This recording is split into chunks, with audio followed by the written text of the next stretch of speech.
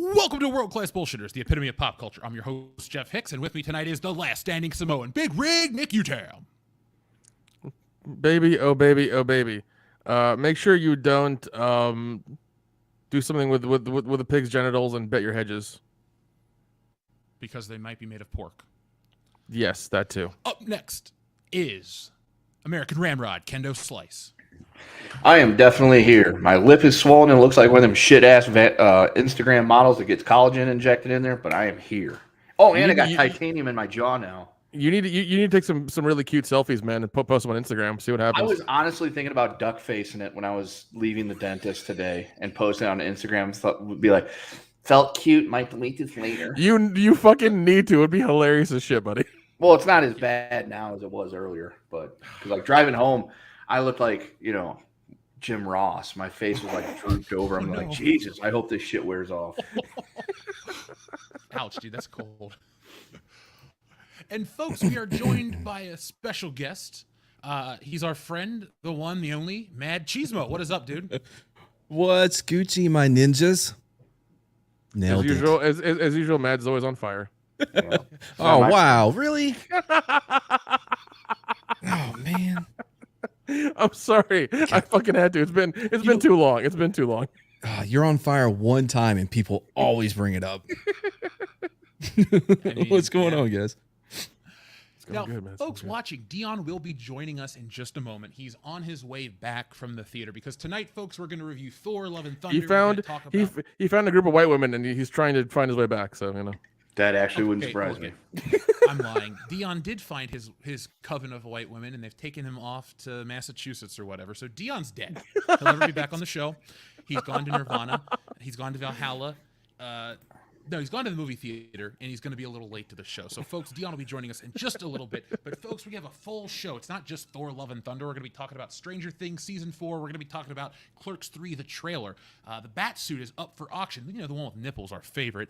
And Popeye's getting a great makeover because nothing says awesome and brand new like updating a 93-year-old comic book character that most people don't even remember. So, hey, welcome to 2022. But before we get into that, sounds like the most. We have a ton of people. God. What were you gonna say? I was gonna say that sounds like something Disney would do because they did it with Lone Ranger and then they did it with John Carter as well. Wasn't a bad movie once you get over the fact that it's Johnny Depp playing Tonto. A little weird. I mean, I never saw it, so I don't know. I did actually like John Carter, and I did feel bad. I like John Carter a lot.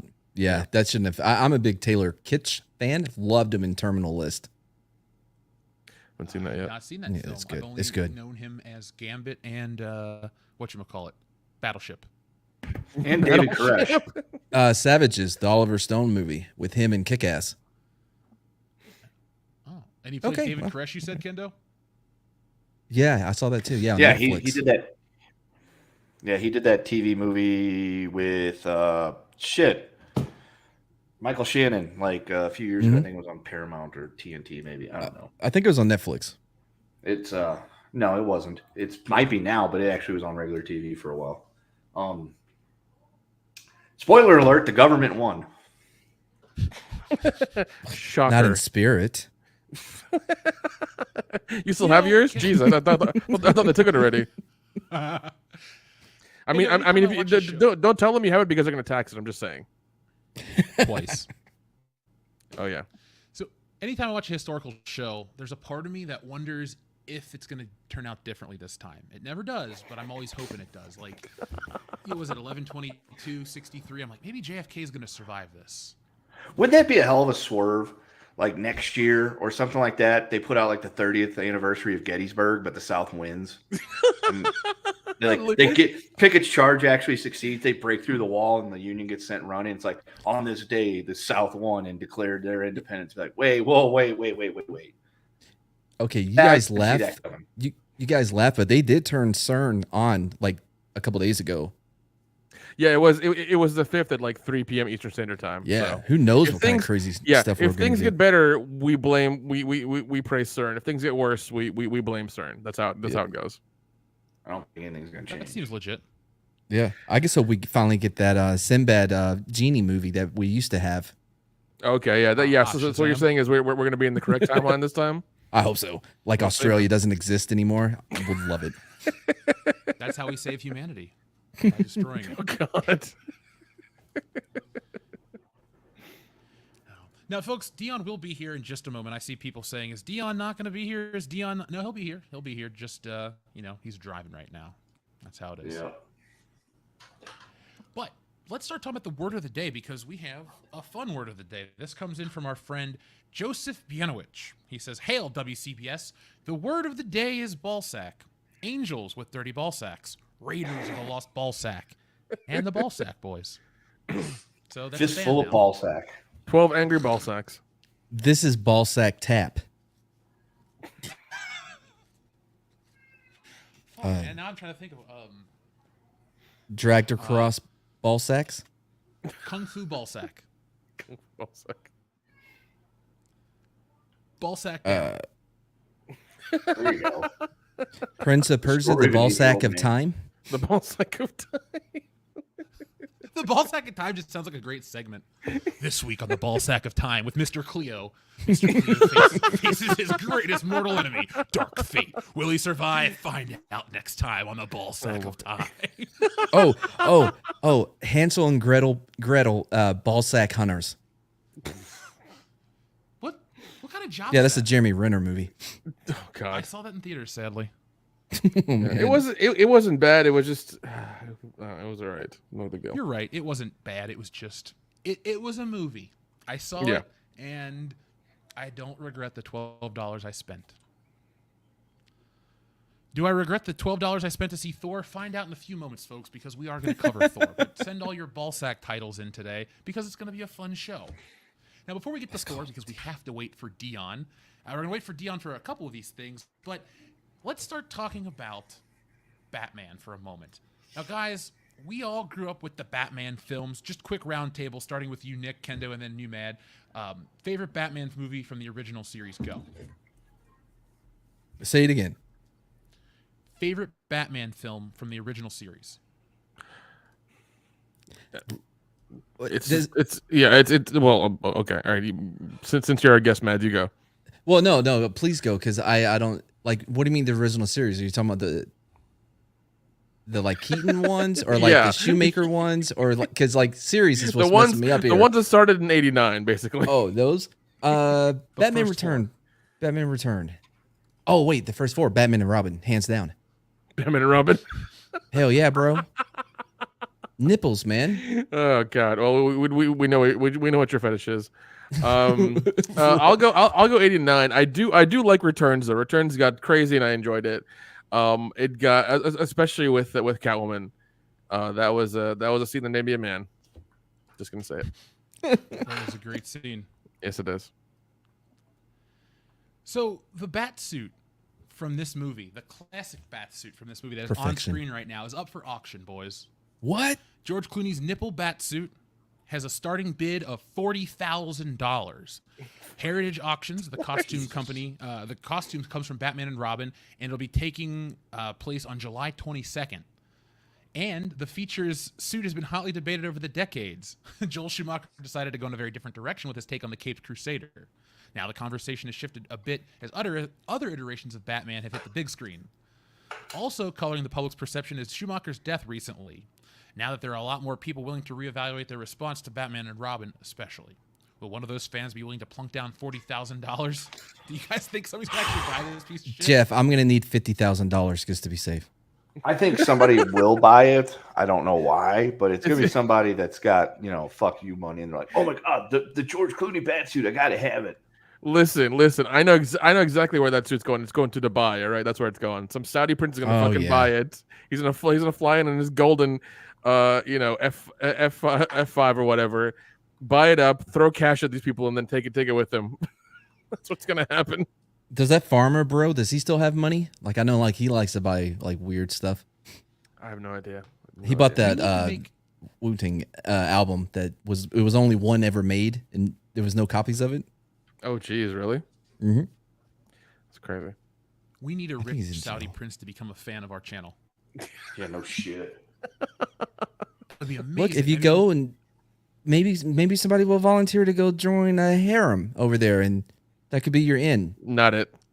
I can't it. be in the heat like Dion's that got a because of the harem. burns. He's got his white women harem. I guess all is well. There you go. But yeah, what do you expect? But yeah, $40,000. Maybe the bat suit will move. I'm gonna guess not.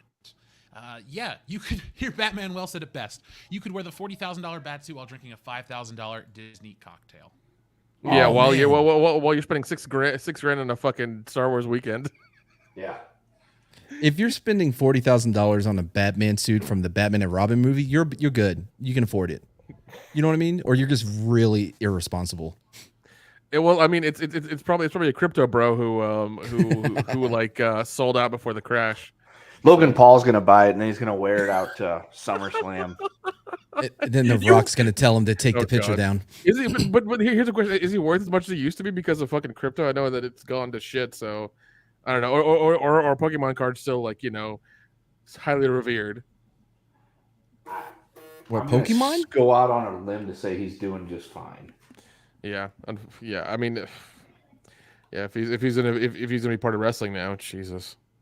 Isn't that Oh, sounds great? fine. Logan Paul, WWE champion. Right. I mean, like that. You joke, Jeff. You joke. But I'm it's not coming. joking. He'll be the one that finally beats Roman Reigns in 2 years. God. Now, we don't normally talk a lot about. Oh, Dion's here, so never mind. We will not waste any more time. Hey, Dion, you got about $40,000 to waste on that Batman suit from Batman and Robin? I do actually. I've got a few ideas to save my fucking investment because that bat card ain't gonna fucking come through all the way. Dion's it's secretly been also selling never free gonna pics on expire. his OnlyFans. That's right. These feet are making me some motherfucking money. Oh boy! And So, you know what? folks- There's the guy that has a birthday coming up on August 20th that could really use some bat nips in his life. No, that didn't. Hold on. Let me try that again. Go ahead. Sorry.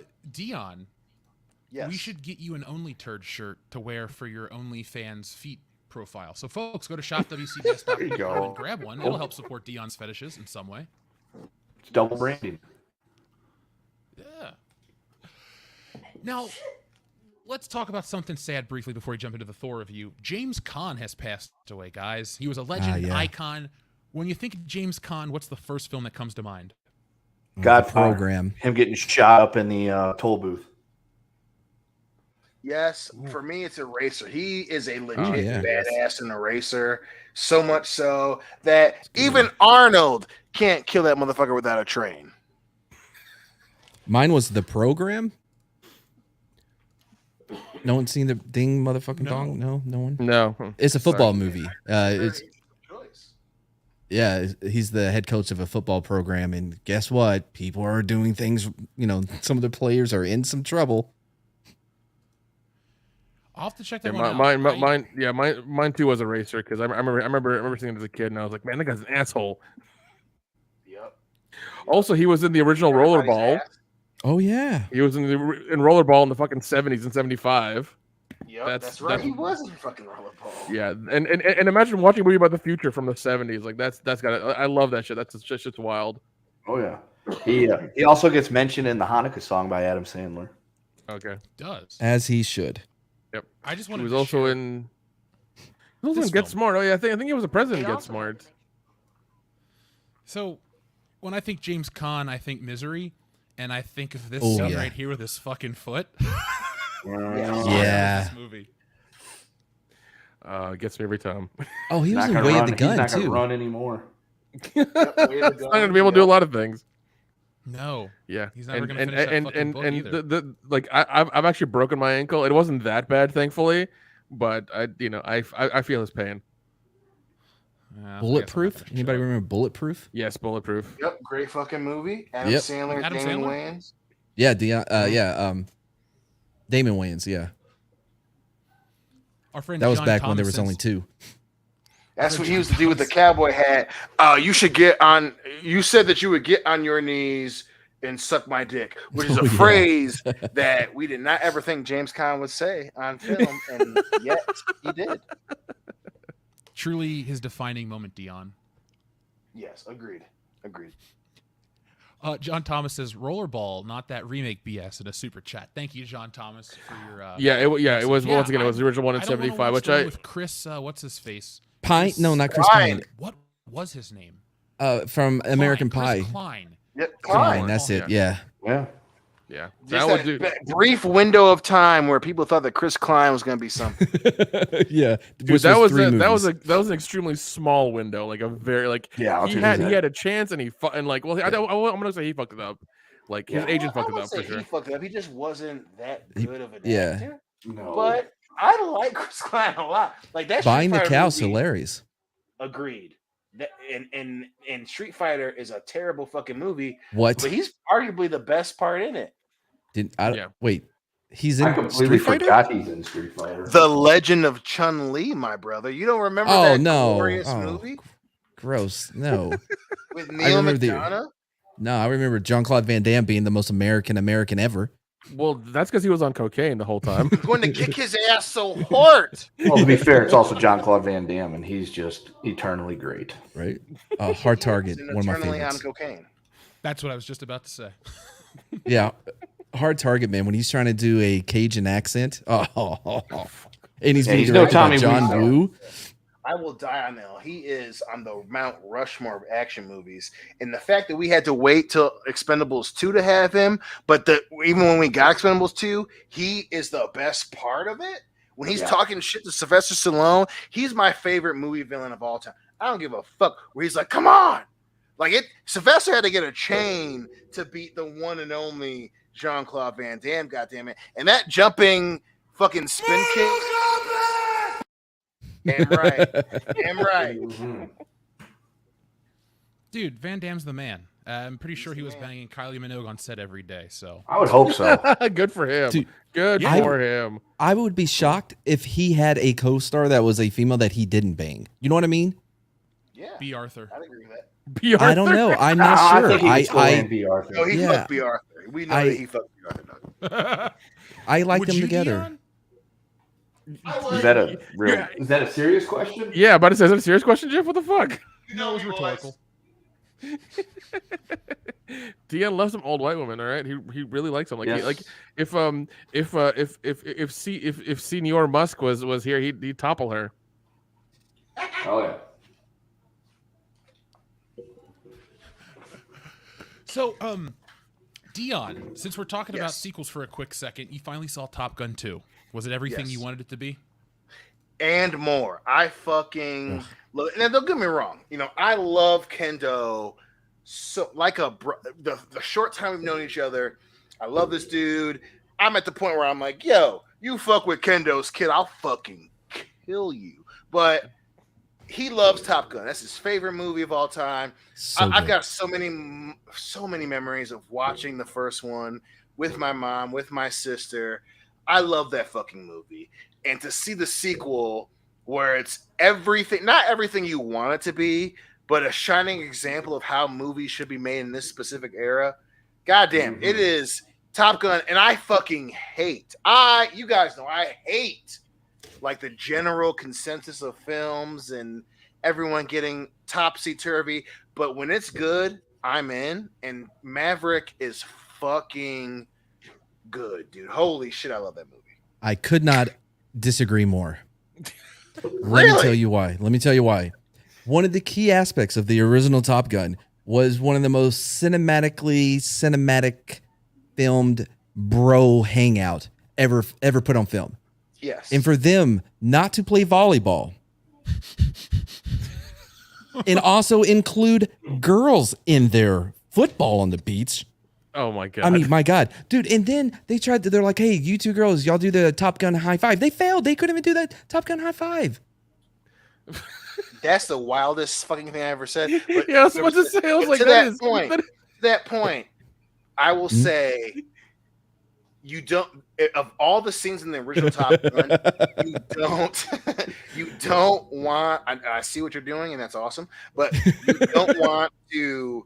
You don't want to You don't want to copy that scene. Like it had it in this new one. That's probably the least great scene of the whole movie. But it still had it. Like it was still in the same vein of it. Of all the parts of Maverick, that was where you're kind of like, okay, this is definitely a sequel.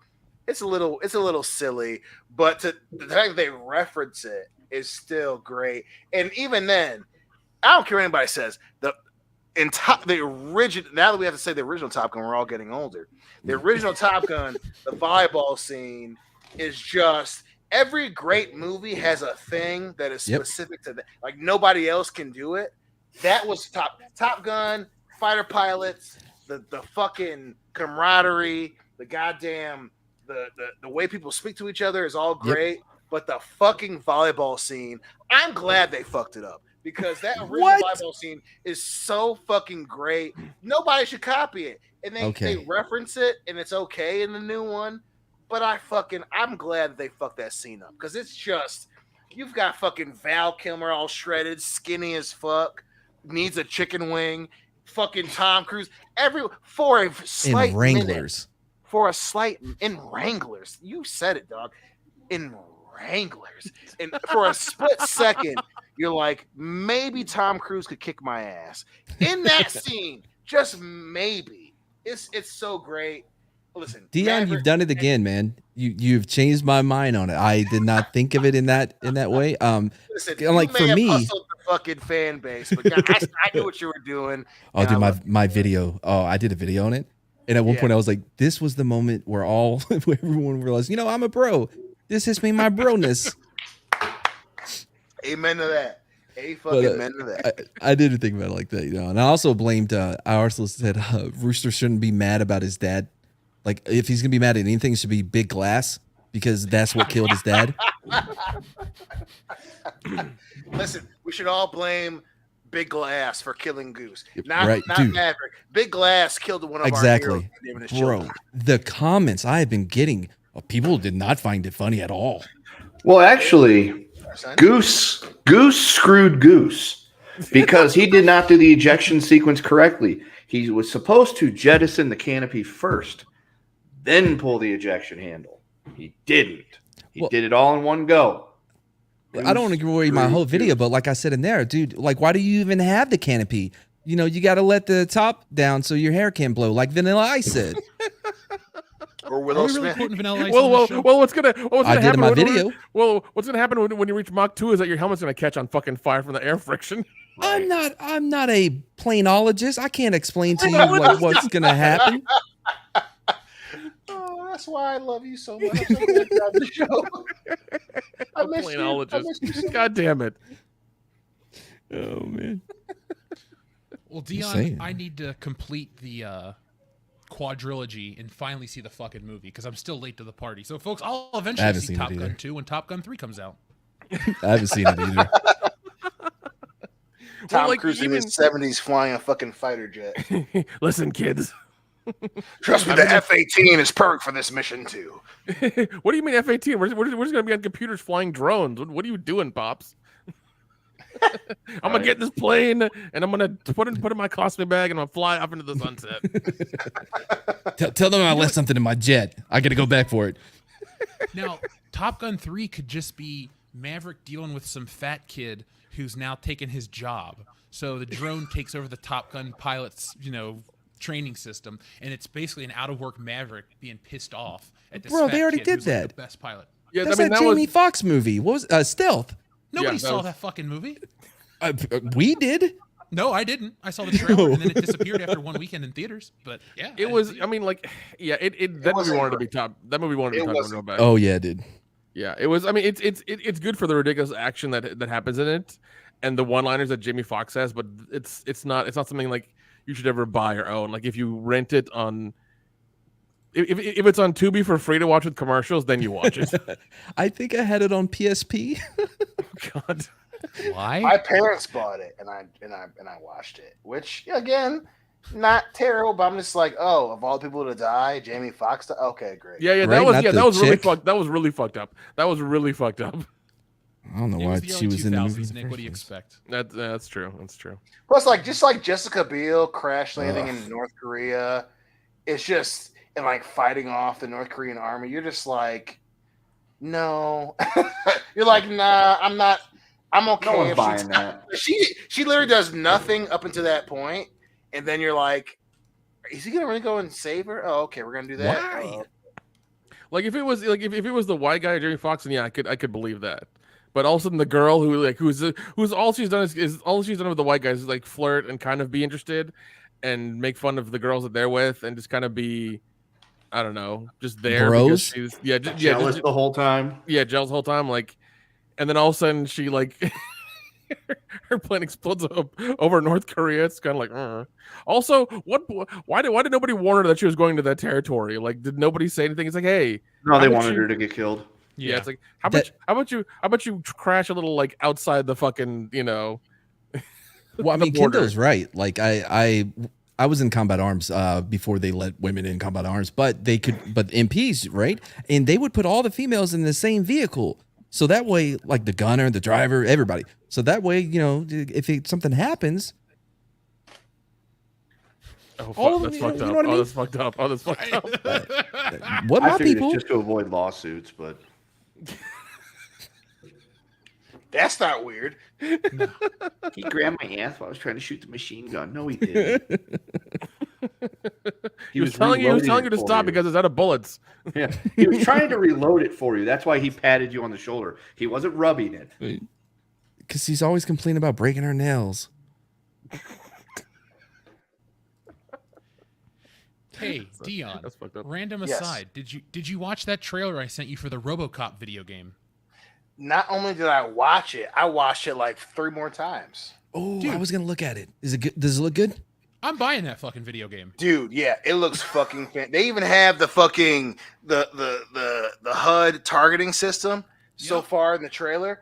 It looks fucking awesome. And then Peter Weller's fucking doing the voice. Oh my Let's God. fucking go. I mean, let's be honest. What else is he doing?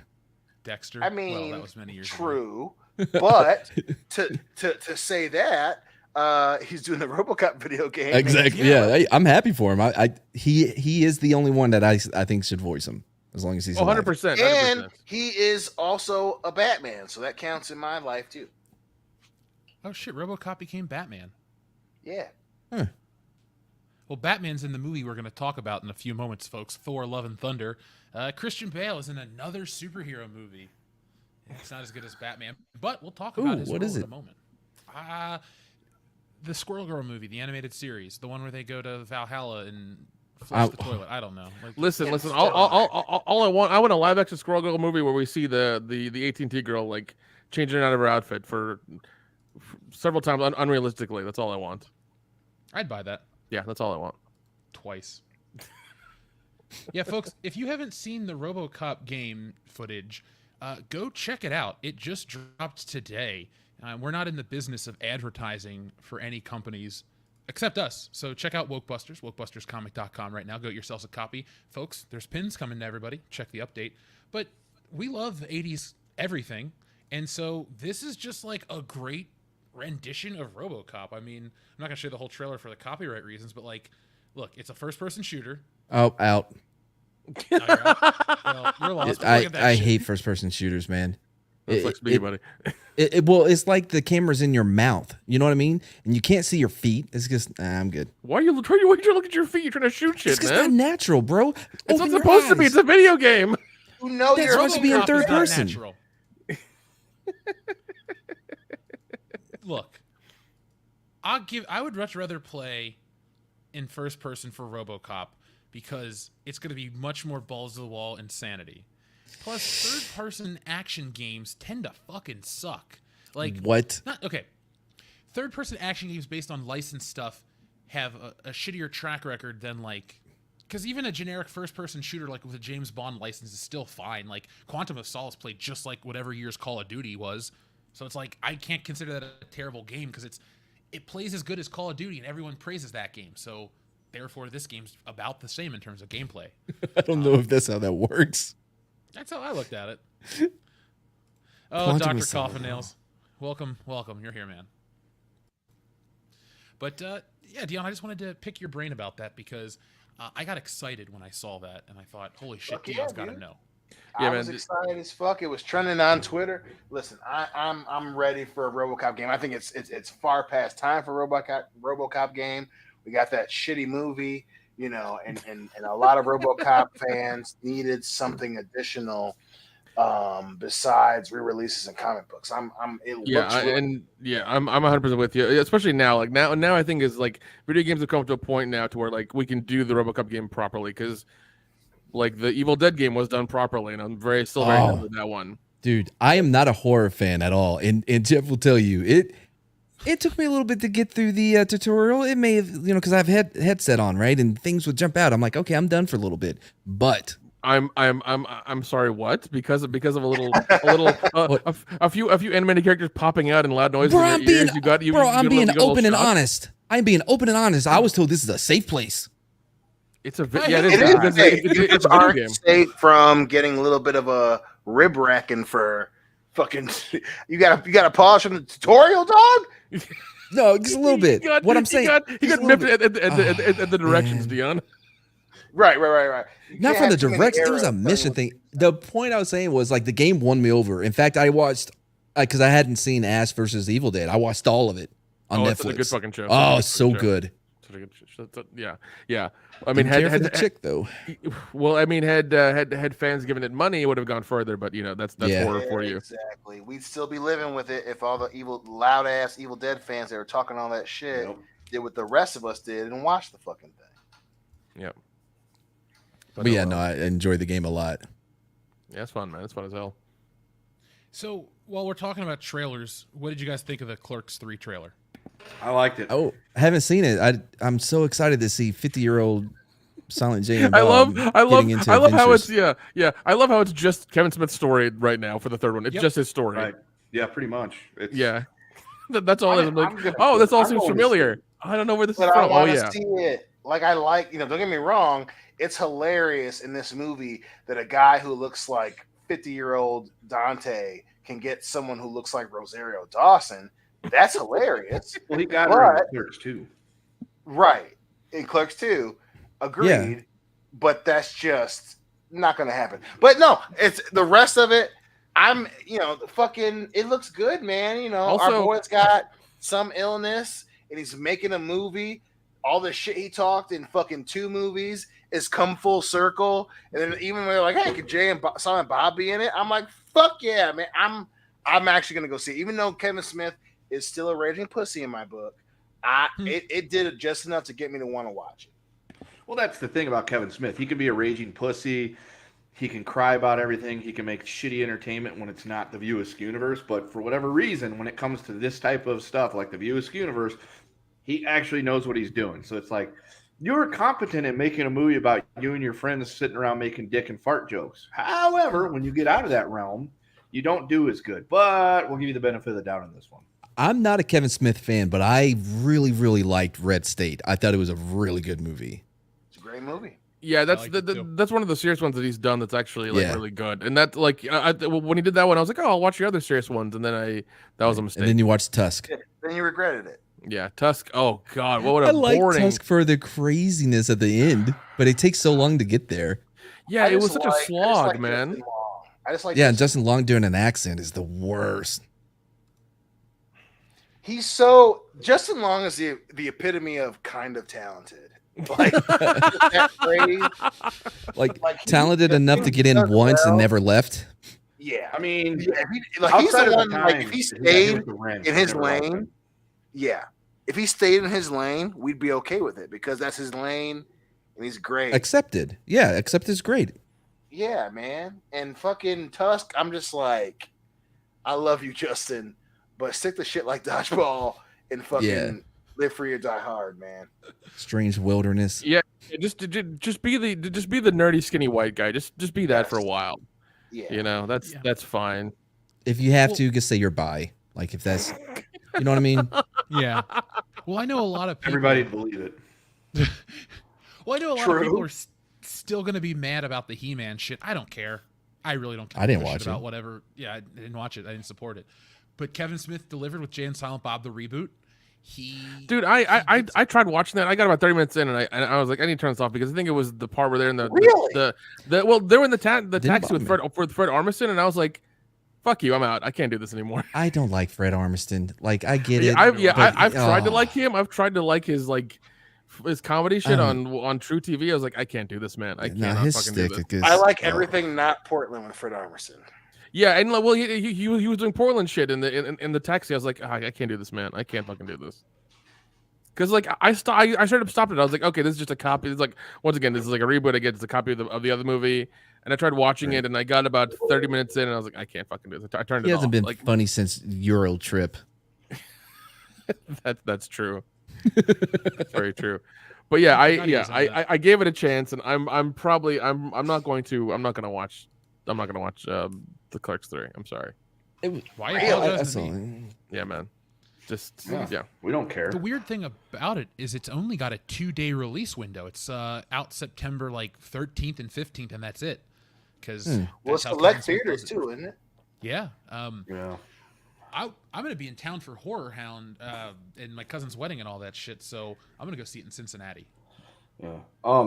Didn't they do the same thing with with Jay and Silent Bob reboot? They only released it for a very short period of time in a small amount of theaters, and then just fired it out on home video real quick. I think so. I think they would make more money on VOD because, like, Probably. I'm not going to a theater for this shit. You know what I mean? I'd watch it in theaters. I missed Clerks 2 in theaters, but yeah. I mean, they're probably going to do it like like he's probably gonna do pre-sale on his website for like Blu-rays and DVDs and shit, just so he can make some money on the back end.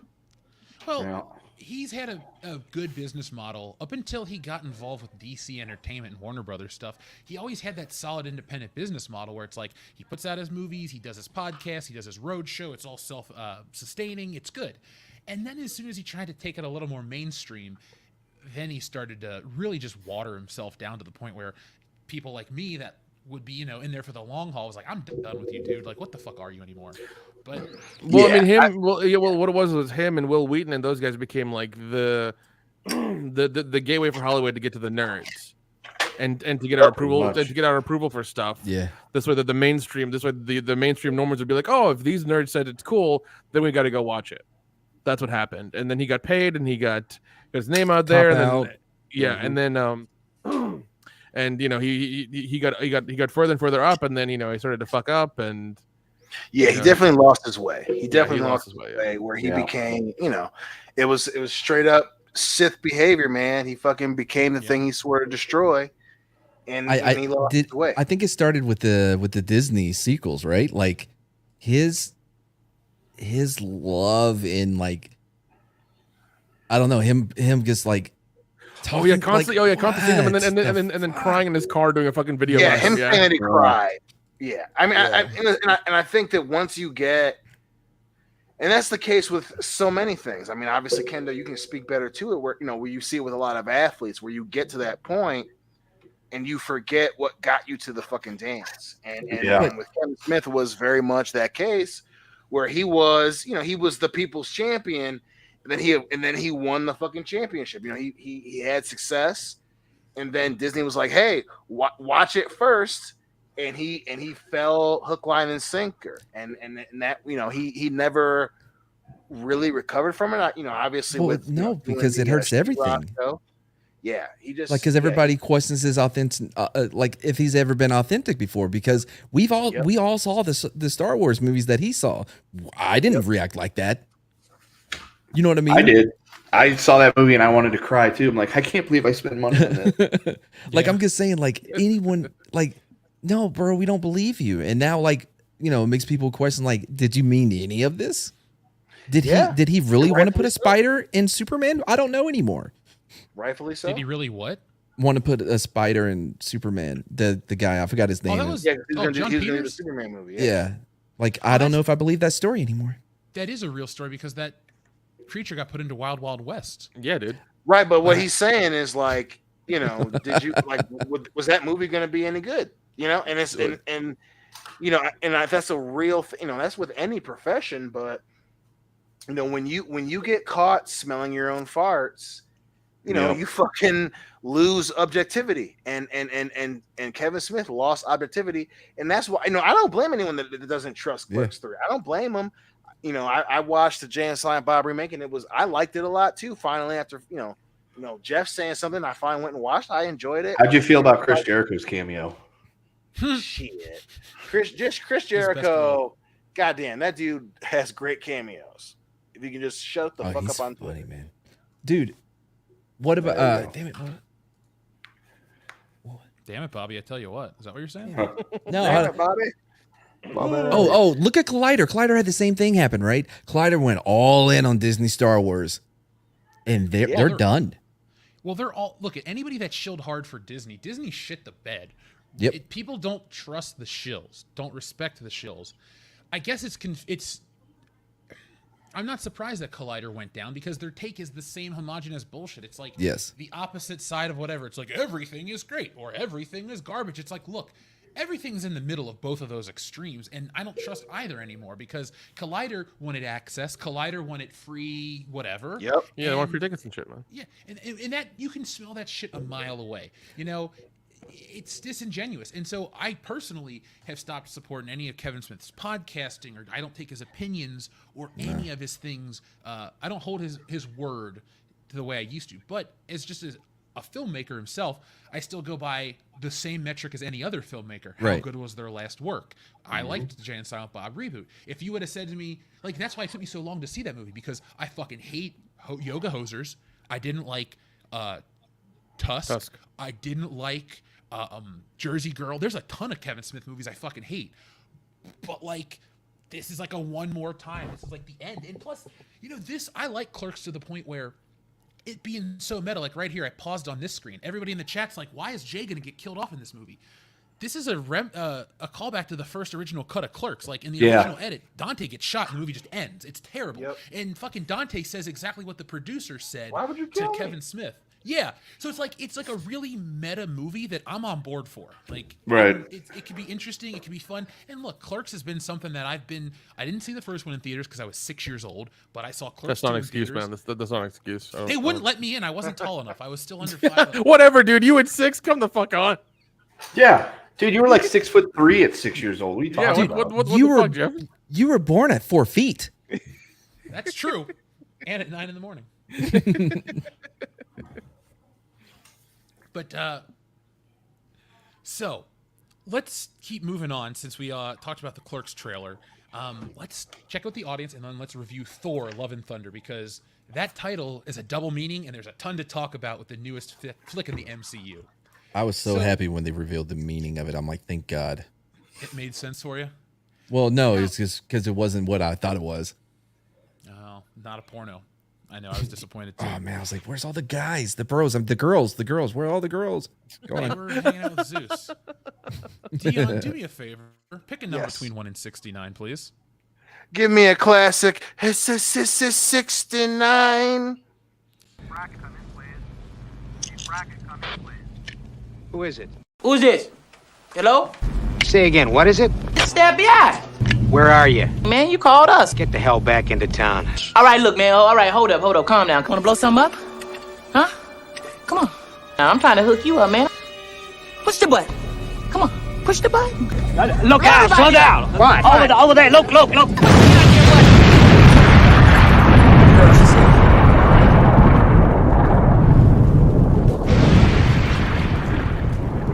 God damn! Oh man, I hope he's okay. Poor Ben Tramer. Yeah, I wouldn't hold my breath. He didn't. True. So, couldn't. Thank you to Joseph Bianowicz for the word of the day. Our friend S.A. Troubles 08 says, I'll take a Joe Rogan motorcycle and a Joe Rogan slapnuts, please. Well, ask and you shall receive. Did you see that guy accidentally hit that moose with his car? No. Holy shit. Jamie, pull that video up. It's Mr. Flatnut to you.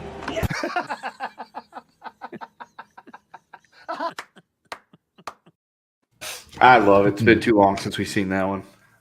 Well, here's another. Did you see that guy accidentally hit that moose with his car?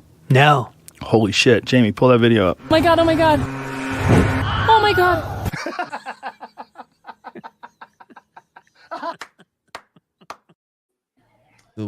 Never gets old Wilhelm either. scream. So good. Thank you. I'm very proud of that editing myself.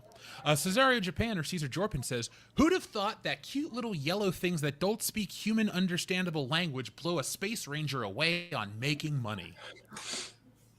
Yeah. So Oh, I Despicable just Me got broke what that records. meant. Oh, Don't tell me what you thought it meant. So Despicable Me is breaking all these records. I still haven't seen any of them. But what do you guys think of this? The Minions. Any Dion? You have kids. Does D2 like Minions?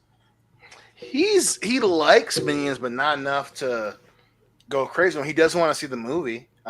He's mentioned it multiple times. We probably most likely are going to go take him to see it. And it's like, I get why they're popular because fucking, little kids love them, man. And it's one of those things where it's like, hey, I'm not happy about it, but fuck it. Little kids don't know any different. Fuck it. Mm-hmm. Well, I don't have much to say on the terms of Minions, but yeah, Lightyear is a failure, and I'm not surprised or oh sad. no, what happened? Nobody went to see it. Yeah, it was I know. $200 million down the drain. Yeah. Oh, The word of Tim the day Allen is must be so hubris. disappointed. I still love how Top Gun with practical effects, well, mostly practical effects, as much as they could do, was made less money to make, and made way the fuck more money than Lightyear did. Uh-huh. And they didn't have to advertise it as cutting edge and new because we're going to show a gay kiss in our movie. Aren't we so awesome? That's the selling point of this movie. Top Gun's like, Well, that's not why the movie sucked. The movie fucking sucked. I mean, there are plenty of movies that have gay shit in it, and that's fine, But it again, if we, eventually when we see it when it comes on Disney Plus, if they make the movie about that, yeah, that's probably why it failed. But if not, you can't make a spin-off movie based on a concept that's completely fucking different, and then throw in that, and then be like, hey, watch it. Just because Chris Evans is in it doesn't mean it's going to be okay. And, the gay kiss thing, is it a thing? Listen, I give, fucking Disney has done nothing to earn credit. I give them credit for keeping it in there and losing it in other markets. Listen, obviously it helps that they probably were okay with losing that shit. They banked on it being successful over here. But again, it was the fact that it sucked. You forgot to make the movie good, and you paid for it, especially with a goddamn animated movie, which costs a fuck ton of money to do it. Yeah, the gay thing, whatever. But it lost money because it wasn't fucking good. Yeah, and I think and they didn't put it in China. It didn't get that. Oh wait, Top Gun didn't either. Never mind. Yeah. It's crazy how it's okay to ignore China sometimes, right? Yeah, Right. and I think Top Gun was trying to get funding from a Chinese production company, and they said no. They lost that money, and yet they still made fuck ton more. Well, good. Yeah. Just saying. But I think I think Disney's saying, oh, people didn't like it because of the gay kiss. Like, that's not the problem. The problem is that you had. I mean, we know that the Lightyear, like, there's a Lightyear cartoon that came out after like Toy Story 1 or 2. Like, we know that that's a story of like, the action figure, Buzz Lightyear, and then you go and make a movie like that has the same character, the same look, and everything. It's kind of disjointed from the story itself. Like, it doesn't make any fucking sense at all. And you expect people to just be like, oh yeah, and like Chris Evans, Captain America is going to be the voice. Like, why didn't you get Tim Allen to do it? Maybe Because he was he has busy. the wrong politics, Nick. Well, I feel like had they put that aside and paid him his money and had him do the voice, it would have at least probably broken even. Republicans buy shoes too. I will. Oh God, I love that saying so much. You know, he And- didn't and- actually and- say and it. don't get me It's- wrong. Yeah, it's so good. I don't. I'm not saying that people should ignore whatever. I'm not saying that. But at the same time, when you fucking want to make a movie, and we've had this conversation multiple times on this show, some companies should not weigh in on certain social issues because that being a martyr is not a business. You can't make money being a martyr. Not a lot of money in it for you. It is money in Right. it for the people that cash in on your martyrdom. Exactly. I mean, I don't know if you ever heard of a little company called Gillette, but They're the best a man can get or could get. Well, and again, $3 and they billion. paid. And again, I'm not saying the message is wrong. But when you cannot expect, and this is the thing that so many of idealistic people don't understand. You can't talk at someone and expect them to give you your money. It's not going to happen. I don't give a shit what you say. You can't expect to tell someone, hey, this is how you live your life. Give me your money. It doesn't matter what side of the spectrum you're on. Human behavior, they don't want to be talked at. And it's just, you have to be okay with losing money no matter what it is. It doesn't, fucking what's his nuts has never seen a woman come. Ben Shapiro, he's gonna learn that shit too. It's not gonna fucking work. Our boy, Captain fucking weirdo, Kirk Cameron learned it the hard way too. It doesn't matter what side of the spectrum you're on. People don't like to be talked at. And every time you do it, I promise you, you will fail. Yeah. Listen, how dare you besmirch the good name of Cameron? Okay, he makes lovely movies. Yeah, I'm so Saving sorry. Christmas is a timeless classic. That's the one with the guy. Saving Christmas. Family's coming over. I'm right? so wrong. He has the big Christmas tree and he gets the jar. No, that's Christmas Vacation. Yeah, they're all the same, right? Wait, what about Left 4 Dead 8? Did y'all see that one? I'm sorry, no. No, I didn't. They're up to 8 of those now? Oh, I have no idea. I've never seen one. Shit, you can go fuck yourself, Zack Snyder. I don't give a fuck what anybody says. You can Left 4 Dead my foot up your ass. Be left. Wait, no. That's Army. That's Army of the Dead. That's Army of the Dead. Calm down. Dion, that's Army of the Dead. We're talking about Left 4 Dead. My bad, the Jesus boys. one. Right. You're right. Listen, I had a flashback. He said he had a goddamn Vietnam flashback there. He's like, he heard 4 Dead. He's like, fuck you. Yeah. Listen, Zack Snyder, my boys saved your life, son. My boys saved your life. Thank him, Zack Snyder. You should thank Nick and my boy. Oh god, if we ever in our lives run into Zack Snyder, I'm just gonna be like, well, it's going down now. Fuck it. I'm getting the lawyer on the phone immediately. Be like, hey, you're about to hear some shit, and we're gonna need your help. Yeah. One of the reasons why I realized I loved Hillary is because there was that video that came out where Zack Snyder was at a fucking stand-up show or something, and the dude was like, hey, fucking Justice League, blah, blah, blah, blah. Zack Snyder, and the guy goes, well, yeah, my name is Zach, because he's trying to do some crowd work. And he goes, well, my name's Zach. And he goes, Zach, what's your Snyder? Like, he's like, yeah, I'm Zack Snyder. And Hillary looked at me and goes, dude, you would have killed for that. I was like, I would have given our entire 401k to be like, oh, there's a random motherfucker in the crowd. Oh, you're Zack Snyder. I got some questions, bitch. This is a stand-up show, and I know that a goddamn Dion would get on stage next to it and be very intimidating. But he wouldn't touch him. He'd just be like, "Listen, motherfucker." Yeah, you can go ahead and turn off this light. I'm not getting off stage. He'd be George Costanza's dad from the Festivus. I got some problems with you, and you're gonna hear about it. I would like to take a moment to say that the opinions shared by certain people on this panel are not shared by me. When you're the one saying that, we hit some classic moments in this motherfucker. Well, I don't know. I don't know if Zack Snyder and I may hang out sometime. Listen, and Jeff knows I try to be very cognizant of not saying too crazy shit. But if there's one thing I'm okay with going down about, it's about cracking Zack Snyder on the fucking jaw, because that dude legitimately on purpose tried to fuck up our childhoods, and I will never, metaphorically and physically, with his his unworkable fucking body parts, try to fuck our goddamn childhood. Needless to say, I don't give a shit. I will never forgive that shit. Needless to say, there is fill your pixels and lots of evidence to where this ever did go down. First degree is what's on the table, because there is plenty of premeditation. Better be character witnesses, because they're gonna make me look crazy. But you guys have seen me in my natural habitat. They're not gonna listen to Hillary because she had his kid, and Jewish white women love black guys, whatever. But you guys are the key to keeping me out of fucking jail. Don't worry, man. We got you. We got you. Whoa, no, hold on. I don't know about wasn't Nick. Dion. It was some Puerto Rican guy. came out of nowhere and just hit him and then left. I don't know what happened. Yeah. Look, if I have to talk to the cops because I'm the white guy, I can do it. I mean, you know. I mean, We have a white guy, sorry. you're one of them right now, but Kendo is the white guy. Just so you know. Yeah. For We now. just get a bunch of them on retainer. You know, we've got Just, Keith, another we got you, contender we got to the Kendo. throne. You gotta have a Keep group white of white people on guys. retainer. Exactly. You gotta have a group of white Jeff. guys Listen, ready Jeff, to mobilize. these are strange times, all right? You got to have your shit in place.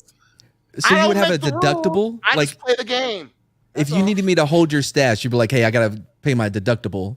Because, you know what I mean? Because I'm not going to get searched. Right. To be like, listen, that's not my son, that's his son. You know, so you know.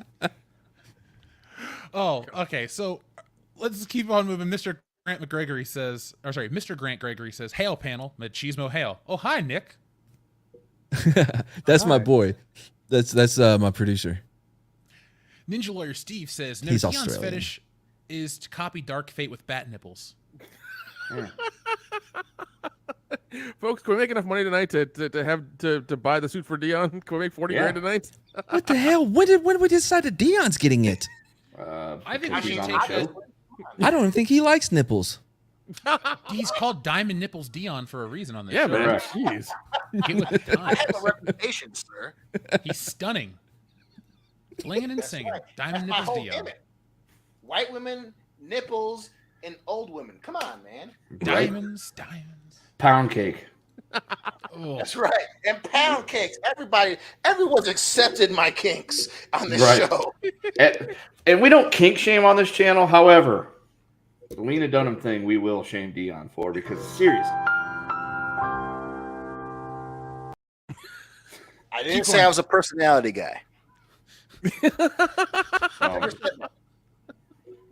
As you were, Kendo, because you're right. Dion in that one, Yeah. You still love me. Yeah, we do, but you know, we will also No but. Everybody you know. gets one. That's my Then one. we will also do what I do on, Facebook. Anytime ever that Lena Dunham's picture pops up anywhere, I always quote you. How often does her picture pop up? not often. Don't Yeah. don't act like that's what we talk about on our private chats. It's mostly dumb Kind of shit. feels like it. Listen. We all really loved Once Upon a Time in Hollywood. We all love that movie. Oh, I like that movie. Yeah. But the first fucking thing that I heard as a member of this show was my best friend and my two other super close friends be like, "Hey, you see Linda Dunn in that movie? Oh my god, yes I did." And if she still can't change a tire, we get it.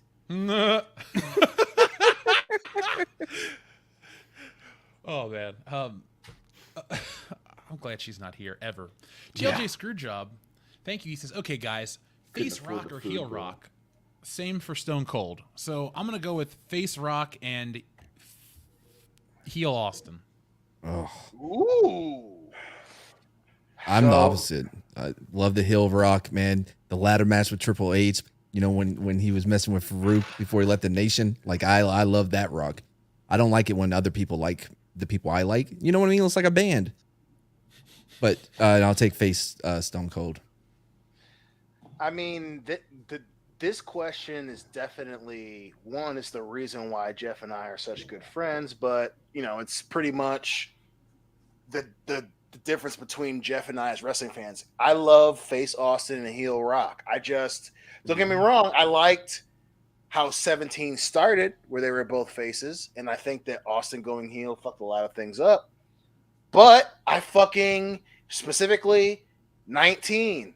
The one more round Austin, and you've got heel Hollywood Rock. God damn, that's just such good shit. And he, and then, yes, everyone loves face Rock. Everyone was okay with him being like, "Shut up, bitch," as a face. But fucking Hollywood heel Rock is so fucking. You've got people. We've talked about this with Dustin. Backlash. The motherfucker's a heel. He cuts a promo. Everyone's cheering him over Goldberg. That's insane. And I just, but like, you just can't hate him. Everyone's a face compared to Goldberg. And there's a second part to Hollywood. The thing is, Hollywood Rock is not only heel rock there is. There's Corporation, and like you got to balance all that out. And like Corporation Rock, while cool, and this is me saying it, his promos were fucking the same every week. The Rock's the greatest. Yeah. The Rock's the greatest. God's green earth. It's like, look, fuck, I'd go to bat every week for how cool The Rock was, but that era is a little hard to watch in hindsight. I'd rather have him be like, Hollywood's cool, but like I hated Hollywood Rock when it happened, and I've had to go back and like it now, and it's fine. I enjoy it. I think it's funny, but you know, like, man, I wish Nation Rock was more appealing to me, because it's like I kind of roll my eyes at some of this shit. It's a little I don't know, like he hadn't come into his own yet. So Hollywood Rock, if that was his like only heel version, I'd pick that, because that's like fucking next level. That's like he came in as like, I'm gonna try something. I'm now an actor. I'm gonna be an actor as a wrestler and make it whatever, and it worked great. No criticisms. WrestleMania 19 is amazing. I just wish and the other fucking parts of his Hollywood career were Rock and the strong. Hurricane. Goddamn, that's And that was so like 3 entertaining. months too. That's like a small Dude, window. yeah, of his and the career. fact that and again, don't get me wrong, I love Shane Helms, but he's just not that fucking dude. And you have Rock is so dislikable, but still so likable that people remember the Hurricane in a different light because of fucking Hollywood. It's just good shit, man. Like, and don't get me wrong, I as an adult, I like Nation Rock because here's a fucking solid gold Rolex, and then he fucking gets to Farouk, and it's just a picture of him. Like that as an adult, that's funny as fuck. But what about the Rock Sock connection? Because like seeing the Rock still being this heel, but with He wasn't a heel then. Well, he turned no, face then. yeah, Yeah. that's Turned when he face turned and- face though. Like, but to see that evolution, like when he's with Foley, right, and Foley kind of brings him into that face. Well, he was already a face when they kicked him out of the corporation after Backlash. Because Shane McMahon fucks him over in the match, and then been the forever. corporation kicks him out, and then basically he goes on this like summer of being a heel face where everyone cheers him and he talks shit, and then the Rock and Sock connection happened, and that well, the heel face thing is where we got the big red retard thing, so that was like he was bad, but he was saying cool shit. And then and that's why I say, Jeff and I have specifically said this, when wrestling is the best thing on TV, because the long-term storytelling of him being a bad guy, and then he fucking teams up with the dude who he hit in the head 16 times with a fucking chair. People resonated with that, and it just fucking worked, because it was fucking Mick Foley, Mankind. Hey, the dude that you hated so much fucking helped you out, and it just worked. It just fucking worked. How's wrestling going now? Kinda okay. yeah. Yeah. Did you ever see that video of that plane coming in from San Francisco that broke its tail on the runway, and then the fire truck ran people over? Kind of like that. What the fuck? No, I don't know. I have not seen that video. I don't want to. No, I'm good. Goddamn. So let's start talking about Thor, because Dion had a ton to say in the group chat. I had a ton to say, and Mad did to me personally on Twitter. So, folks, let's start talking about Thor: Love and Thunder, because Thor: Love and Thunder is what, the 25th MCU flick now? Yep. So we're at a quarter of 100 films in this fucking thing already. Wait, for real? It's the 25th? Yeah. I'm looking it up right now. I think this is the It's either 25th 25 or 24. I thought you were just being sarcastic. No, It is. Holy shit. Because, what was? Oh my God! Not Eternals. That Black was Widow? 24. Yeah. So Matt, this is either 25 or 26. Oh God, boy. I don't even know. They're not even numbered on Wikipedia. Fuck this. I'm not counting. Anyway, They all run together at this point. I'm Kind sure of. somebody in the chat will let us know. Chat will help us out. Chat has never let me down. they never do. Now, so Thor: Love and Thunder is the newest Marvel flick, and if you like Thor, you might like this movie. If you don't like Thor, you might like this movie. Who knows? So we're going to talk about that in great detail. We're going to get into the whole, the plot, the spoilers, all that fun stuff, as well as some of the stuff that people are talking about. They're calling this the gayest Marvel movie ever. What? I don't know how happy it made you guys, but we'll talk about that too. How was your excitement for Thor: Love and Thunder? Anyway, long story short, Thor: Love and Thunder is the 4th in the Thor series, and I gotta say, just off the bat, I like this more than Ragnarok. What about you guys? Oh, I can't go that far.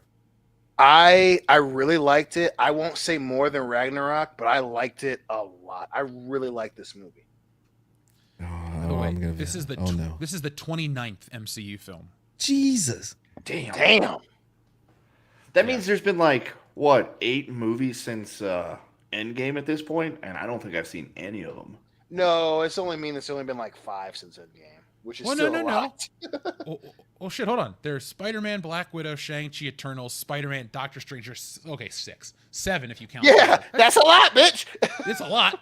Well, you're like, no, it's not 8. I'm like, it's almost 8. It's a lot of movies that you've missed. Like, at this point, I don't think you're going to get much All right, Kendo, if you went and watched this movie, and this is for everyone out there, folks, you really don't have to watch everything to know what's going on in this movie. But no, they give you pretty good, like, catch up at the beginning. Yep. Yeah, I think so. I agree. I'll say this, too. Listen, just to kind of, before we get to the minutia, I dare say that I love this movie. I really enjoyed Love and Thunder.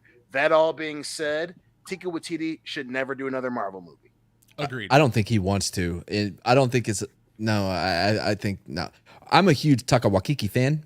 Love all of his stuff, except for Jojo Rabbit. I didn't really care for that one. But What We Did in the Shadows is one of the funniest movies. Oh yeah, it's agreed. Beautiful. Great show. Here we go again, Dion, because I'm coming on here to be the villain, I guess. Like, but I like the movie. I enjoyed it. There's a lot. I'd say you're more of a heel than a villain. Okay, that's cool. Like there's a lot of problems with this thing. I love this Thor because he's so bro. You know what I mean? Yeah. And I love him in Korg because Korg is like the absolute bro. You know what? He loves Thor. He's like trying to help him out, giving him advice, and I really like them. I did not care anything about Jane. When she died, I went, okay, can we move on? I thought the third act slowed quite a bit for me, but I thought it was fun. That's overall. Yeah, I thought it was fun. I know this is tongue-in-cheek. Kingslayer says, Jeff's like Love and Thunder, Disney show confirmed. I actually don't like Thor Ragnarok at all. That's my weird opinion of the MCU. Like, most people are like, oh, Ragnarok's great. Loved it. I don't like that movie at all. I don't ever want to watch it again. The first Thor is my favorite. Fuck, I'll call the first Avengers movie a better Thor movie than anything that came after that. And then I'll watch this one, and then 2, and then 3. Yeah, I said that. I don't like Thor Ragnarok at all. Like it just, I don't ever need to see it again. I saw it twice. That's weird, man. I think, don't get me wrong, and you know me better than anybody on the show. Thor was never my favorite character. You and I were aware of Thor. I never read a lot of Thor, but the movie Thor is what got me into. And again, I still don't read a lot of Thor. I ain't gonna front on you, motherfuckers. You guys know when I'm full of shit, but I still am not gonna read a lot of Thor. But I fucking love the Dark World, and I love Ragnarok. Don't get me wrong; they're still low on my ranking of Marvel movies. But I really enjoyed Ragnarok, and I really, really enjoyed Love and Thunder. I think of the problem with it is, to the point that there's a lot wrong with it. I wouldn't say a lot, but definitely in terms of franchises, because that's what we're talking about with Marvel, the Thor movies don't know what they want to be. And as much as I love Love and Thunder, that is the epitome of Marvel not knowing what it wants to be. Does it want to be an action franchise? Does it want to be a comedy franchise? Does it want to be an activist franchise? There's just so much in it that even though you enjoy it, you cannot keep doing this. And again, Hemsworth, there's something to be said of a franchise or movies that the writing isn't good, but the main star makes it work. It's very clear to our earlier conversation that Chris Hemsworth is the Rock of the Thor movies. Even though he's obviously Thor, he's probably the Rock of all of Marvel. The dude turns chicken shit into chicken salad. I love Love and Thunder, but if it's anybody else, it's a fucking flop. Like, he's the fucking man in this movie. He's funny. I love Taika Waititi overall, but that dude tries too hard. And if he doesn't have a leading man in this movie, nobody ever fucking watches it. So I enjoy Chris Hemsworth's Thor. I've liked him since the first time I saw him. This movie felt very inconsequential, much like everything Yes, post agreed. Endgame. Agreed. And that's why I don't see. The thing is, this was an enjoyable movie in quotations, but it wasn't impactful. And impactful means I'll watch it again, I'll either buy it, I'll think about it a lot. Like, I keep it in my mind to stay fresh for this show, and I didn't hate what I watched, but I didn't feel anything. No. I didn't laugh as much as I laughed at parts I wasn't supposed to laugh at, or I laughed at all. Like, the beginning of this movie was really solid for me. I really liked the first act. The opening was great. Right after the Christian Bale stuff, which was good, but that's not the part I'm talking about. There was this, like, really, they did the Marvel theme in heavy metal, and it was the Korg over. He was that was narrating the interesting. opening. That was all great. It kind of gets a little heavy in the middle, and then I don't think the climax is anything to write home about. I thought this was one of the lamest Marvel climaxes across the board because I don't know if I could even identify what the climax was. Fair, because I mean, Thor with the army of children was you stupid. can identify with. The problem is, and I think that us talking about pro wrestling was perfect for this. Tiki Watiti is very gimmicky, and I said this to Hillary when we were leaving.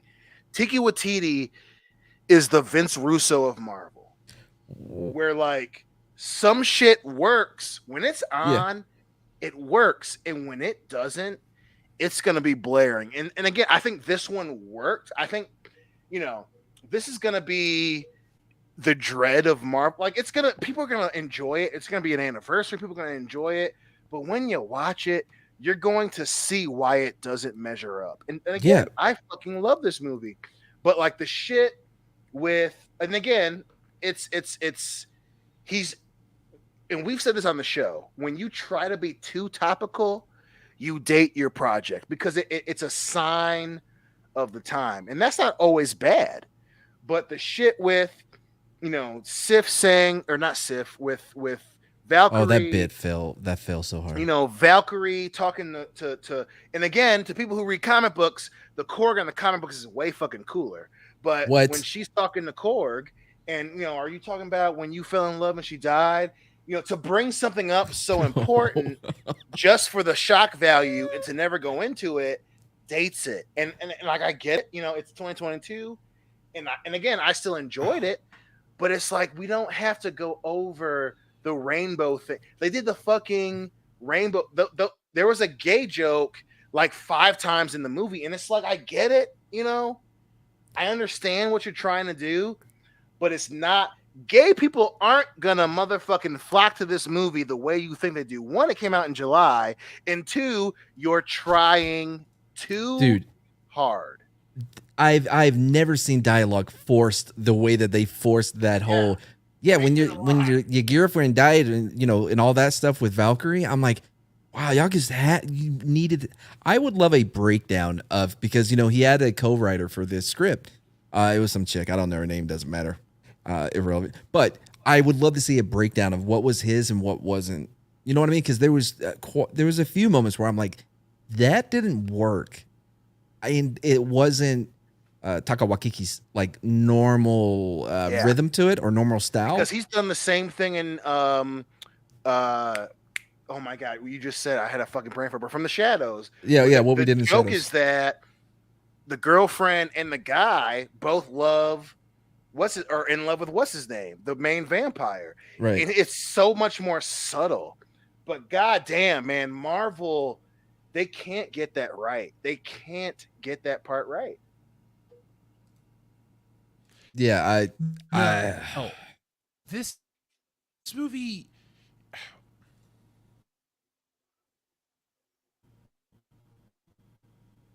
Are you still here? Am I not here? You guys still there? I'm here. Are you still here? Okay, cool. I thought I lost Yeah. my connection. But, Well, you started talking and it went silent. Yeah. No, my bad. That's my fault. But No, that was Jeff. No, Jeff. Oh, okay. But yeah, it's again, like, I really don't want to come off like I don't like the movie, but the Thor: Love and Thunder had a lot of remnants from Marvel proper. And I say that in that, that shit with the new Avengers and all that shit with Civil War 2. Like, you could tell that, and obviously Miss Marvel now, that affected Love and Thunder so much so that Love and Thunder couldn't be great. It could be very good. I wouldn't know if I say very good. It could be really good, but the thing that kept it from being great was just the little things, and he harped on so many parts. Like you have, for obviously spoilers here, but Russell Crowe is Zeus, and they bring up the orgy thing, and like everyone's into it, man. but then it's like, hey, but you lost your wife, and it's like, God damn, dude, like you just can't. Does he fight around the world? It's for Kendo to jump in.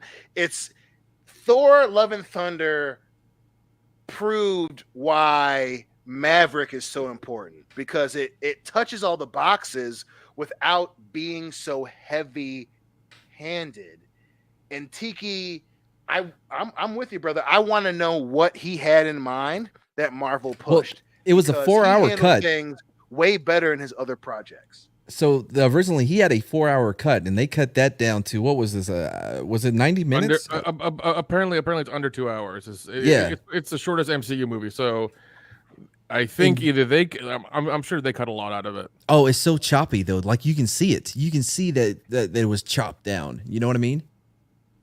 So they must have not liked a lot of shit he shot then.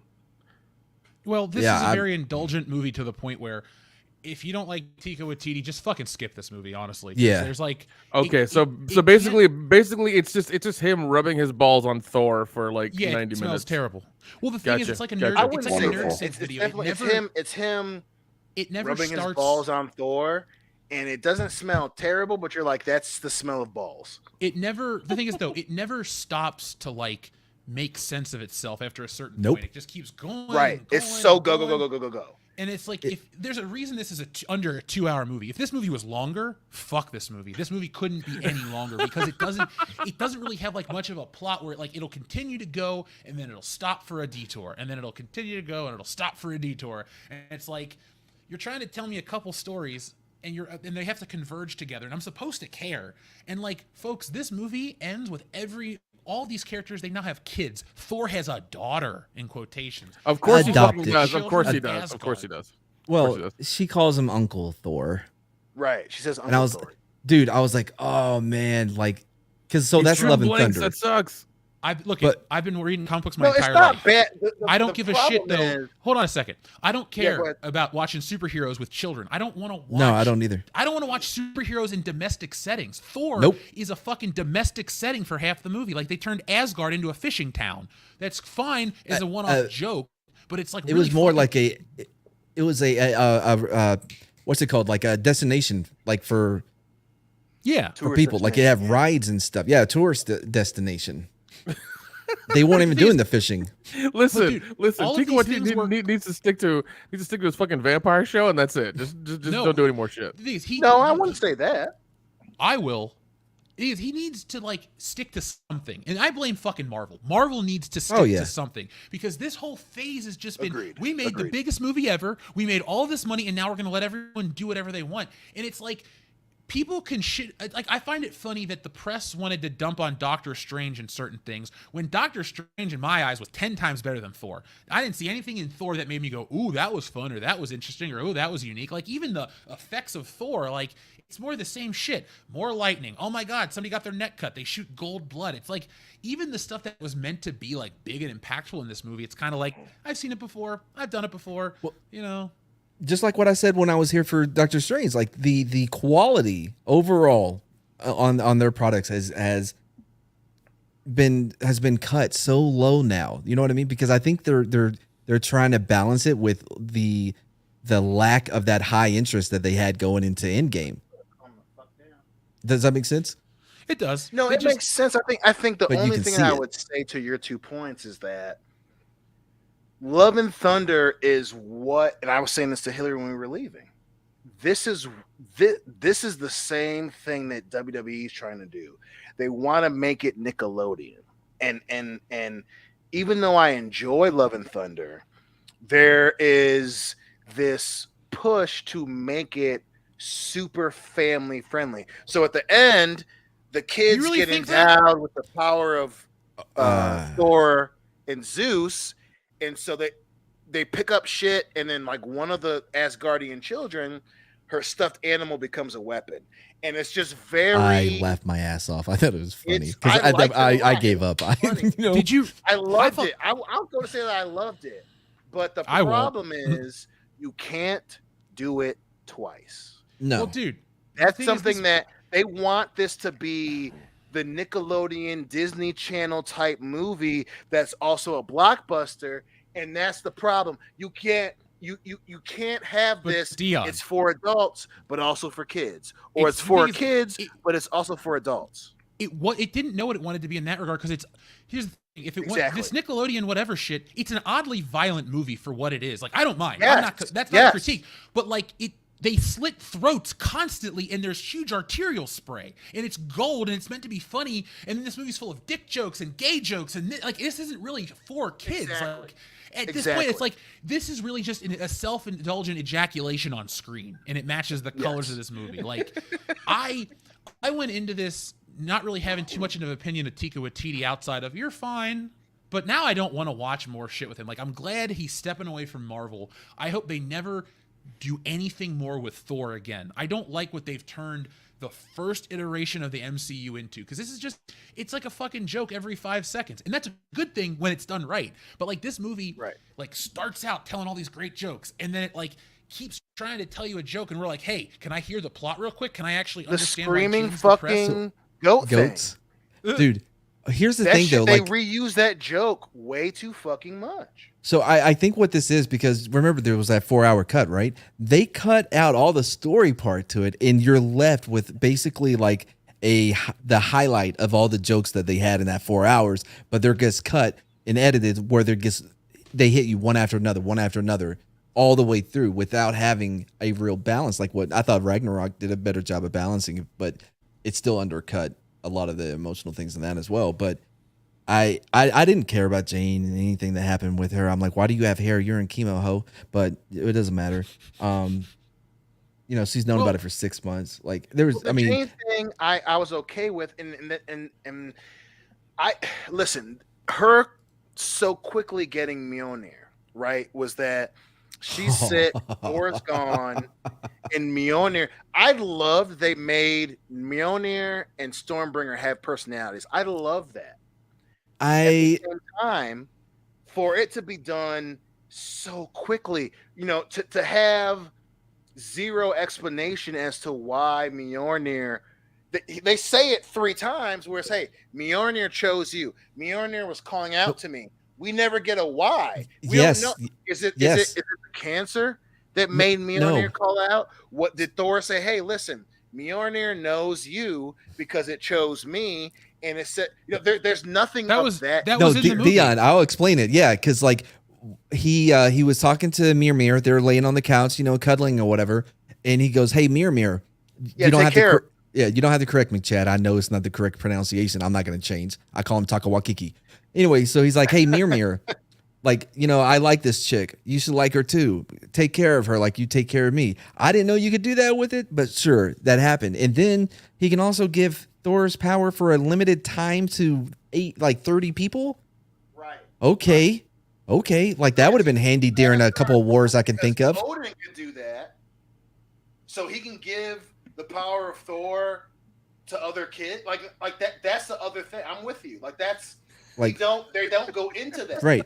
It was funny. It was cute. It was cool, but you fucked up because like. Well, it's the same thing with all these others. Like, where are all these people at? Hey, Eternals, like, what are you doing? Like, you know what I mean? Like, is this every movie? That part I'm like, okay with because you see that in the comic books where you have events in other heroes, whether it's a time crunch. I'm okay with that. My problem is, you know, they mention this, you know, this dude's killing all the gods, and I get not bringing the rest of the Avengers in. Like, don't get me wrong. the first two Spider-Man movies of the MCU have the same problem, but at least with Far From Home, they say, hey, Thor's off world, we can't get there in time. Right. They at least explain why. I'm with you on that one. Right. Because Spider-Man can't spray his spider jizz all over people and turn them into, Spider-Man for a half an hour. You know what I mean? But Thor can. Dumb. And that's a skill that may have came in. Why did they even try to go recruit the gods? Like, hey, parents of the kids, I'm going to give you Thor power. We'll go grab them. Well, because I think they do address that because nobody's a trained warrior. Everyone kind of sucks on Asgard. Like the good people are dead. The ones that could actually do something are gone. See, this is the point I was trying to make a second ago. All of these things that Marvel's in this place. And it sucks because all of these things were great jokes when you were going to end your story. Like Asgard is this whatever fishing town worked for Endgame when that's the end of the story. Then you realize you have to keep these things going for 30 movies, and you have not figured out how to keep it fun. Folks, this movie ends in a fucking hallway with Thor and Christian Bale, and that's it. It's a fucking 2-on-1 fight scene where there's an army of kids fighting down the hallway. It's stupid. I don't give a shit. And then Thor fights Christian Bale, and Jane Foster gets involved, and she dies a hero's death and gets all this crap. It's like this movie is the trailer, and if you're in for the trailer, you might like this movie. But I'm gonna say something weird that I never said. This is really a movie for women. I don't think this is gonna appeal to many dudes. This is for women. That's okay. Mainly. It's fine. It's not it. But that's the thing is, our audience isn't gonna like this movie. It's really not for you guys. I would say this is one of those Marvel movies that switch. I think this is, you're right up. I think the audience, Atomic Blonde is for women, but it gives you enough to be invested. And to that, I think you're 100% right. It's a little bit more for the ladies, but it doesn't give you the same fodder to be invested. I enjoy it because I fucking love comic books. But for our audience, it's pretty heavy-handed. And the shit with Valkyrie, and it's like you're throwing out things specifically for a group with no explanation. Dude, hold on. Go ahead. No, because I wanted to get this out real quick. Dude, they had her statue, her 80-foot statue built within an hour of her death. Right. Yeah. That's a bit. What the fuck? You know what I mean? And what I hated the most, one, I hate that they call her Thor. Because that's not a title, bro. That's his name. Am I wrong about that? Well, is his name not Thor, Odin's son? Correct. Well, the fact that she's first off, it's Mighty Thor. Oh, fuck off. I hated that. I'm like, God damn, dude. That was for everyone that watched Endgame, that really out of place female Avengers scene, it really leaks over into Love and Thunder. It is pretty. You could tell that's what Tiki was trying to tap into, and because it starts off okay, because it's like, hey, Lady Thor, whatever, and she's trying to get a catchphrase, so that's a joke. Oh, but then we never got to hear her catchphrase. Well, she says it when she's fighting Christian Bale. She goes, hey, no, she whispers here's my it. Hammer or whatever. Yeah. Oh no. Eat my hammer. I'm like, oh, gross. Why didn't you just say your box? That part is just damn, dude. And again, it's for the ladies, but there's not a lot of counterbalance where it's like, yeah, we want women to love this, but we want everyone else to love it too. Well, the thing there's not a lot of that. In Love and Thunder. And I don't mean eye candy to eye candy. I mean this movie's shot as a rom-com and flashbacks. Folks, this is basically a rom-com with some action in it. Yeah. Thor, you might not like Thor because he's not the super badass warrior. He's more friendly. He's got kids he's taking care of and all this shit. And it's it really is an oddly new movie. Dion's correct. He talks about this Nickelodeon audience they want to cash in on. But like I said, it's violent. It's oddly sexual. Not oddly sexual. It's all these things. It's for adults, but it's trying to appeal to kids. I think this is a movie where just straight up Marvel messed up by giving this guy all this creative freedom. Oh, and I can't put it all on him. I do blame it on him because the shit I hate is him. This shit's not him. Look, the Sam Raimi isms in Doctor Strange worked for me. I sang that movie's praises with the fucking Deadite Strange and all this awesome callback stuff to Sam Raimi movies. This shit from Taika Waititi movies or his tropes or whatever, that shit works in his own stuff. It doesn't work with other people's crap. Like, a few things here and there, like Korg is great. I wonder how many people are going to be pissed off about Korg having a kid with another man now. Dude, that's how I don't think people will. I loved it. It's just weird that again, I don't think people will be mad about that. It's just that that part specifically pushed for us to know that's another dude. that he's a bro. That's Right, the way I instead got it. of being like, hey, another Corgan or whatever. Like that one was a little bit heavy-handed. And again, I don't think people have a problem with that. It's the fact that there's so much attention pointed at it. Well, then you even have, when she's taking off, she goes, here comes the rainbow. And I'm like, God damn, like Yeah. people who are in that community aren't fucking stupid. Like they don't want you to scream at them, hey, this reference is for you. Do you like it? And it's like, God, and, this look, sounds. and everyone that I know that's in that community, they're very fucking smart, and they're not going to be fucking impressed because you screamed it in their face. Okay, two things. I'm very, very happy I didn't waste my money or time watching this fucking movie. Well, hold on. Let me see if I can win you over. It's still worth to go see it, but there's just like Tiki's trying. Doesn't sound like Tiki and Marvel are trying really hard. You just got to be able to. I blame it all on the co-writer. I think that everything that had to do with Jane was written by a woman. Yeah, honestly, in everything between. But it's like, write it better. Yeah, she should have. But everything to deal with Thor and Krog, dude, they're bros. You know what I mean? So like when he made another Krog baby or whatever with a bro, I just looked at it as like we're bros. This is how we make bro babies. You know what I mean? That's my headcanon on it. I don't give a shit. I don't care. He had that mustache.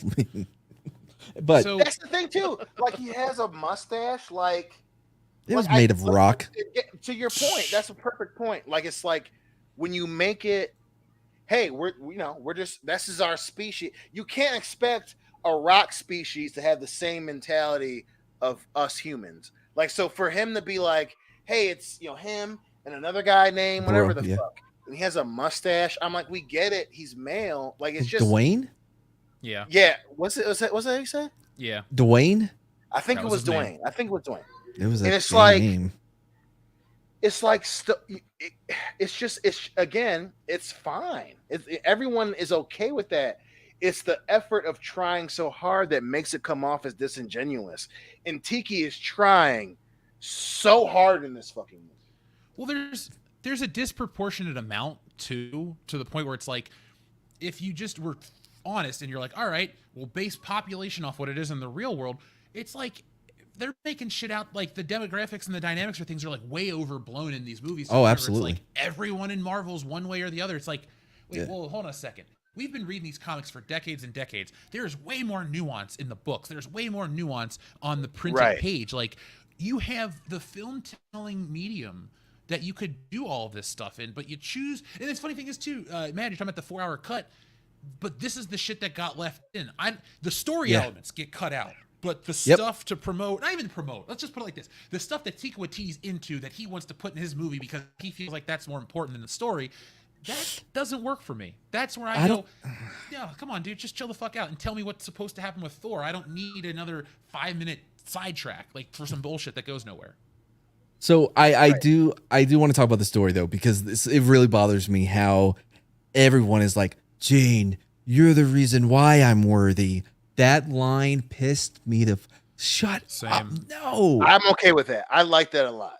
Also, why when Captain America was swinging around Mjolnir, why did he turn into Captain Thor?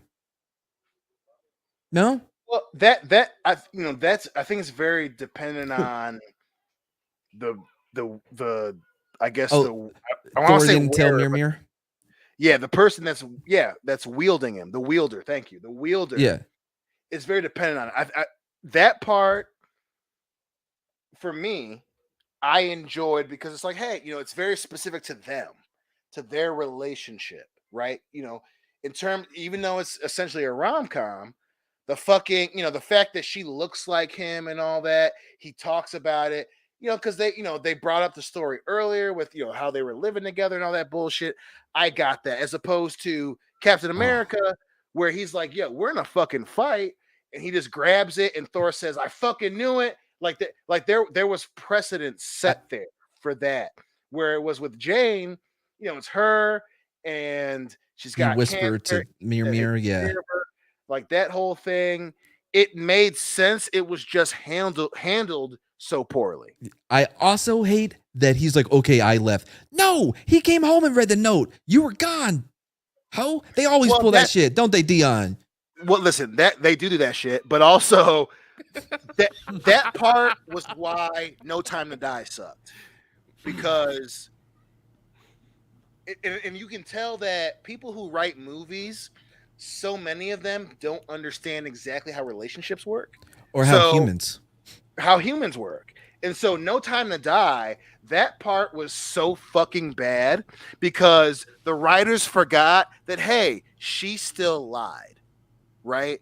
Yeah. And with Love and Thunder, you understand why they weren't together, but for them to write it like, well, you weren't there, but they never address, hey, he's saving multiple fucking worlds. Not even that. It was Sometimes that, oh no, you left. I didn't leave. You left. Right. That shit was stupid. Like, well, I came back and you I found there. the note. It's the fact they left out context. And that's what bothered me, where it's like, well, you weren't there. That's why there was a note. You know that the motherfucker is saving realms, and you just forgot about that? Well, yeah, that's the drama. How about you go get the milk sometimes, woman? Right. Exactly. Yeah, 2 dishes is a lot for a man. And best friend fucking died. You can't cut him some slack, B? Well, that's where all of this drama, this like whatever manufacturer stuff is what made me roll my eyes and go, can this thing just at least move on? Because it's so focused on this. It's like, would you say the movie is 50% that and 50% the actual story? Ooh, 50% story seems a little high for this. Like, I was trying to be kind. I think this movie is 65 to 70% indulgence and then 30% story maximum. I mean, it's just it feels to me like it's almost like a supercut of all the jokes that like what you would do. Like you see a movie and you cut out all the best parts of this character. You know what I mean? And you put a supercut together. This feels like the supercut of that 4-hour movie that had story in it. Kristen Bell was awesome in this. I got to say that though, when he was talking to the kids and he was like, "What? I thought you liked this, dismembered heads or whatever." And then he's like, "Oh, okay, I'll get rid of it." And I love that scene. He goes, "You liked it a minute ago." Yeah, and he tries to get rid of it, but then it bounces and they're all running from it. That was good. Like he's solid. What a man. waste. Like, yeah. Well, all right, folks. So it's another villain that's another one-hit villain. Yeah, and the difference is he wins. Straight up. Everyone's like, "Oh, no, the villain actually wins." Just kind of changes. But I think Christian Bale's story was what? We lose though cuz the gods, I don't know if you noticed this, but they're kind of dicks. Yeah, but every God movie's like that though. They're right. The majority outside of the fucking cookie cutter lovey-dovey ones, especially recently, a lot of movies that include the gods paint them as assholes, which I think as they should. That's the one thing that this movie got super right, is that they don't give a fuck about us, son. Absolutely right. And I don't know. I would have to have more information on how each god governs their own thing, but like this movie kind of makes me feel like, you know what? Maybe we would be better off without them. Well, that's because they seem kind of like dicks. But that's neither here nor there. Let's focus on the actual what the movie presents, and like his journey is whatever. But at the end of it, he just changes what he wants and wins. Like, folks, the whole premise is to get to eternity. If you read the comics, you know what that means. Yep. And it is what it is. He's got the whatever the name of the sword is that can kill gods, and it's cool to watch him go on these god-killing crusades, but you kind of miss that too. You don't really see it. You just see the aftermath. Thor gets a video call from Lady Sif, who got that her was arm so cut bad off and all that shit. That was so bad, bro. Yeah, and I just want to say the Guardians part, folks. The Guardians aren't even really in this movie. Nah. Korg narrates most of their scenes. Like there's one aftermath scene and like a part of a battle. It's pretty much bullshit. I think it's funny that Hasbro put out the Guardians toys first, thinking, oh man, they're getting the audience thinking, oh, I got to get these for the the Guardians. They're nothing. This is movie. It's full of honey dicks, really. Because if you think it's gonna be epic or this, it's just you see half of a battle. So you're saying it should be called Thor Honey Dick? Oh, I kind of like that. Look, when he was saying goodbye to like the Guardians, I expected him to go, "Just leave, okay? I never liked you in the first place." Like, you know what I mean? He's trying to make it like, I'm letting you, I'm letting you guys leave, and they're like, "We don't want you around anymore."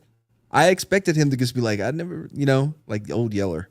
That definitely was the one part that they got right, where it's like he's all depressed. And they want him to go out and do something else. Yeah. They got that very right. Like that, which is funny because it's kind of a metaphor for where Marvel's at right now, which was unintended, I bet. But him being with you have half of a battle, you've got fucking Batista be like, we're gonna die, and Thor shows up and it's it's kind of cool. And then you got that bit with Chris Pratt, which is cool, but it's like they definitely honeydicked you a bit, thinking that the Guardians are going to have a bigger role when it's just the start of the movie. So, yeah, you're absolutely right about that. By the way, I think that the best that they've done with Thor was in Endgame, and specifically like that conversation he had with Rocket, where like all the grief and everything was hitting him. He was still he still maintained kind of that jokey little bit of it, but you could see under the surface because it was like, it was bubbling to the surface. You know what I mean? All the trauma he's gone through, that's gone. He's good now. But damn, Jane, it's been 8 years, 7 months. I see where you're going with that. I wouldn't say that that's a bad thing. I think because when you over the course of the films, the shit with his dad and Loki, I'm glad that has a stamp on it, and we're kind of past it. Right. But I don't see any residue of it. I still think that Thor in the Dark World is the best Thor, but the issue for me is to that point is that they just blow through it so quickly, and it's like, hey, I don't know who I am, and then bam. Fucking Jane has Mjolnir, and now I know what I want. And I'm like, damn, like, could we have Infinity like War. a place where she acknowledges his feelings? That's the part I didn't like, is that he empties out to her, and she's not like, hey, I was upset that you left twice, blah, blah, blah, blah. But I didn't like how quick, and that was with all the themes. Tiki burnt, and that's probably because they wanted to cut the movie down, but Tiki blows through so many important parts where you feel like what the fuck? Slow down with the goddamn character. There's so much going on so quickly. I just wanted like Korg and Thor bro movie. You know what I mean? Yeah, you're never gonna get that though, because Taika Waititi likes to dangle awesome parts or awesome ideas and then make you sit through the rest of the shit that he wants to tell you. I would like to have seen Korg and Thor. You know what? Instead of having them run right off and get Valkyrie and everybody, maybe, I don't know. You didn't even need Valkyrie for half this fucking movie. Write her He didn't out need of the anyone. goddamn thing. He can make anybody Thor. No, but dude, Valkyrie couldn't even go to the final fight. She's in the fucking movie the whole time. We got to deal with her every fucking scene, trying to steal the scene or be funny or be whatever, and then she doesn't even go to the final fight. Oh, I'm hurt. Well, to that point, Jay, I would say, as much as I still enjoy Love and Thunder suffers from the same shit that MIB International suffered from. Her? Yes.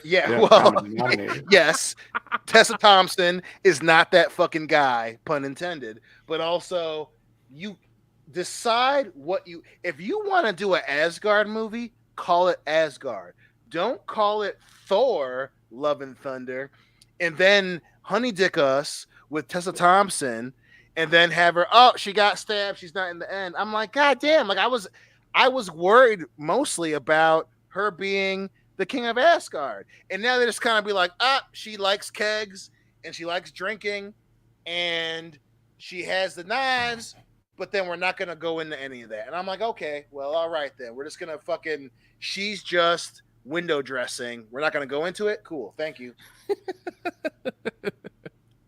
Well, I mean, at least it sounds like, I mean, at least they killed her off, so she can't come back. Maybe she will as like some evil thing later on in like No, she's alive.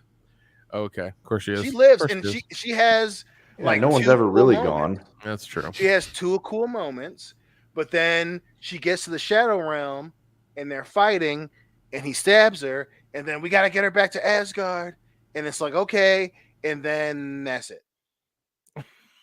Like, Dude, it's frustrating because it's like, this is the one Tessa Thompson role I want to see more of, but then you neuter her. You're like, hey, also, did you realize that she had a girlfriend and she's the king of Asgard? Just also kidding, see drinks. she got fucking stabbed.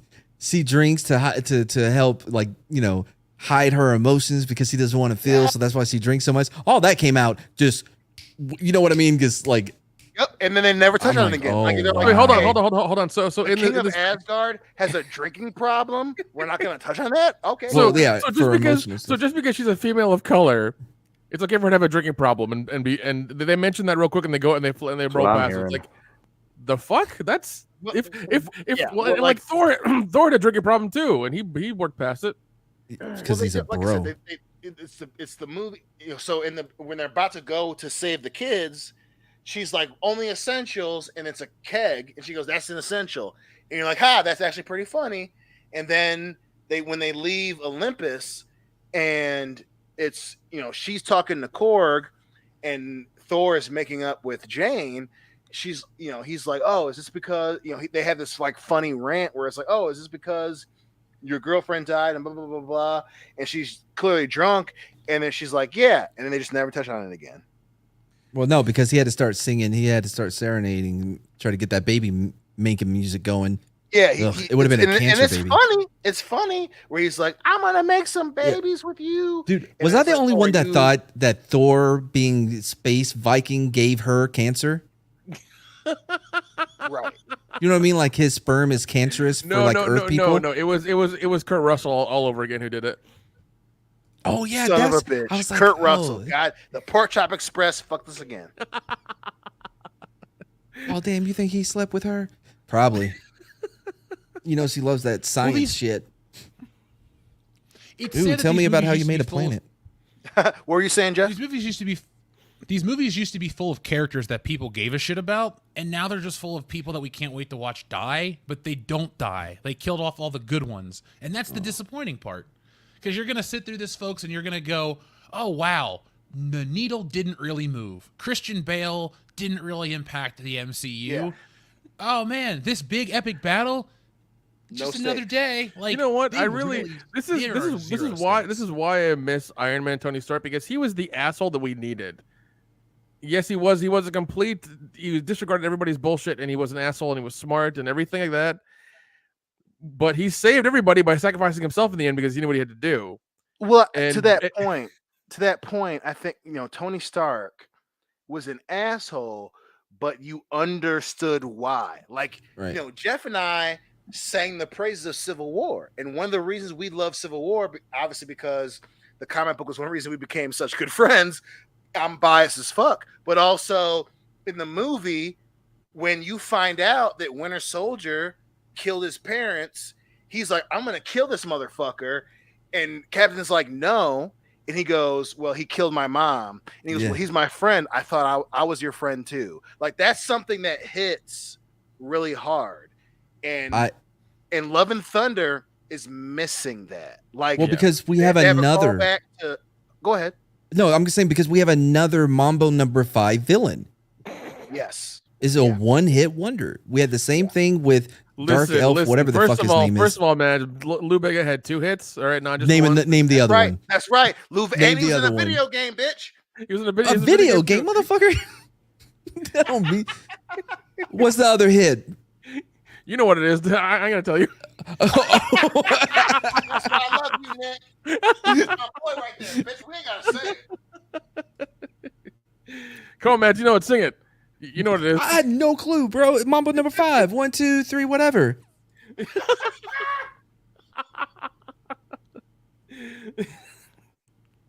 Oh god. I don't want a Thor number 5. I'd skip that one. Listen, What? No, I I'm want good. a Thor number 5, but don't make it if you're gonna make this. Like it's Oh, it's gonna be Love and Thunder rolling around, and then he's gonna die. Well, and she's listen, gonna take over. I'm okay with Jane Foster dying, right? Because she's not Oh, me too. fucking Natalie Portman is an okay actress. Okay, she's yep. not. She's Jerry Love. She's not gonna put asses in seats. She's At the Chris same Klein. time, I want to see badass Thor that we saw in the first one. If you're gonna make a new one, stop trying to use Thor as cannon fodder for other shit. Make a Thor movie. And like I said, I would say that I love Love and Thunder. I do. But that motherfucker ain't gonna be one of my top ranked Marvel movies. No, I would recommend waiting until the super edit or cut, whatever, with all the actual funny parts of the super cut that they made. Because like for me, I almost want to say that the play that Matt Damon and them put on was better than the movie. I agree. I wouldn't say that. I would. What? That was But the effects, like I think they put more effort into their special effects than Marvel did. Well, listen, I will say, I think it was my boy Dr. Coffin that was like, hey, take a drink every time that Dion says listen. But listen, what you touched on is the overarching issue with not just Marvel, but franchise movies in general. Just that constant need to have a theme, and Love and Thunder is suffering from the theme, and is, don't get me wrong, as much as I disagree with some things that Critical Drinker says, the message is going to cost some people some fucking money. And Love and Thunder, I think, is going to be successful, but you cannot keep making films like this, especially with Maverick coming out, right? Maverick proved you can tick boxes and it still be fucking good. I fucking love Kendo and Nick to death. I love those motherfuckers so much. I would go Thanks, buddy. to the goddamn eternity and Love you too, wish buddy. them motherfuckers still How many alive. drinks did you That have at the being movie, said, Dion? when those motherfuckers Several. are saying, Yeah, I hey, can tell. shut up. Those motherfuckers saying are love. saying, hey, I'm Sun's tired of getting real Marvel. low, big guy. When they're saying I'm tired of Marvel, this is why. Love and Thunder is a great example of why people like Kendo and Nick are tired of Marvel. You can't keep harping on shit and then expect people to keep showing up. Yeah. Look, It- the I would only argue reason you I saw can't do this. it. Go ahead. Oh, the only Go reason ahead. I saw this was because I knew that there was going to be streams for the next few days that I'm going to be on, that it's going to come up. And two, I needed new content because I'm going to make a video about how Korg is the ultimate And bro. that's fine. There's nothing wrong with that. Yeah. I think, again, so when I said it earlier, I said to Hillary, this movie is very gimmicky. That's all and it is. wrestling fans, Jeff and Kendo jump in to say if I'm wrong, but when you get too heavy on the gimmick, you forget to make it good. It's all about the swerve, Well, bro. Look, that's fair, that's accurate, and all this shit. But I would argue, folks, like they were trying to tell you about when to watch this. I'd argue just fucking wait, because if you've seen the trailer, you've seen the premise. There's literally you know what I bet happened too? Remember that article that came out a few weeks ago that said how they wanted to have a Kate Bush style dance sequence and they cut it out? I bet you they had that shit from Stranger, maybe that song that's in Stranger Things was in this fucking movie too, and they cut that out. Like, this movie doesn't, it's just joke after musical thing. Like, this movie can't be saved by its soundtrack. Like, if you like Guns N' Roses, that's awesome. If you're into heavy metal, that's awesome. But Stranger Things does everything that this movie does better. If you want to have epic heavy metal moments, watch Eddie play the fucking guitar on the rooftop. Don't get me over started on that anything Thor bullshit, does. dude. Oh my god. Yo. I want to talk about Stranger Things too. I know Hold we're supposed to on. do that. If I'm talking about Thor, buddy, calm down. No, I said I wanted to, but I wanted to say this. All they had was Guns N' Roses. They didn't even bother. Guardians of the Galaxy, especially Volume 1. That soundtrack is so fucking good. This one, cool. Guns N' Roses, I've heard them. Agreed. It was too much goddamn popular music in it. I'm just like, it was very like, I like the callback once or twice, but God, we don't have to keep doing Guns N' Roses. God damn, we don't need that much Faxel Rose. We don't need that much. No, I don't like that guy anyway. People are like, "Oh, you hate Guns N' Roses?" asshole. Yes. They've I do hate Guns they N' have been Roses. used in movies like The Program I brought up earlier from 1993. It opens with Welcome to the Jungle. Bro, every Bengals game opens to "Welcome to the Jungle." I am burnt out of that song, and you know what? Grand Theft Auto San Andreas had that as the fucking commercial song too. I heard it every 5 minutes. Play it now on PlayStation 2, coming soon for Xbox. Like, Guns N' Roses, they need to pay back their royalties because I'm tired of them getting fucking. Like, stop licensing Guns N' Roses, please, Hollywood. Stop. The music is, if you like it, cool. But I'm fucking burnt out of hearing Axl Rose's stupid ass voice. If you're gonna license him, put Chinese Democracy in movies. I'm sure people will be excited to hear those songs. It's the same fucking. Rock of Guns N' Ages Roses wasn't had, successful. Hollywood, let it go. Yeah, Tom Cruise couldn't save that movie, could he? That's Where my were you boy at right 10 there. years ago, Maverick? Oh God. Listen, he wasn't part of Scientology fully. Then he wasn't paying all the fees. Hey, Or look, man. he wasn't top level yet, so he couldn't affect that movie as he wanted to. Seeing how Tom Cruise looks now, I'm like, you know what? Maybe there's something to this Zemu guy. No. You know what I mean? would Like, rather- he is the best like recruiting that they have. Because look at him. He's not, the though, only because recruiting they have. Fuck. it's, Yeah, that's true. the thing is, it's still Scientology, so we're all going to pass. Yeah, oh yeah, Yeah, it's true. It's cuckoo bananas. It's a fucking cult. No, thank you. Yeah, this movie, folks, I think Dion said it better earlier, too. It wants to be so contemporary that you won't watch it in a couple years and go, oh, this movie will age poorly. Like, claymation special effects have aged better than Thor has in the 2 hours since I've watched it. Like I said it, man. I walked out of the movie happy. I laughed a lot. I was like, that was okay. I didn't love it, but I liked it. The more I think about it, I really am mad at this one. I still stand by that I liked it more than Ragnarok because fuck that movie. But this, if I'm going to be honest, folks, this is not a real full movie. It's a series of vignettes strapped together with jokes. And if you're on board with that, cool. But if you at one time thought the Marvel movies had something a little more, they've lost it.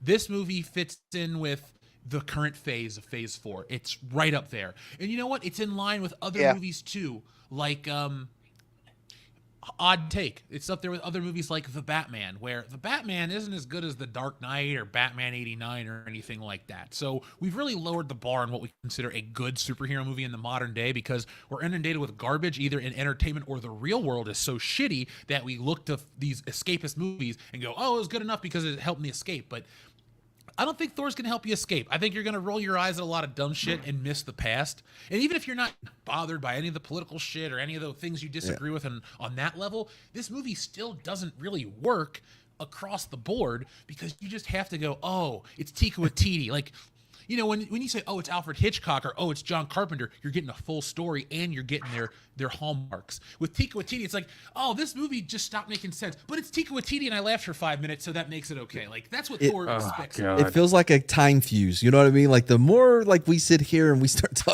talking about it, the more I'm like, oh, were there 3-4 laughs that I had? Like, you know what I mean? Like, yeah, no, dude, like it's a time fuse, man. Like, you're like, okay, yeah, all right, there were some good jokes, and then you're like, but none of that made sense, and it's because it's gonna deteriorate. Like, the more you think about it. So if you want to enjoy it, just make sure you never think of it, never listen to anyone talk about it ever again. Yeah, you'll be okay. I wouldn't say that. Listen. And Hillary and I had this conversation last night, right? We watched a video on Judd Apatow, and fuck, baby, I can't remember the name of the dude that had the video. But when it comes to me, I'm gonna look it up in a minute. I'm gonna give him a shout out. But the video was essentially what happened to Judd Apatow, right? And his whole point was Judd Apatow changed after Funny People, where everything was really fucking good, and then Funny People happened, and then he lost his way. And Love and Thunder isn't a mirror of that, But Love and Thunder, even though we, the channel, we talked about the Eternals and all and Black Widow, Love and Thunder is really that standpoint that, hey, things are different at Marvel, and we're gonna get a lot of movies that aren't that good, where they're okay, and people go to see them, but it's not. Love and Thunder is never going to be the Winter Soldier. Anything going forward, whatever the phase is, we're never gonna have that first Avengers movie feeling, because all that stopped with Endgame. Endgame was really the end of an era of them trying to make a good movie, and there's always gonna be something else. There's always gonna be an asterisk. And again, I really, really fucking enjoy Love and Thunder. But there's just that asterisk where you can see they're trying to do something else. And it takes away from the overall movie. Love and Thunder isn't as bad as, say, Black Widow. It's not as bad. It's definitely not as bad as the Eternals. Okay. But to Jeff's point, this is the cap of this Marvel era where they've lost their way a little bit. And they're just and Taika Waititi wasn't the golden child like we thought he was. So do you think for Taika Waititi, this movie is his village to Shyamalan? What's his name? M. Night Shyamalan? Mm-hmm. You think that's accurate? I'd say yeah. Because you had really Sixth good Sense, part. you had Signs, and then you're like, oh boy, Lady in the Water. Did that come before or after The Village? That was after. That was after. Okay, so The You forgot Village was Unbreakable. when, yeah. Oh yeah, I did. How do you forget Unbreakable? That's like I that is because such a it's good. sleeper hit. It's so fucking good. It's good. Yeah, I agree. It's a sleep. Like okay. To kind of go off for a second, Unbreakable is when you really know how to write a story and you need zero fucking CG or special effects. That movie has no special effects, no CG. It's just the story is so goddamn good. There's a couple of period piece segments in there. Other than that, it's fine. It's great. Yeah, I think it's a great movie. I didn't really care for Glass. Nobody see that did. one That's yet. why I didn't do that great. But Yeah, God, it was such a high dick. Like, there are. Listen, Love and Thunder is very much like Unbreakable to Glass. It really is the same. no. Love, yeah. Love and Thunder, I guess could be comparable to Glass from what you guys have been talking about. It sounds like it. Like you like it, and there's good parts, but overall, you're like this ain't gonna. People aren't gonna go to this as the go-to of Marvel. Like I said, I still love it. I'm gonna put it up there for enjoyment, but it's that like they did not learn from Ragnarok, and it shows. It definitely shows. So, on my comparison, right? So Sixth Sense, Unbreakable, Signs, and then The Village. I think that still lines up because The Village is when everything started. Like, oh, you got the happening coming, don't you? We can see it in your eyes. Oh, After Earth, you don't care anymore. You know what I mean? Yeah. So like Taika Waititi is at The Village, fork in the road. He can either go M. Night Shyamalan, or he can be like, maybe I should step back and think about some shit. Maybe I should stop trying to be I think this is super very famous. I think that's very fair. I think this is very much because he's already talked about his fucking Star Wars shit, right? Oh, I Jesus really Christ. wanted to have Natalie Portman in it. Oh, It's is he gonna be getting a exciting. trilogy too? Yeah. Just like Ryan. Yeah. This is very. I will say, Love and Thunder is a lot more similar to the end of Game of Thrones, where it's like he clearly was making this to get to other shit. Oh, I think Ragnarok put him in that stress that year anyways. Like I could see it, but at least Ragnarok was still very Right. Marvel, where you had it's Hera, and there's a lot of Marvel. It led into Endgame. yeah. Ragnarok still had the tendrils that made it that era of Marvel, whereas Love and Thunder is like, hey, he made this movie because Marvel wanted to be a big deal, and he wanted to go on and do Star Wars essentially because he's already talking about, it was on Twitter where it's like, hey, I'm doing blah blah blah blah, and he was talking to Natalie Portman, and have you ever been in a Star Wars movie? And clearly, Twitter was like, bitch, she was in Revenge of the Sith. She was in 3 of them. So Pika. it's like, Jesus. What an idiot. Fucking Yeah. Love and Thunder is very much Tiki was trying to put himself in a position to do other shit. And it's as much as I enjoyed it, it's so apparent. It's so fucking apparent. I don't think he's at the level of those dudes that did Game of Thrones, because season 8, man, they were trying to just get out of Game of Thrones so they could move on to all the cool things, like, you know, the one where like the South One, they had that show in the Star Wars. We ain't heard shit from them. Oh no, they fucked up. Ooh, boy. The biggest reason I say it's very similar to Game of Thrones is because the ending, it's like, you know, hey, you know, Christian Bale, you know, he's about to fuck everybody up and he wishes for his daughter. And then he's like, hey, take care of her. And he's like, He yeah. barely knew her. You know, exactly. Like there's not a lot of. Well, no, like she was only like what, 8? Like he hasn't known her that long. If that, you know, and I get, and it made me happy where he's like, hey, he's got, you know, I love you, Uncle Thor, I love you too, and it's like that is cool, but it's like this doesn't carry over. So if we do another Avengers movie because Thor is still alive, the question becomes, what is he gonna fucking do? Is he gonna leave his surrogate daughter, or he's gonna bring her into the fight? There's so many other factors now where the next big thing, the water's muddied because he apparently he's found himself. They brought it up as a fucking plot point.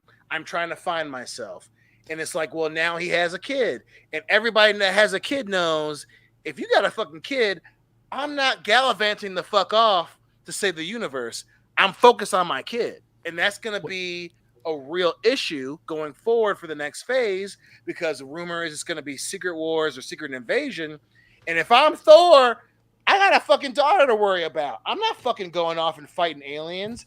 I got to raise this if I fucking die, I'm not fucking going to leave my kid by themselves. Well, she watched me kill her dad. I'm not fucking going. She didn't see that. She was still dead.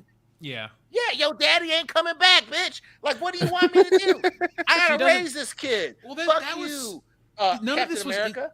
None of this was interesting. Even to talk about it is not interesting. It was so dumb. Like the fact that this guy got away with this. It's almost like, I won't call it highway robbery because I don't give a fuck about the MCU that much, comparatively speaking. But like, how did like this get this far? This is just indulgent after indulgence, and I do wonder, do you guys think this is going to be the big hit that everyone says it is? Absolutely not. No. Dude, did he defeat himself? Like,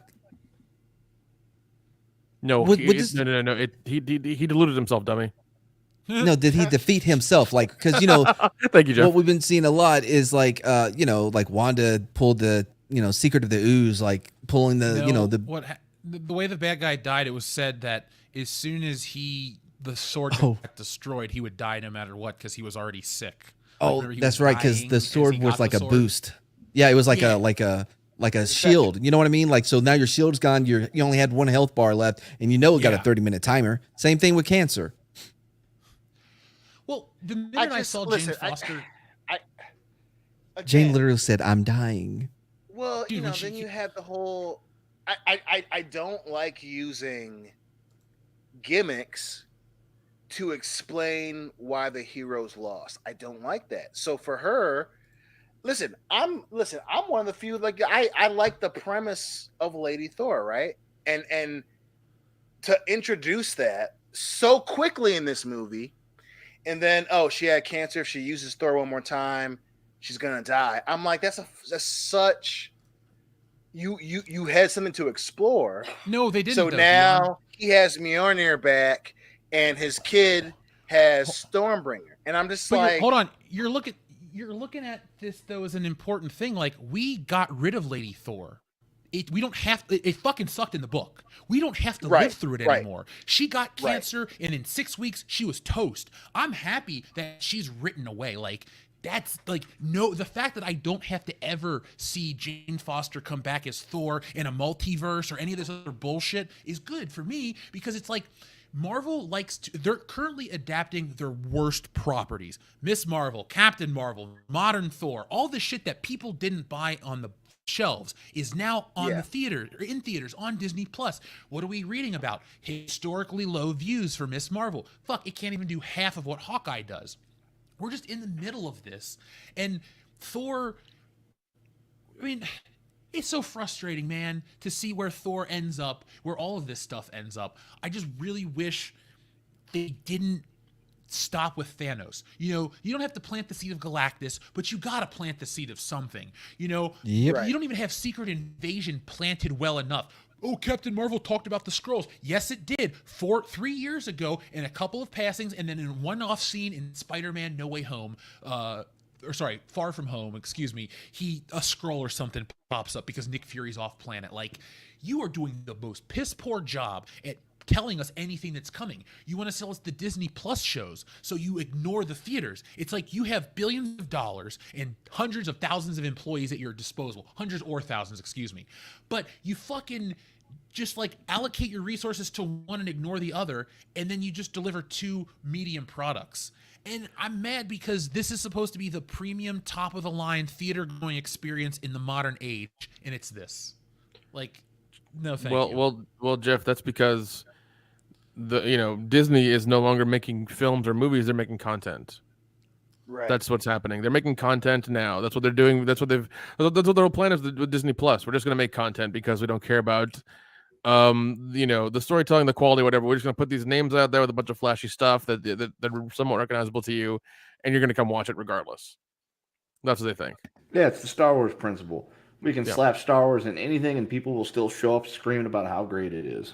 Exactly.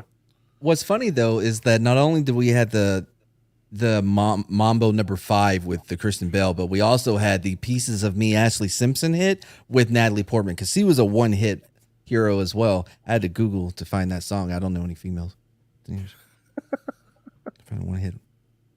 Dude, I've been working on that joke for a minute. I had to get it out. I don't care if it failed or not. It's okay. Look, you got to take them. You miss 100% of the shots you don't take. Isn't that what they always say? So there you go. That's what Alec Baldwin says. That's why look at Rust. Rust made more of an impact than Thor: Love and Thunder. Just saying. It's going to be more remembered, I think. Yeah. Not for the right reasons, so let's just keep that above board. But yeah, no, I really think, folks, so we can move on to other topics for tonight. Let's go around one more time. Should they see this movie, and on a scale of 1 to 10, what would you give it? Dion, you first. I would say yes, go see it. And 1 to 10, I give it a 7. I give it a solid. It just makes a 7. Mad. You should only see it if you are a content creator or you're going to be on live streams, or if there's something that you need to do with that, then yes, do. But if you're just like, hey, I want to see a movie, let me go see that. Don't do that. 6 for me, maybe. And I'm being generous because, again, I like Taka Waititi and I like Mir. I like all these, and Korg is a bro. But yeah, no, don't see it. I will say, on a scale of 1 to 10, I'll go 6. 5.5 seems too low. Like 50% is like that line of where I'm like, look, if you go below a 5, are you Eternals bad? No. Thor: Love and Thunder is not Eternals bad. It is not as bad as movies like Black Widow. It is better than movies. Let me pull up Phase 3 real quick, or whatever phase we're in, because it is not. I mean, it's supposed to be Phase 4, and Feige's like, oh, Phase 5 is going to be way better. It's like, all right, buddy. Phase 4 can go fuck itself. Like, I get it. Spider-Man was good, and it made all that money, and Doctor Strange made money, blah, blah, blah. But, like, those are the only two. Yeah, I mean, and I mean, I don't know what Thor is going to be. We'll see Monday if it's made money or not. Well, we have the next movie coming up. We have many months off, and it'll be Black Panther: Wakanda Forever. We don't even know who the hell the Black Panther is going to be. I have an idea, and I'm going to stay by my original prediction. It's going to be his sister. I know, because he had that whole anti things for the sickness thing. Remember? Huh? She was like anti-vaccine. Like Twitter came after her, and they're like, "Fine, you can no longer be Black Panther." But here's the thing. Here's the thing. If they've already made the movie and they cast her, even though she said that stuff, they have to follow through unless they want to redo all the shit. Her Black Panther. Yeah, I know. We talked about it a little bit. So. They're just going to replace. They're just going to replace him. They're not going to she ain't, she was an interesting character. That shit ain't gonna work. The whole "what are those" joke felt killed me. Oh, jeez, that's really a mark of the times. Right? You know what sneakers are. It's not a new thing. You didn't come up with that. No, Calling them Dion, sneakers. I'm gonna be a bad friend. Are you the 10th or the 11th? Your birthday, right? You're the 10th or the 11th? 10th. Yep. 10th. Okay, yes. Because Phil's the next day, and I always get it mixed up. But you're lucky. Yeah. You're avoiding Black Panther: Wakanda Forever by a day because you don't have that as your birthday movie this year. I thought you were gonna be stuck with that. That's kind of racist. Well, I was gonna get Black Adam, so. That's true. It's the 21st for October. Yep, that's Black Adam Day. God. Jeez. I'm looking at the Black Panther Wakanda Forever Wikipedia page. I don't want to see this movie because I'm just looking at the plot or the cast. It's like, okay, it's the sister and every character but Black Panther, and I understand he's passed away and there's stuff you have to do with that, but not make this movie. I really don't care about him. They're gonna Tupac him? It's Riri Yeah, they Williams. should Tupac him. Well, I mean, maybe Jada Pinkett Smith will go buy enough tickets to support the movie. With her alopecia. Oh, that sounds very textile. Yeah. She's gonna be at home with her bonnet on because she's got alopecia. That's why she got the alopecia. Oh, I do not agree with this It's gonna be a real textilism. slapper. What are you saying? Textilism. When people are anti-tech, like the texture of someone's hair. You're a Wrong! I don't know. No, what hold you're on, I going know on about, words. buddy. Maybe you need to go take a drink of water. Maybe you're dehydrated. You need to go. Or you could, just try, stop trying so hard. No. Give me about another 3 minutes on this one. I'll get it. No, we're good. Moving George on. Bush doesn't care about black people. And there it is. Actual statement. You can't quantify that. Oh man. So, and then my answer for should you go see it? It's hard because it's like you've heard me be angry, you've heard me be okay, you've heard my entire gamut of emotions. Unless you have to see all of these movies or you don't have anything better to do. Here's my question to you guys if I need to go see it. Does it perpetuate the story in a forward moving way to where I have to go see it for the next one? No. Okay. They'll come out on VOD before you have to worry about seeing it before the next one. So there you go, Nick. It's a background movie one day. Yep, there we go. Unless not even a they're background doing movie. content. I'm not even going to give this any fucking watch time. You kidding me? Jeez. I don't disagree. Look, your time is valuable. Folks, there you go. There's the review that you wanted to hear about. Thor: Love and Thunder. Like I said, it's in my eyes one of the weakest of well, not the weakest of Phase 4, but Phase 4 is pretty weak. I would say we watch Eternals, Jeff. Calm down. Yeah, we paid money for that fucking movie. Yeah, man, it took me 4 times to finish that movie.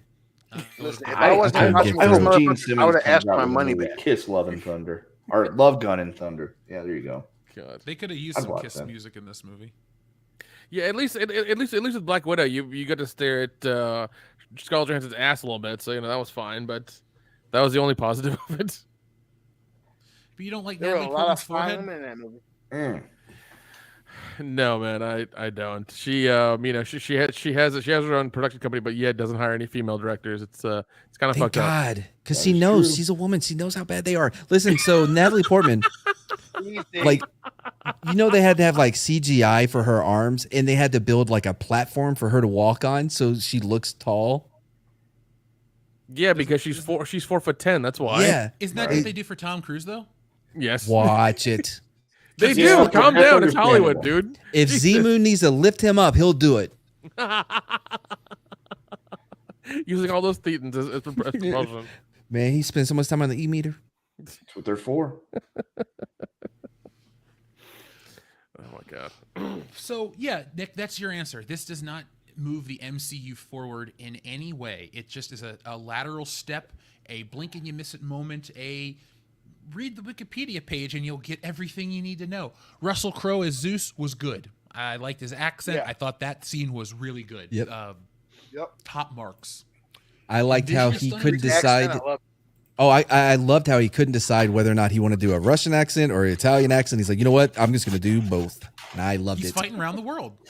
That's right. Yeah, was Tugger in this movie? It's to me, Azus. Something like that. I can't remember exactly if that's what he sounded like. Oh, You're God. not far off, folks. Like he does have a shitty, like stereotypical Italian accent. It's like if the dude from Gladiator just was a stereotype from like a couple of centuries later. He just sounds like that. Like he's gonna fucking shake his fingers and talk about ragu and shit. Like he sounds like Mario's father. Put it like that, okay? Oh shit. Okay. All right. I got you. Out of everyone, he looked like he enjoyed himself the most. Oh yeah. Yes. Because he saw that paycheck and he's like, "Yep, I'll be there." Right. Listen, him alone makes it worth seeing in theater because it's like, hey, can we use your? Oh come on! There's no way. I'm sorry. It is. I Because couldn't he's like, say hey, that. can we get your weapon? And he's flipping it around and shit, and he goes, no. Yeah. Like, Bro, that's like the hilarious. way he walked down though, he's holding his little. He's holding. I don't know what you call it. Not a kilt. What? That's a skirt. Oh, it was a skirt, and he's like holding it up. Like, oh man, he was great in it. He's definitely the best part. Looking rough, but he was great in it. He's old as fuck. All right, Dion, what did he do a better job as? He needs to get on the E-meter. Zeus or Kal-El? Or sorry, Jor-El. Ooh, I would say Zeus because I actually enjoyed it, whereas Kal-El, it's like he just speaks slowly. You will fucking show them to walk in the sun. I'm like, bitch, whatever, dude. You will not go quietly into the night. You will not go out without a fight. America! We're gonna live on. We're gonna survive. Today we That celebrate. World War champs. Bet your ass we fucking won against the aliens. Yeah. Hell yeah. Wasn't the planes or Independence the bombs Day or the pilots? It was a goddamn speech that made them win. Yeah. I would have Yeah. look if Bill Pullman was was our motivating. president. It was. Yeah, dude, Yes. I would fight aliens for Bill Pullman. Not in the second one. That speech was ooh. Oh see God, the no. second We don't talk about There the second is one, no man. second one, you son Yeah, of a there's no bitch. second one. That second one was dog shit. Bill Pullman's son's in Top Gun Maverick. Yeah, he is. Dude. So the Is second Miles one was Teller his son? No. no. Duh. That second Independence movie, it was the first movie my girlfriend and I went to go see, and I almost had to kick her out because she could not stop laughing. And at that point, no one knew how bad it was, so everybody's taking it very serious. They're like, "Hey, this is serious. This is aliens and shit," and she just could not stop laughing. And shit. That movie Oh, never it was needed a rough. part 2. And mind you, the whole thing about that is like if that had done well at the theaters, they were gonna do a part 3. Did they come back with Norton virus protection, or like what happened? Because like, Who the fuck knows, man? Once again, that movie didn't need a part 2. It really didn't. It very Well, much. don't didn't. forget the original part 2 was going to focus a lot more on like the aftermath where we're fighting with the aliens on the ground and shit. So the original version of that movie looked a lot better than what we got with fucking that bullshit with Liam Hemsworth. Which, hey, if anything, you can't trust both Thor brothers. That's fucking true. Didn't one of them marry like Miley Cyrus or some shit like that? what? The wait, shitty what? one did. Okay, yeah, there you go. There you go. Poor choices all around. Or wait, they Don't were gonna trust get him. married, Don't but fucking then trust him. she became all bluegrassy and shit, and then he was like, "Fuck all that," and then I don't think they got married, but they were. I think together they again. did actually. Yeah, prime example of don't stick your dick in crazy. Yeah. Well, no. Oh God, that's so wrong. Don't stay afterwards. You know what I mean? Just leave. Drop a couple Plan Bs in her coffee on your way out the door. Make sure you got all your shit. You're good to go. Oh my god. You came in me like a wrecking ball.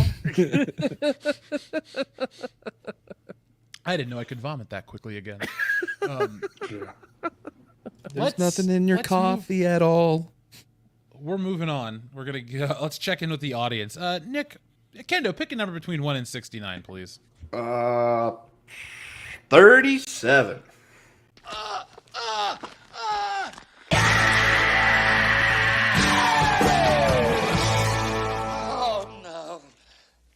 again.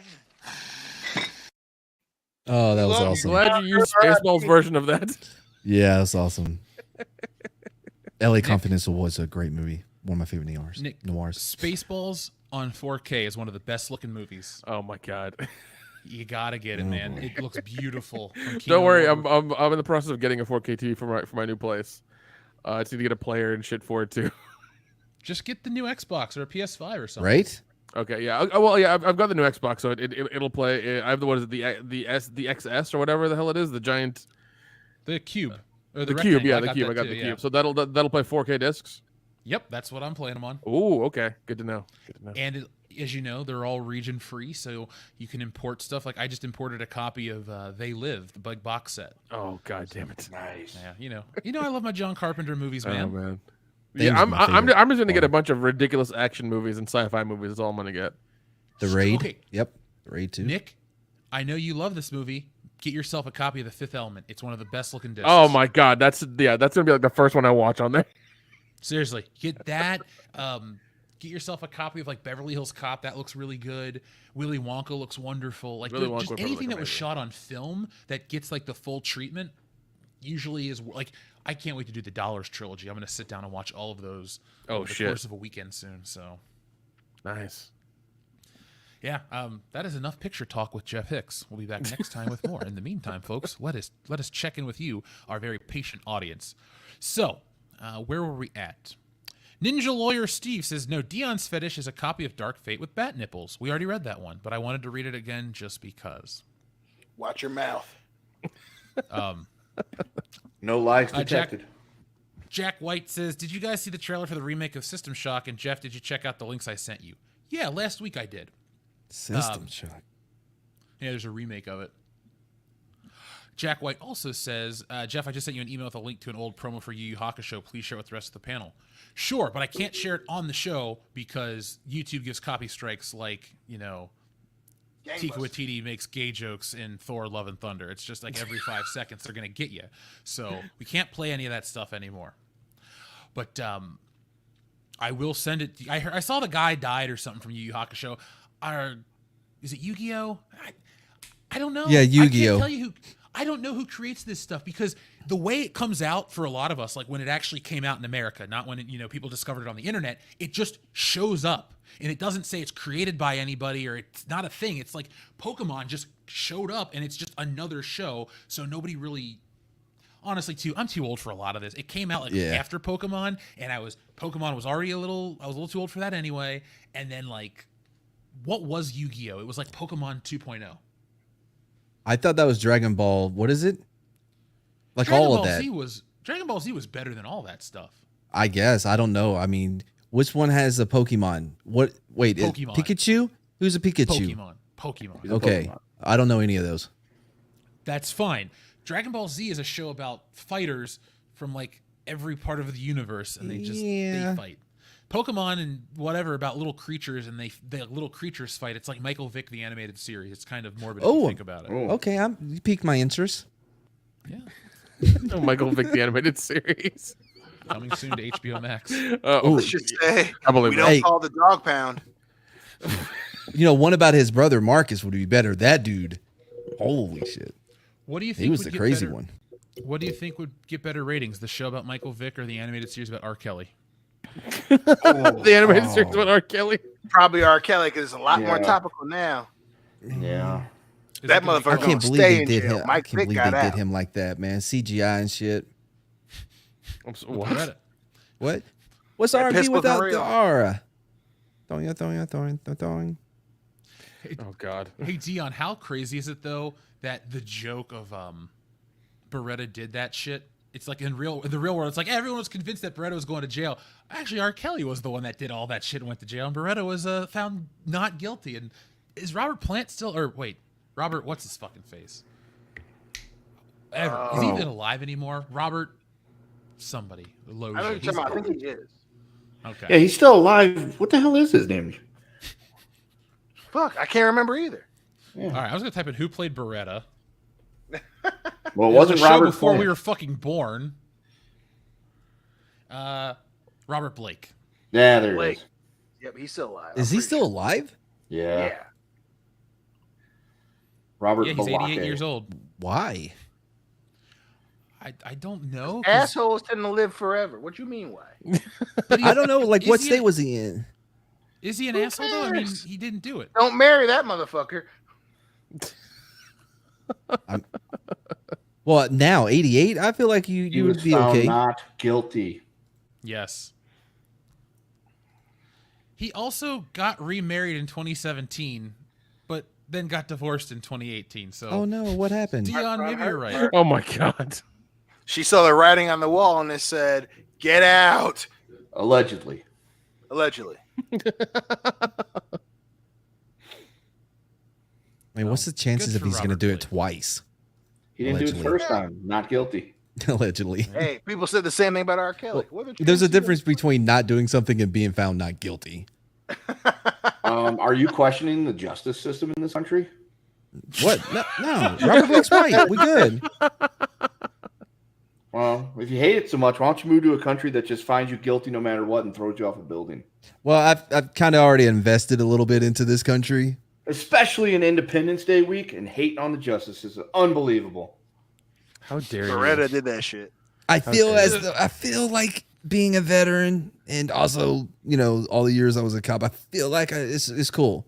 Oh, you were a cop, were you? Oh, we yeah. don't know this part. Wait, How many times did you turn your body camera off? Yeah, man. Yeah. Didn't even wear one. Oh, there it is. what? Oh, of course you didn't. Of course you didn't. Yeah, bro, that's why I left, Who man. do They you took all the side fun with in out of it. falling down? Oh my god. Everybody want to watch you and stuff. You know what I mean? Let's roll the dice tonight, boys. Right. Well, SH Rebels 08, thank you very much. Says I'll take an Uncle Ben and a horses for Dion. Who's that Pokemon? It's Dead. Damn. Sorry, that was not Uncle Ben. Who's that Pokemon? It's Uncle Ben. There you Oh, go. Said that wow. twice. But It was just to prime you, Dion. I'll be back.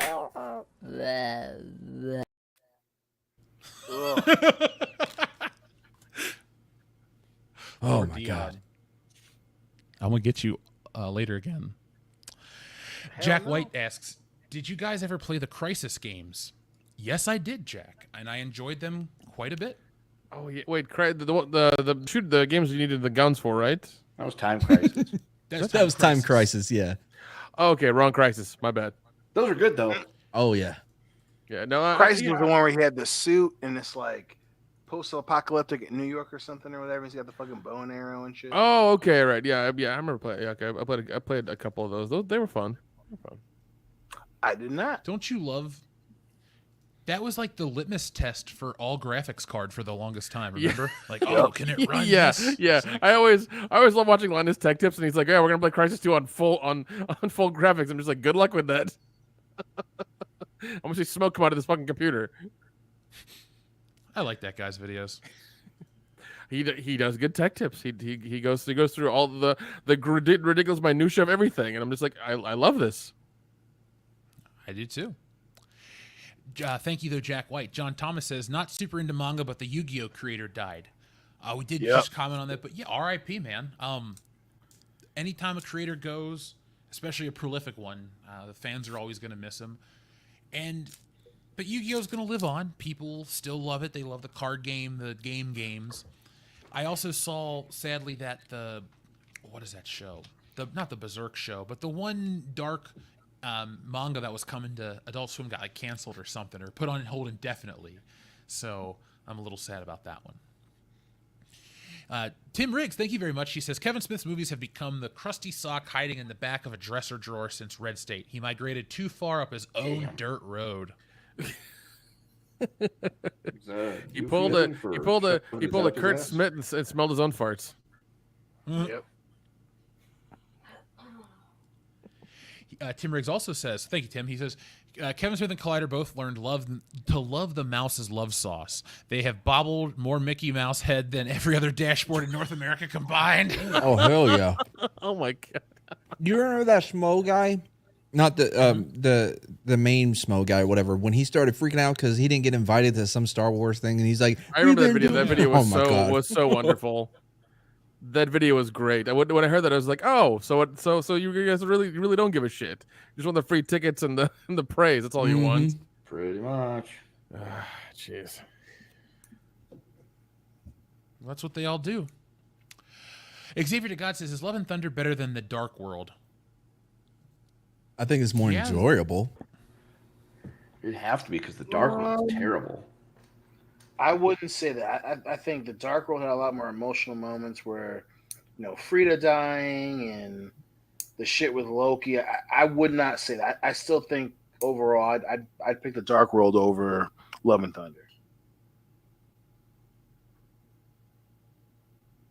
I mean, it's not as bad as what people make it out to be, but holy shit, it's still pretty fucking bad. It's not that bad. I think it was, it was a different feel at the time. It definitely was the weakest of that phase, but the shit with Dark World, then they put Jane too much in it, which I got. But, him arguing with his fucking dad and the shit with the ether, I think if the villain doesn't die in that movie, I think people have a lot bigger fucking different opinion of the Dark World. I just wanted more Thor, like the Walt Simonson era Thor, where, it doesn't have to be like dark and grim in every 5 seconds, but like, I haven't seen the movie The Northman, but the trailer looks pretty epic. That looks cool. Why can't there just be like a balance? It's funny you said, because The Northman ended up being dark as fuck. Oh, it's good. Hell yeah. It's good. I love it, but that's a dark ass fucking movie, boy. Yeah, The Northman, I thought it was gonna be a lot more action packed. It's a lot more in line with the Dark World than I thought. I really like the Skarsgård. Which one is he? Alexander? The second one. He's the second one. Yeah. he's I like great. him, but every time I see him, dude, I can't stop staring at. I mean, he's hunched over all the time, and it bothers me. That's because he's 7 feet tall. He has to be hunched over so they can cut off 6 inches, and they can Listen, like, move everybody up, and everybody can look the same height. That's why. Listen, there's a dope ass fuck part. Like that movie, he is not hunched over. There's a cool shit. After the boys' father gets killed, The whole time. Ethan Hawke does a dope job, but they're attacking a village and someone throws a spear and he catches it out of midair and throws it back. That part was cool as fuck. Yeah. Oh, speaking of Ethan Hawke, one of his movies is out, coming out this weekend or is out now. It's called I think it's called Black Phone. Yep. Yeah, I want to go check that out and see how that is. Nope. I've heard good things. I want to see it too. Yeah. Alexander Skarsgård is really good in War on Everyone. It's on Netflix. It's him and Michael Pena, like a noir. Oh yeah, really, really yeah. good. I've seen that poster. Yeah, I've seen that poster. It's so good. Okay, yeah, I like Pena. He's an interesting character. He's an interesting actor. He's a good dude. Yeah, fool. So Did y'all see him? Oh, sorry. In what? So Michael Pena, he was in that man. What was that movie about the pizza and he had a bomb on him? And his Social Network kid. 30 minutes left. Less or something like that. Yeah, I saw it. That was pretty. Michael decent. Pena's character. Yeah. Oh man, it's so good. That movie's horrible. Just his character. Xavier to God, did we answer this one? Is it worse than Ragnarok? I like it more than Ragnarok, but I'm I like it not less. liking it. It's not worse than Ragnarok. SH Rebels 08, thank you very much. He says, banana on Dion. Yeah, nah. Banana on the yard? What does that even mean? Is that a prison thing? Yeah, it is. It's like look at. Never mind. I'm not going to try. To get one. Listen, if you don't get it, you can't afford it. Yeah, if you have to, look, it's like a ZJ. Just don't ask. Uncultured Barbarian, thank you very much. He says, I won't see the new Thor movie. I'll just wait for the inevitable parody by Vivid or Wicked Pictures and whoever else makes those flicks. Don't forget Woodrock. Or Woodrocket. Yeah, Woodrocket is. How could we forget Woodrock Entertainment? There you go. One of those guys will do it. Usually Axel Braun's a giant Marvel fan, so he'll do something in that vein. Well, Axel Braun meets Axl Rose. I think if they put the money into the soundtrack, they can beat Thor: Love and Thunder, because all you need is just the music. One more That's all song. this movie is, right? Oh man. Thank you, though, Uncultured Barbarian. Tim Riggs, thank you very much again. He says, MCU Phase 1 is equivalent to top of her career Riley Reid. MCU Phase 2 is Elsa Jean. Phase 3 is Gina Valentina. Phase 4 is 40-year-old OnlyFans hoe without teeth. Oh, my God. Is it weird that last one's the only one I knew? No. Oh, my God. Just Joe 47, thank you very much. He says, rate these Tears for Fears songs, 1 through 5. Shout, Everybody Wants to Rule the World, Head Over Heels, Break It Down Again, and Sowing the Seeds of Love. Well, I'll be honest, I didn't know there was more than one. So there's at least 3. There's at least 3. Name them. There's Shout, there's sowing the seeds, and then there's Everybody Wants to Rule the World. Man, he just read those. That don't count. They were there. I don't know what you want from me. Don't know what you want from me. I cannot think of what their song is. So he said rank them what, from best to worst? 1 to 5. 1 to 5. Okay. Everybody Wants to Rule the World. Shout. And what were the other 3? Sowing the Seeds of Love. Break It Down Again, and Head Over Heels. Okay, Head Over Heels, Sowing the Seeds, and Break It Down Again. There you go. Kendo? I would go. Oh, go ahead, Kendo. Everybody Wants to Rule the World. Shout. Break It Down Again. Sowing the Seeds of Love, and Head Over Heels. Mad? I'll go. Everybody Wants to Rule the World. Shout. Head Over Heels. Woman in Chains, and then Sowing the Seeds of Love. You can't cheat because I'd put Pear Shelter on this list, but never mind. What do you mean cheat? What, you think I went to Google Music or YouTube Music and was like, looked up the band and was like, here's the top songs and just went off of that? Yes, 100%. I mean, that's what I would do. Well, I'll never tell you. I sucked.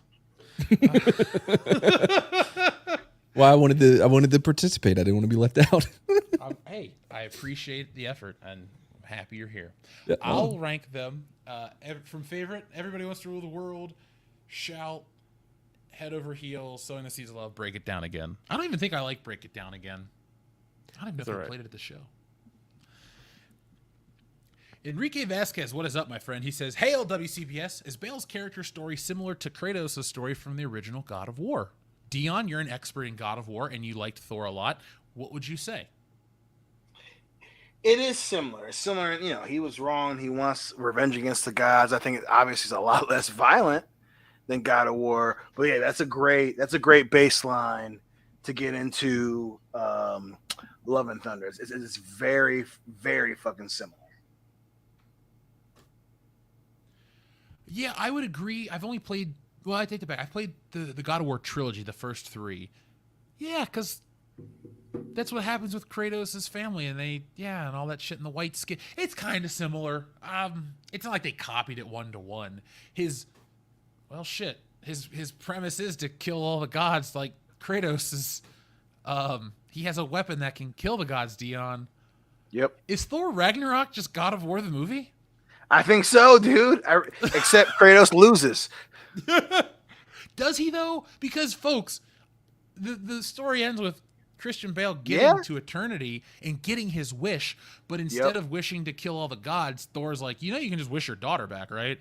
And he's like, I think that's definitely more. Yeah, it's definitely if God of War, if he got his family back, that's Love and Thunder. It really was that moment of him just going, I didn't think about that. That X would be easier. Yeah, she'd be by herself. She wouldn't. Was kind of a dumb moment. Okay. What? No, he let this stranger who's just been trying to kill him, have legal custody of her. He'll work out. Yeah, but he was talking to the kids in his mind and shit. That qualifies. Yeah, he saw him. He knew what his kid was going to be raised to be like. Those Asgardian kids. He was just jealous of him, man. Yeah. That's all. I get that. That's why he threw that head at him. Things and nightmares. Xavier to God, thank you very much. He says, Microsoft actually made a mini fridge that looks like the Series X Xbox. I've been wanting to get one of those for a while, Xavier to God. I have not had a chance to find one. He also says Yu-Gi-Oh! Is an anime where the characters play this game called Duel Monsters, and in every show there's a new set of rules for the game. I just remember Blue Eyes White Dragon. That was the fucking card to get. Oh, I got a Blue Eyes White Dragon. I had a Charizard. I didn't know the difference. I played Gwent. That counts for anything. What is a Gwent? Gwent is from Witcher 3. It's a card game inside of a game. Oh. Witcher 3, man. Witcher 3. Good game. Speaking of 3 guys, what are your top 3 Mortal Kombat games so far from Xavier to God? Ooh. 2, 3, and Thank then you. X. 1, 2, and 3 in no particular order. Because that's the only 3 I've ever played. I'm going to go with Mortal Kombat 2 as my favorite. I like Mortal Kombat Trilogy because I don't really like 3 that much, but I can tolerate Trilogy because it's every version of Mortal Kombat essentially at the time. And then I'm going to give Mortal Kombat 9, the one that came out in 2011 for the Xbox 360 and PlayStation 3 with Freddy Krueger and Kratos. That was a damn good game. I will stand by that one as one of the best Mortal Kombats. It's a good choice. It's a good choice. And then John Thomas says, fuck, marry, kill Brie Larson, Natalie Portman, or Tessa Thompson. Oh, I'm going to answer the Mortal Kombat question. Oh, okay. I'll go 1, and then I'll go the one where you play like a Sub-Zero, but it's like a regular game, not a fighting game. That was interesting. Oh, yeah. Yeah. Fuck, was that Realms? Yeah, something like No. that. And then I would go with Mythologies. Street Fighter the movie, Street Fighter game. You know what you get for that, right? His ass so. Y'all remember the game, right? Like the game that was based on the movie that was based on the game, but somehow that game ended up worse. Yep. Oh, yeah. So good. Good What is a not a great word I'd time. use to describe it, but let's talk about something that's actually pretty good. Oh, one thing I wanted to say real quick before we leave Thor completely. Did you notice the Jesus reference in the movie, Dion? Mad? Of course. Oh, I didn't. But if you wanted to tell the chat, I'll listen. So it was pretty funny, folks. They're talking about all the gods that they run into Oh, at yeah. Zeus's hangout spot. And they're like, Quetzalcoatl, this god, that god. And then they go, oh, the carpentry god over there looks different Yeah. than I thought. And I was like, oh, the god okay. of yeah. carpentry. Where- Yeah, oh, the yeah. god of, Yeah, yeah. Corey's like, yeah, that's a carpenter job. Yeah, yeah, yep. That's funny. That's I didn't fucking realize hilarious. it. That's pretty good. It was just They it was just a keep slight them little around for the nod. wine. I mean, when all there is water. Yeah, I mean, if you can just get water from the river and be like, all right, dude, do your thing. He's like, all right, Right? fine, there you go. Let's get this Yeah. orgy started. Jesus was a bro. That's a bro move. You know what I mean? You're at someone else's wedding. You and your bros roll up. That you drink all their liquor, and then you make more out of water.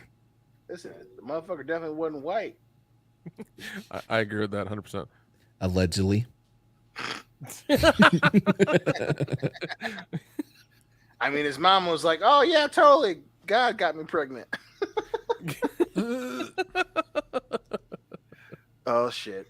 Here comes the blasphemy. Wait. Nah, I can't. That man, come on. Let's not bullshit each other. You know what I mean? Like, that wasn't now. I love me some Jesus, but I can't. You know what I mean? Like, I'll go to the bat for you, but not. Why does Jesus look like the blacksmith? Look exactly like the blacksmith. What's going on there? What's going on there? Man, I don't know what's going on there. Well, Yo, he looks you like say what you want everyone. about Jesus, but that dude loves some sneakers, don't he?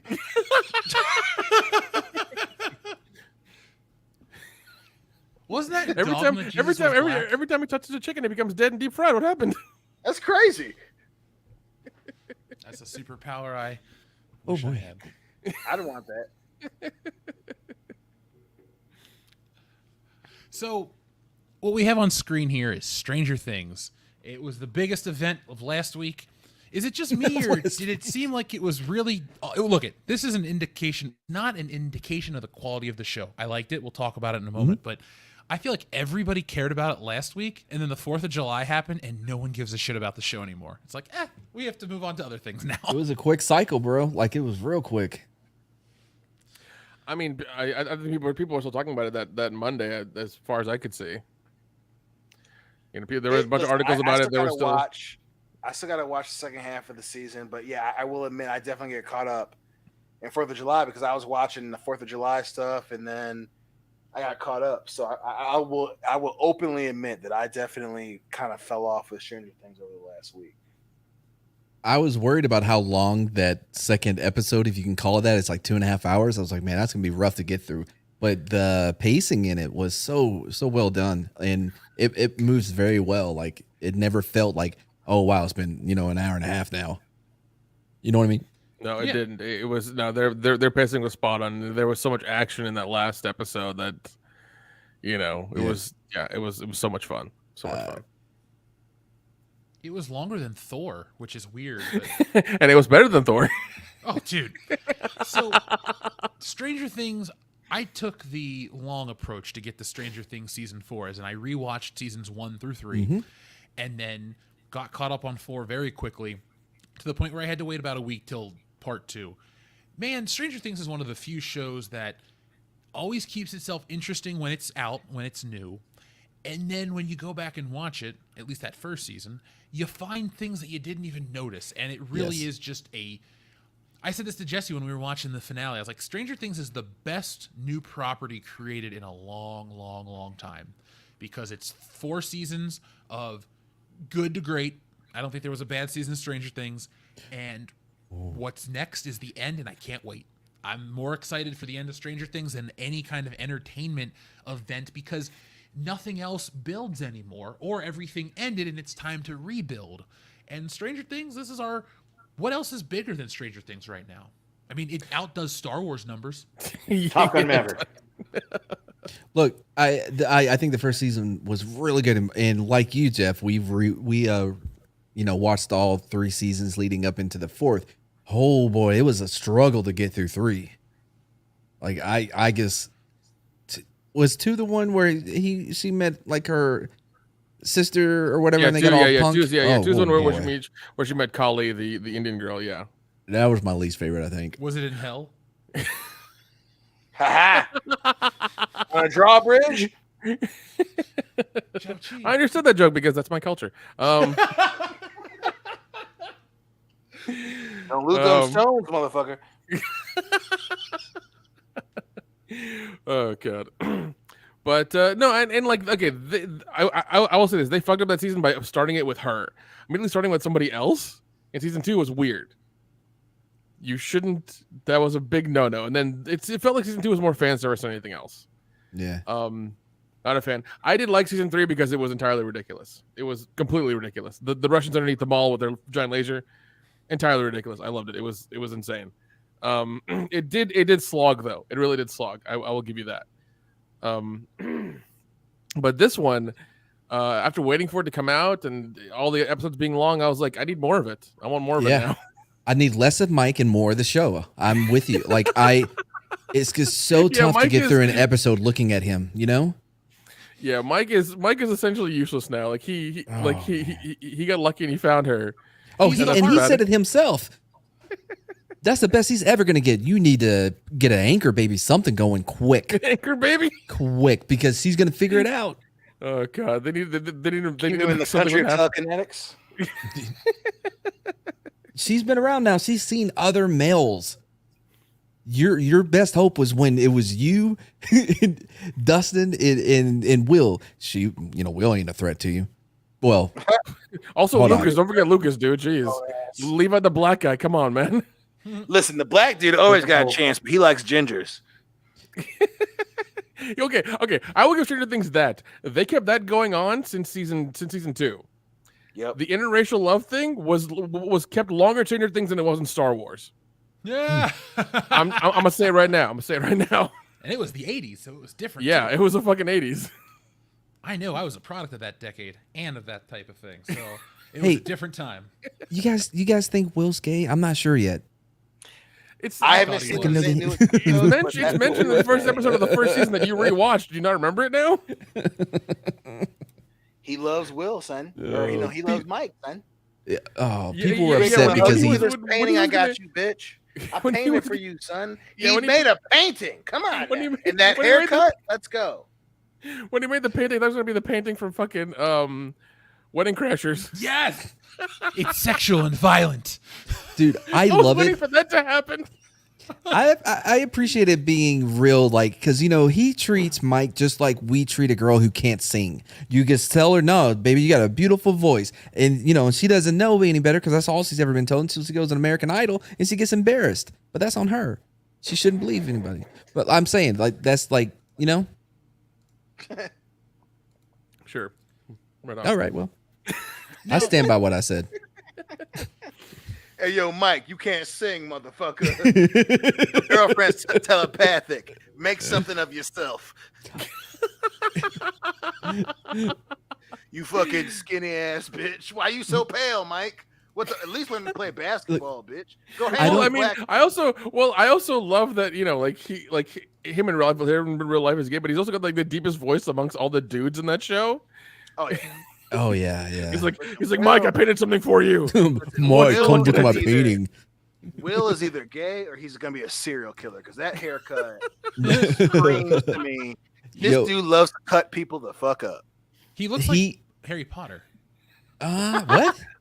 The boy who can't. Okay, yeah, I see it. Yeah, put some glasses on him. But he actually responded because people were like, why didn't he come out the way we wanted him to come out on the show? And he's like, don't worry, guys. This takes place in the 80s. It was a different time.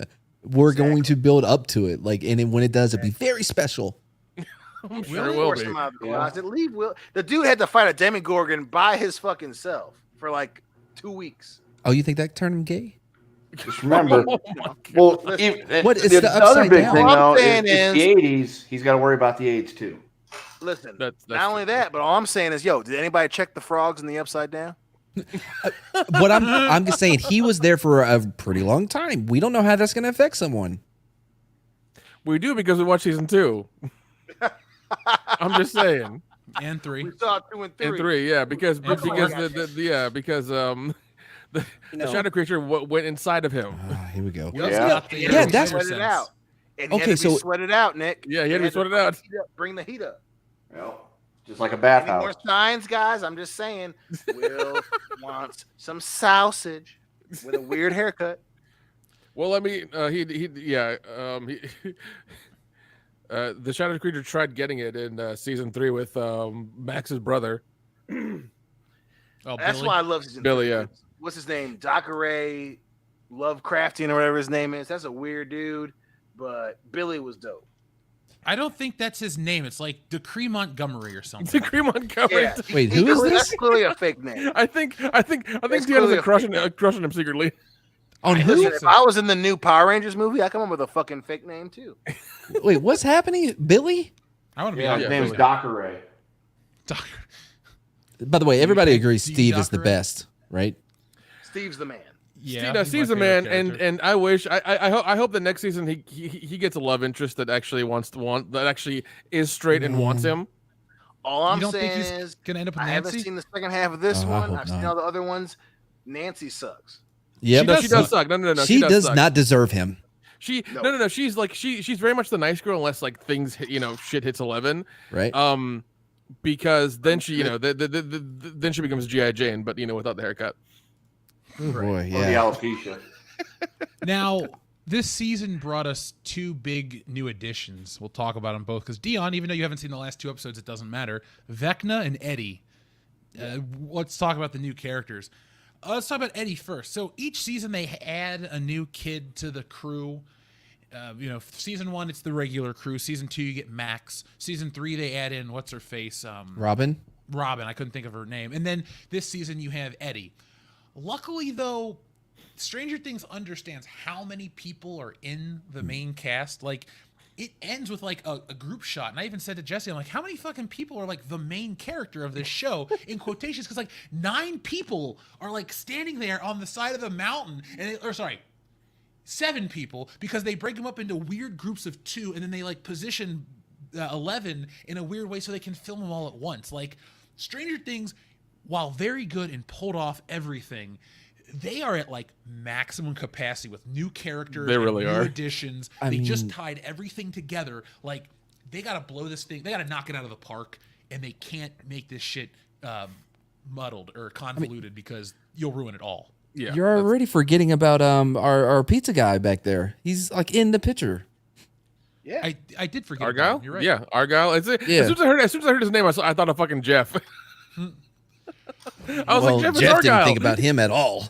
But I don't consider. Well, Argyle is kind of like just a secondary friend until for most of that season. Like I consider Eddie a plot point character. Argyle kind of feels like Billy's Like Robin dad. in the third.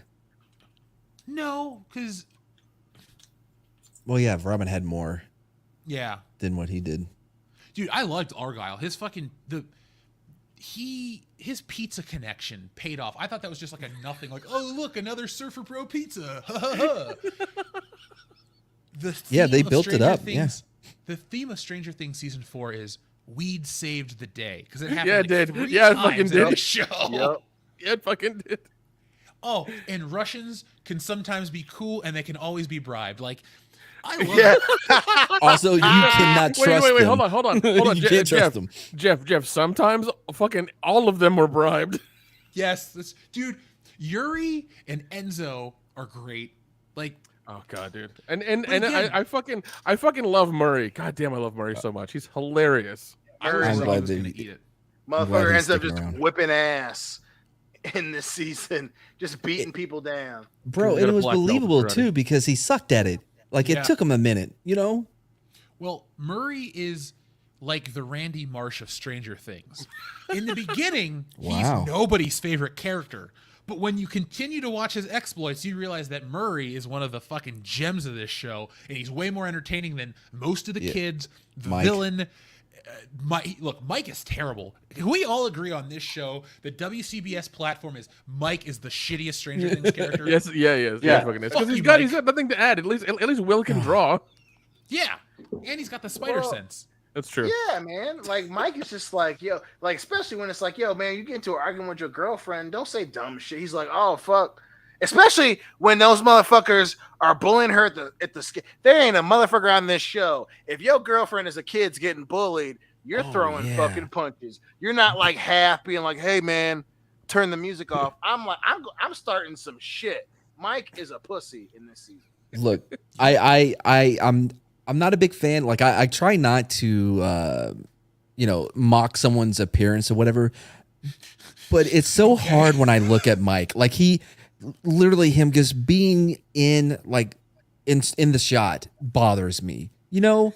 And I'm sure he's a nice kid in real life. Probably not. I don't know. But it's just and they're not helping him with what they make him wear and his stupid hair, like in his nose, like all of that. Like we just get rid of all of it.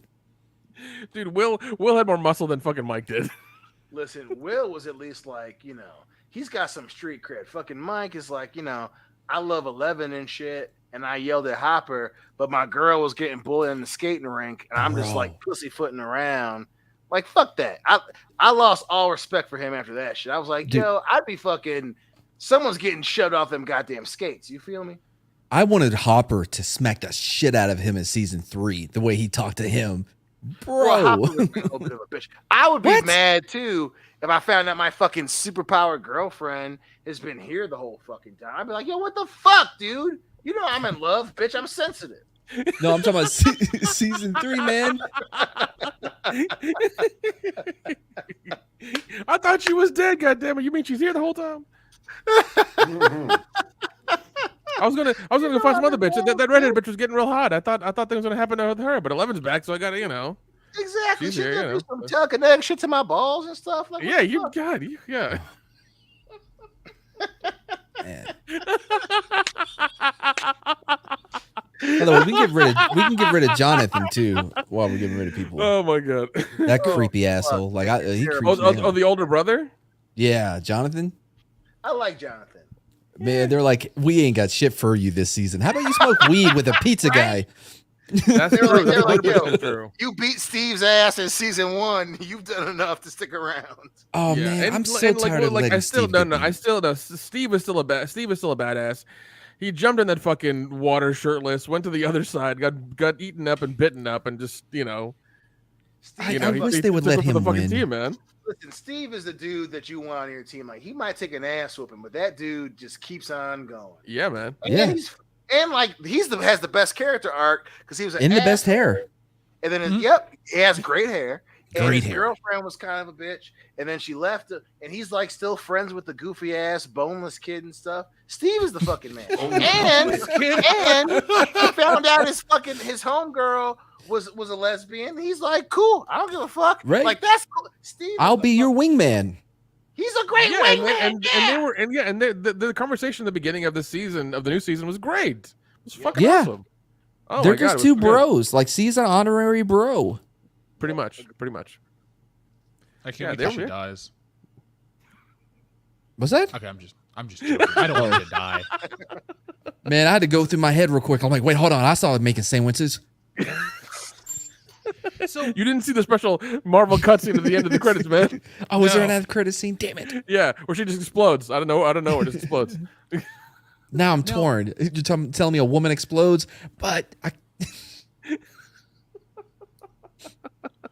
Go ahead. Yeah, but yeah, like I also love how they did the fucking Nightmare on Elm Street 1 storyline with Eddie, where Yeah. these kids are dying and then like he has to go hide and shit. I'm just like, I know this movie. I know what this is from. Dude, Yeah, if Eddie dies, I'm not watching season 5. He's my favorite. Hold on. I'm going to skip. Nick, let's just jump back to that point. I thought, because I don't want to ruin anything for Dion, when they got at the end, when they were in the parking lot of their house talking, I thought they were going to pull a Nightmare on Elm Street where everyone was going to wake up from a dream or some shit. Like, I was convinced after they did the thing that it was all going to be a Nightmare on Elm Street, because I'm just like, I'm sitting there on the edge of my couch going, okay, where's the ball? I'm waiting for it to drop. This isn't all well. And then, Hawkins falls apart. So Dion, the upside down becomes the real world. Well, hold on. I wanted to touch on the Elm Street thing, because was I the only one that thought when he brought out that nasty ass Hawaiian pizza that you would see, Vecna or whatever in the pepperoni and shit? I thought it was gonna be like, Brad, you little meatball. I thought it was gonna be like that too. By the way, 11 lost so much cred for me when she's like, I like fucking pineapple. I'm like, you were raised as a savage. You know what? Fuck you, dude. I'm ordering a pineapple pizza right now. Yeah, I remember when I was cool and hated on pineapple pizza. Sweet and savory, you heathen. Well, I'm sorry that I'm sorry that I have I can't. Listen, Madge. Listen, pizza is merely a There we go. canvas for you to paint on. Okay, right? You just need to put on your own stuff, right? If that requires you to put on pineapple and ham, then you do that and you try it and you see if you like it, man. Especially the bro. drizzle of barbecue sauce. Vecna. There you go. There you go. Right there. Come out that shit. There you go, man. You know what? How about instead of denying it, you try it? Yeah. Stop letting the internet tell you what's cool and not cool. Yeah, man. Motherfucker, I've hated pineapple since forever. Quit being a fucking sheep, man. Yep. I know what you're doing, wants Nick. you to hate pineapple, brother. Nick, I know what you're doing. You were programmed by the government to hate pineapple. That's really what it is. Sweet and savory. Is that a thing? I'm sorry. I mean, it could be. It is. I didn't get the anthrax shot. I went through a window where it was optional, and I said, no, thank you. Yeah, nobody wanted the anthrax shot. You gotta do it right through the fucking heart, man. That ain't happening. I don't work for the postal service. I don't need no anthrax shot. My dad works for Nintendo. I'm safe. That's right. Oh, man. But so the Stranger Things, we also introduced Vecna, and they were able to tie seasons 1 through 3 together in a way that I found enjoyable. I mean, that was the fan theory from the beginning. Is like the big bad is going to be number 1, and he was created because of the upside down and things like that. So that was correct. But even just hearing that fan theory was okay. But I'm glad they really fleshed it out really well, because it was amazing. I'm reading all the people's touch on the pizza topic right now. Folks, keep bringing in your comments on the pizza debate. I did order a Hawaiian pizza. Yeah, I did. From Papa John's. You know what, Jeff? How about you sprinkle some candy corn on there too? Mm-hmm. If Oh it was my an God. option, I would have ordered it. What the fuck Yeah, is that? candy corn is awesome, man. What's your problem? I don't even know who you are anymore, Jeff. I'm the Candy boneless corn. kid. Boneless kid. You mean Dustin, the one who figures out all this stuff? By the Bitch, way, I ain't got no collarbones. Dustin's a good character. He's probably the most consistent kid of the crew across all 4 seasons, to the point where I'm like, yeah, everything he does is entertaining. It's well enough acted. And like, even when he's an asshole with D'Artagnan in season 3, he still kind of saves the, well, was that season 2? Yeah, two. Yeah, he still kind of saves the day and everything for everybody. If anything, excuse me, I always felt bad for Dustin in season 3 because he comes back from camp and like everybody just wants to hang out with their girlfriend, right? Nora, and I'm like, dude, this is why you and Steve Harrington are buddies. Will wouldn't even hang out with him. I do love the little thing they did at the fucking Scoops Ahoy where they're like, you know, playing swords and shit. Oh, when they met, oh, dude, yeah. I'm like, Oh, wow. this is what we need in the show. We need just like some bros, you know. Is it? I can say with certainty, Stranger Things doesn't need a lot of stuff. I'm pretty content with what it is. Yeah, yeah. We do need more of Mike's mom in a bikini though. We need more of that. Mrs. Wheeler is a MILF and a Yeah, half. we need more Mrs. Wheeler in less clothing is what we really need. Man, Billy was gonna tear that up. Yep. Too bad he got lucked shadow the fuck sucked or out, whatever. didn't she? I don't know. It could be. It may. I don't know. Like maybe that shadow dick would have been some of the best she ever had. Who knows? True. That's true. You get this fucking otherworldly dick, baby. Right. It turned Will gay, but I'm sure you're gonna be okay. Listen, baby, I'm gonna down fuck there, you girl. so good you can see the future. You feel me?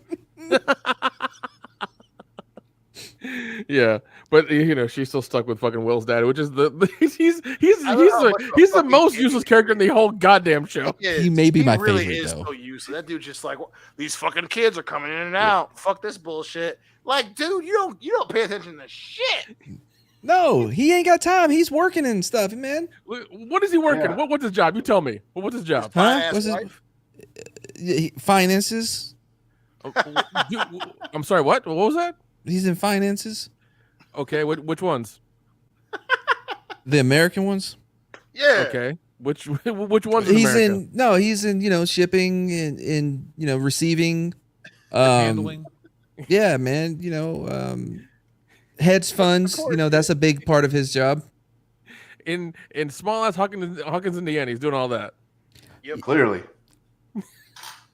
Yeah, because their house really reflects that. It really Probably does. because his wife buys so many damn bikinis. You can't afford these. God, that minute she only wore like one of them in the fucking second season or third season. Can her husband just die? Like straight up, can like a Demigorgon or anything just like, I want Mike's dad to be taking a shit and a Demigorgon comes through the toilet and sucks him through and you never see him again. That's Listen, No. Here's what's gonna happen. Here's what's gonna happen in Yeah. season 3. He's gonna be fucking overpowered. Season 5. Sorry, he's gonna be overpowered by Vecna, or he's gonna be he was a CIA plant the whole time in the town. Right. That's what his job was. Puppet master. I think that he's just gonna dumb him away his self all the way to the end of this series. You know what I mean? Not even knowing what happened. You could come to him at the end of season 5. He's like, wait, what happened? When did that? What? #1. Who's a Vecna? Will's gay? He won't know what's happening. My wife was gonna fuck the lifeguard? What? I did that dude's taxes. My son found his girlfriend in the woods. Yeah, she has fucking mind powers. I thought she just liked Eggos. How long does he live in my basement? Wait, hold on. Hopper This was in my but he's live.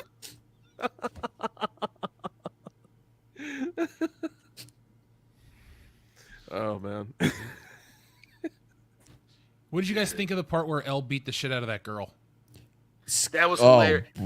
boy. That was justified. The reaction I to it was agree. really fucked up though. Oh, okay. All right. Hold on. It was justified. Look. Yes. What they did was wrong, but Yes, I it was. don't think it reaches the level of cracking someone's skull open with a You skate. gotta Wasn't put the these skull open. bitches in their She- place. So yeah, sometimes she- you just gotta take a skate and fucking crack somebody. Yeah, dude, she didn't crack her skull open. somebody- She broke her nose. Calm Oh my yourself. god. Fucking- Oh, okay. Sorry. When you're a fucking Yeah, why are you 12-year-old, suddenly an whatever, apologist for 14. violence towards women? Yeah, dude. Wait. What the fuck? Hold on. I am not. You're the one cheering on the violence against women. I'm the one She saying got I don't think bullied. he was She got bullied justified. the whole fucking time. Listen, kids of America, I'm It's not all saying been about bad things happening to women. Now there are, and you're all like, "Oh, I'm suddenly a bleeding heart." Oh, you're breaking up, but I'm sure I would agree. listen, all I'm saying is when you were at the skating rink trying to put on for your boo thing and some fucking bitch and her fucking cronies not only surround you and shit, but the minute they threw that ice cream on her, I was like, yo, Oh yeah, I was like, fuck this girl up. So when I'm she with grabbed you. that Mike should have skate- stepped up. Listen, Mike failed, but L cleaned fucking half. Pick up a skate, busting her in the fucking goddamn right. She won't do that shit no more. Yeah, she fucked up her nose job for life. That's right. You set the fucking precedent. Yeah. I might be weird, but I will crack your fucking face open. Mhm. Fucking throw chocolate. I fucking love chocolate ice cream. And this bitch is gonna throw a shake on me? I Good don't luck think so, champ. Good luck getting that nose looking right with 1980s plastic surgery. That's right. That's right. With the roller skates, not even the fucking 90s ones. No. No, not the blades, the skates. The skates. These ain't you ain't blading, you fucking bleeding, bitch. Don't you love that Thor rollerblades? Yes.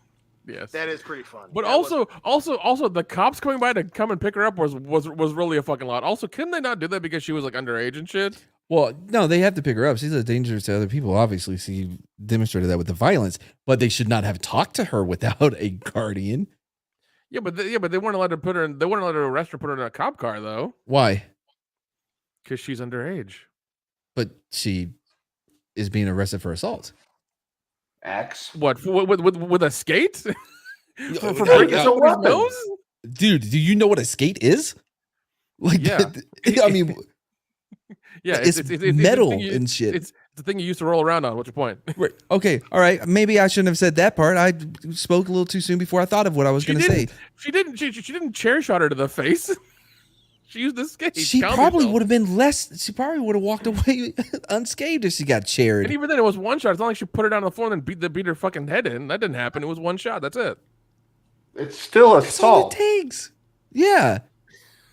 But the cops go by and arresting her. Come on now. Because That's a lot. assault That's is a an arrestable That's for a offense. kid. Come on, call the fucking parents, man. Don't take the kid in. That's weird. Her guardian is at a conference in Alaska. No, she's gonna be with her boyfriend from Russia. Well, yeah, we know that. He's totally real. His name's Canada, George Dion, Glass. Come on. No, George, Yeah. nice one. Yeah. Nick's philosophy on the child justice system is what's wrong with this country. No accountability to children. Do what you want. Nickel defend. Oh So god. let's talk about, you brought up Russia. So season 4 is split up across a couple different things. We have the kids in Hawkins, we have the kids in California, and then we have Joyce, Murray, and who soon to be introduced is Yuri on their way to Russia. And then there's a whole Russian subplot. And I thought I was going to get tired of them almost breaking out of jail and then never quite breaking out of jail. No, they paced it right. When he puts on the Hulk Hogan t-shirt and fucking fights with a flamethrower, I'm sitting there going, yeah, this is kick-ass. Like, That was awesome. they knew what they were doing. Yeah, they did. They did. I like that dude too, man. The guard or whatever. He was in Jack Ryan season 2. I need to see that show. Or do I need to see that show? First season's really, really good. Second season, it was a thing. I watched it. You know what I mean? Like it's but yeah, Bring an I like endorsement. that. Season 1's awesome. Yeah, and I really wish they had never shown Hopper before this being in Russia. Wish they'd never broken that. You know, I wish they'd left the internet wondering, because I remember I think it was a month or two after this third season had ended, they showed video of him in Russian prison. I'm just like, that was a mistake. I think it was the shot where they're like, no, not the American. Well, yeah, which once again could be anything, even though the one fucking Terminator Russian guy in season 3 kept calling him the American. But even then, you couldn't really associate that with him, and it was kind of a mystery. And it would have been nice if we didn't know until we saw the first episode of season 4. Yeah. Yeah, but yeah, I would have liked it to be a surprise, honestly. But it's fine. It's fine. Or yeah, because like now she's going over there and we're not sure if he's even there. That may have played better, but I mean, I liked what we got. I like the Russian dude. Who's it? Is it Yuri, the pilot? Yeah, Yuri. Yeah, he's a pilot. Yeah, I liked him. I thought it was funny. He seemed very Russian to me. I'm I like, did yep, too. can't trust him. You could never. I'm not. This is 100% true from life experience. You can never trust the Russians. You really can't. Hell no. No. Nick, who do you trust less, the Russians or the desert? I trust the desert more than I do the Russians. Yeah, Fair I mean, enough. if you know what you're doing, you can survive there. But I mean, your chances of surviving an interaction with a Russian is pretty low. That's true. That's true. Even if you order them online, you're still running a risk. You know what I mean? Yeah, your wife might kill you in your sleep. Wait, Matt. How many of you ordered and how bad did it go? Look, they've all been returned safely, mostly. But oh man, dude, the shipping cost on them is ridiculous. That's because they're coming through Do they China. ship them in a crate still? It has holes in it, man. And look, it's fine because they put animals and pets in the bottom of the planes all the time. They live.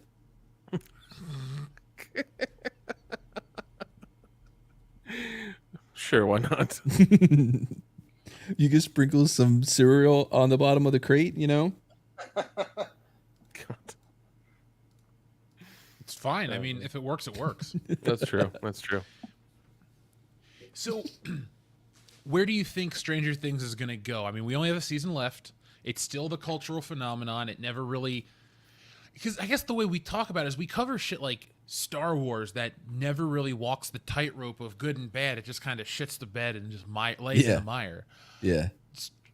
Stranger Things never got bad, so it could end damn good. If it ends... Look, if the 5th season ends on a high note, this is Netflix's best show. I'm confident that they're going to do it right. I think they're going to do it right because they're ending it in 5 seasons. I thought this was the last season. Like as soon as it ended, I'm like, wait, hold on. How is that? How they're going to end the show? Exactly, they're not going to end it like that. That's why. Yeah, I looked it up. Yeah. I've been informed since then. Good, that's good. I mean, like that's usually when shows shit the bed is around season 5, anyways. Like after that, it becomes monotonous to do their story over and over again. I mean, look at Supernatural. You can't. You can only go so far. I think they're correct with ending it in season 5 and just being very stern about it. Because I think Netflix tried to push them to do more. They're just like, no, season 5. That's it. It's ending, and that's great.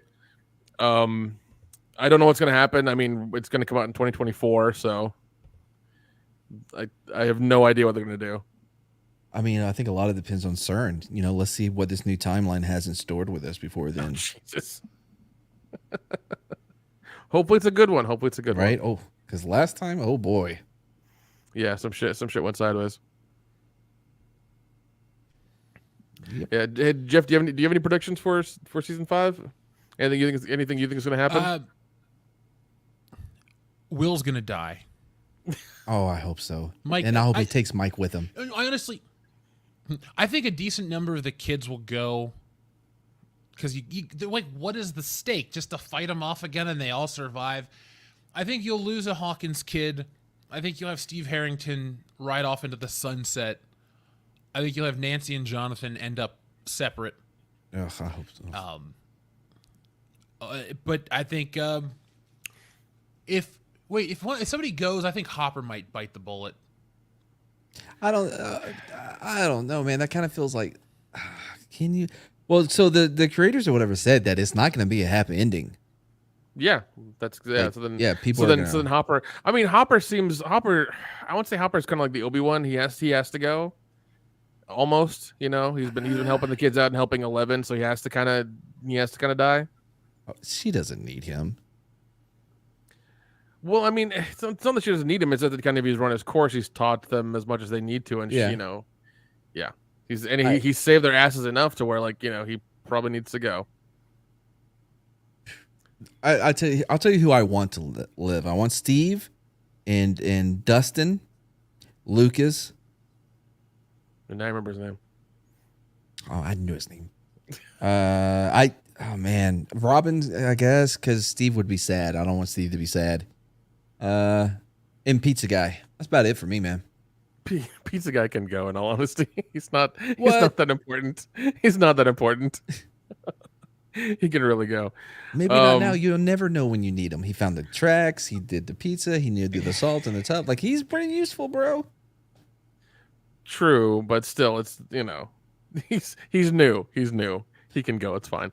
Well, that's why I would keep him around, because he is the most likely to go. All right. And since I mean, Lucas is, you know what I mean, like. Not really, but okay. It's a scary movie, so some people die first, sometimes others don't. Oh God, I'm just saying. That's fucked up, man. That's real fucked up. I Dion think told me that in the back. I think the two characters that that stuff happens to at the end of the last episode, I think they get used as puppets.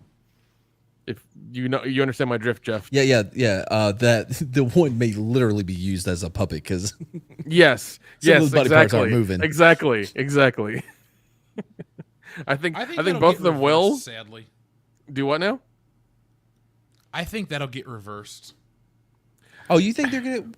All that's gonna go away, and she's just. Yep. I don't know, man. I think that person was done a disservice by being saved. Because that sure doesn't seem like a fun time. Well, the character doesn't seem to exist outside of being there to date somebody. Because once, so-and-so bit the bullet, she had no connection. And even seeing him in flashbacks, it's like you're just kind of waiting around for the remnants of your old story arc to end. You're kind of just the girl with the damaged family. And now that the damaged family is gone, you don't really serve a purpose anymore. Like, I won't say she felt out of place at all, because she was in so many ways the focal point of a lot of the season. But she's kind of come full circle where her usefulness has come to an end. Yeah, I agree. Let's get rid of her. Yeah, I agree with that. Yeah. What do y'all think about having Lucas's sister so involved out of she's part of the group? Well, I mean, she kind of was very useful in season 3. And she helped them out, kind of getting to the Russian bunker and stuff when, right, yeah, because she was small and could fit. when Dustin couldn't fit. I mean, now it just seems to be happenstance because she happened to go and play the D&D or whatever. She happened to be at the, you know what I mean? Like, it feels like she's being forced into the group. Well, she wasn't forced in. They needed a replacement, so they called her in. They got her replacement. I meant meta wise. I meant the creators are making sure that she's a part of this group. Because she is. Is she? She's been there since the beginning. We haven't brought her up once. She's still there, though. She's still valuable. All right. I was just asking. I didn't have as much of an issue because she got called out in season 3. Because if she would have been insufferable and just annoying the whole time, I'd be like, get this bitch off screen, blah, blah, blah. I feel you on that one, the fact that he's like, you're a nerd too, and she just didn't know what to say, and she's not as annoying anymore. That's why true. I'm okay. Yeah. I like that she's the math kid, and they had to use that whatever. She's fine. She's also the only one that looks age appropriate. Yeah. Well, I'm pretty sure Steve is 38 years old. Well, no. That's because of the hair and the outfit. She's actually 15, I think, or 16 or whatever. Oh, yeah. But Steve's 37, bro. Will's got a 5 o'clock shadow that grows in between. Yeah, he does. Yeah, he does. They have to shave him. They cry. Yeah, they have to shave him after every take. It's like the setups are so fucking long. You think you could speak with a higher voice? No, this is as high as I get. God. This is the new me. Get used to it. It's like, fuck, dude. Will, I love you too. You're the heart, Will. Now let me touch it. Finish it. Oh no. God, who was the doctor besides Papa? What was his name? Oh, Oh, that was Jeffrey from Beverly Hills Cop, Paul Reiser. yeah. Paul Reiser, yeah, Paul Reiser, yeah. who's also in The Boys this year too. Yes. Yeah. It's fucking that Nick. guy's getting so much work. Nick, are you gonna like the finale's up right now? I'm so tempted Oh, is to it really? watch it. Oh no, Oh, I'll man. watch after this 100% because Yeah, me too. I've been keeping. I binge watched all of them till last week, and I've been kind of keeping up now. And I still love the show. The show is gory. It's got I mean, especially Hero Gasm was fucking hilarious. I thought this season's really, really good. Yeah. I mean, I'm glad. And I like Paul Reiser as the Doctor. He's not as much of a weird controlling asshole as Papa, because Papa keeps like touching 11 all the time, like more than he should in this season. And I'm just kind of like, dude, that's getting a little sus. You need to quit that. Right. You would think that he would stop as he got older. No. and Paul Reiser's like, listen, you know, if this is your choice. If you want to leave, go ahead. And Papa's like, no, I'm putting a collar on you, and it's going to shock you, and you're going to stay here. It's like, what? It got weird for a second. I do think he's still alive though. What? No. What the? Who? Papa? Yeah. He's dead. There's a hole in his chest. Bro. He got mauled. He apparently got mauled by a Demogorgon in the first season. And he survived. What? No, he didn't. His stories come full circle, Nick. He's dead. I don't know about Paul Reiser though. He was in the bunker, wasn't he? No, Paul Reiser's coming back. Paul Reiser's coming back. I like Okay. Paul Reiser. Yeah, I do. I do like him. I like how he's like, oh, we've been waiting for this day. We have a way for you to get your powers back. We have a secret weapon. I was like, what did? Are you do you have the Star Wars project secretly underneath the bunker somewhere? What's going on? So by program, I meant that we're gonna allow Papa to torture you. That was a little much. Yeah, that was kind of like what they did in Deadpool. You know what I mean? It wasn't that bad. I know. It wasn't that bad, but it was. Yeah, it wasn't nice. Yeah. Yeah. By the way, I mean, it was one of those. I mean, it was one of those things where it's like I really liked the show and I wanted more of it. I thought everyone who was complaining about the last episode being 2.5 hours long, I was like, I wanted it to be 4.5 hours long. I wanted more of this. I wanted as much of this as I could take because it was so much fun. It was a great example of something that is paced so well that you don't have that feeling of like, you know what I mean? Like Kingsman 3, the girlfriend and I were watching it and I'm like, oh my God, we have to be like an hour and in. I can't do it anymore. It was 30 minutes. Oh, the one where they went to olden times? Yeah, it was with 30 minutes in. I thought we'd been watching it for at least an hour and a half. Yeah, that one. Yeah, that one. Stranger Things though. Slowly. Oh, it's so smooth, man. Like, you don't feel that 2.5. Yeah, and also like Hopper with the fucking barbarian sword and the Demogorgon. Jesus Christ, that was awesome.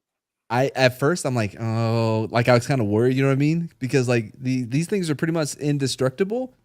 I don't know where he found that Conan sword. I didn't ask any questions. That's how much I was into it. Hey Jeff, what are you doing, buddy? Oh, I told you I got a pizza. I wasn't joking. Full screen yourself. Let's see it. Oh, there's pineapple on it too. Hold on, I'll full screen it. Ugh. Let's do it. I can already smell it. Where's the full screen? Right here. Hey, did Eddie look like Robert Downey Jr. to anyone else? Like the de-aged Robert Downey Jr. A little bit. I mean, I kind of understand people saying that. Oh, there we go. Yeah, I see it. Wow, they didn't. Yeah, man, they're big chunks of it. That's good. Mm-hmm. Oh, I hate when they have those peppers in there, man. Like I won't eat those 2 slices next to them. I'll have the girlfriend take. I'm a kind of a picky eater. Really, you don't say. Yeah. Oh, onions? Oh man. Ugh. Really? I hate onions, bro. Jeez. Oh man. Oh, dude, yeah, it ruins my whole thing, man. We'll order fajitas or whatever, or sorry, fajitas, and like fajitas. You know what I mean? Or like oh, you know what? I think it was Taco. Was it Taco Cabana? I think they used to put what was it called? On the quesadilla, they would put pico de gallo on it, and I'm like, no pico de gallo. Who puts pico de gallo on the quesadilla? People who like flavor? Yeah. Gross. Yeah. Gross. I mean, no. Look, It's not if that you bad, eat buddy. everything with American cheese, and ketchup. I'm not No, gonna I hate lie. ketchup. He must love that I Kraft hate single ketchup. slice cheese in the Heinz ketchup. 3 well done cheese, steaks. 3 blend cheese. Oh no, hey, my steaks, man. Not anymore because where we're at, but dude, Weber Grill. I got what was this beef called? It wasn't the Kobe beef. This came from Japan Wagyu? as well, and What, like Wagyu? it would. No, man, no, I don't know if that was the name of it. I can't remember. It was something Japanese, take your pick. Kobe But like Bryant. it would start to flake apart as you even put it on the grill. It was so tender. It was a good steak. I can grill a steak, and there won't be any onions near it, or a It's pineapple. just disappointing. I mean, you can Watchmen use of pineapple to Yawson's- tenderize a steak. Yeah. That's a thing. Watchmen of Yas says, how awesome was it to see Robert Englund again? Who do you guys think will take the W, Stranger Things Season 4 or Cobra Kai Season 5? Jeff, give us a Kai. random, please. Stranger Things. I stopped watching after season 1 of Cobra Kai. I'm not a fan of the current season of Cobra Kai. I think Netflix got to it, and it wasn't my favorite. There were too many storylines, too much shit going on. It just didn't. I didn't like it. Stranger Things has been pretty good. I think they're gonna win out. Yeah, Stranger Things. I like Cobra Kai, but are they even in the same conversation? Like in terms of like popularity? I don't think so. Because I know like we in the nerd sphere we're like, yeah, they're both cool and they're both whatever, but like one was a YouTube show that just got picked up by Netflix, and one's like a $30 million an episode season. It's like Exactly, and also Robert Englund in that show was awesome. I didn't know who he was going to be until they did the whole Hannibal Lecter walk down the hallway thing, and I was like, "Yep, I know that voice. I fucking know that voice." it was great to see him in there, man. So good, so good. Do you think Robin's gonna hook up with that girl? Just made sandwiches with. It's so forced. I don't give a shit, What? Yeah, That seemed forced. dude. I don't care about these characters' love lives. It's not yeah. interesting. Like I'm literally the ground is falling apart and their world is being destroyed. I don't care what cutesy bullshit moment Robin's gonna have in the face of Armageddon. Really, you should write that girl off, because she was great as the fucking foil to Steve. And once you found out she was a lesbian and she wasn't going to end up with Steve and stuff, it's kind of like, that was a twist to just be a twist. Yeah. yeah. That was a fucking that was interesting. a really poor honey dick. When that happened, It in the bathroom, was. I was like, "The fuck." Like, bitch, you've been leading him on this whole time. And We then all you're gonna heard have a you. gay Will on top of that. It's like, how many do half of the kids on Stranger Things need to be gay all of a sudden? It's like, I mean, Yeah, if like- Gotham is any type of example from Batwoman, then I think there's probably should be more. Oh god. not enough. No. But God. No. What we're not seeing is the awkward looks between Hopper and Murray. That story that they're gonna tell in season 5. so excited. No, listen, but I do like Robin and Steve together because I like their interactions. I think they're cool together. And Yeah, but know what I Jeff, mean? yeah, but Jeff is right. Like if she were to die next season, I wouldn't care. Be like, that oh sucks. God, no. That sucks, No. but she was really useless. And it would probably help Steve because now, because like chicks be like, whoa, why is he hanging out with this girl? I should hang out with him. You know what I mean? Kind of negging. Yeah, sure. But why I don't not? think she's attractive enough for that to work. No, and yeah, and Nancy's too fucking weird. So that's not gonna work out. Steve should be done with her. Yeah. But like Jeff said, there's like the world is falling apart. There's more pertinent things happening than their love lives. I cannot disagree more. You're a 16, 17-year-old and the world is ending. The only thing you're going to be interested in is getting some, period. Because the world might end. Yes. Oh man. I mean, that would have been, at my age, still would have been my third thought. Not my top two. I can understand the priorities of the other characters' relationships because they have, the continuation. But like Robin, like this, them trying to put focus on something new for Robin. It's like, this is where a show of 9 to 10 to 15 main characters really doesn't need to have that many characters. Because be honest with yourselves, how many of the main characters are as relevant from now as they were in season 1? Some of them don't. Some of them just exist. Like Will for the most part has just been there for a lot of stuff. Like he was important in part 2, but he was just there for 3. He was really just there for most of this season, and then he had that weird, awkward cry moment when he came out to himself. Yeah, I mean, he didn't come out to anyone else.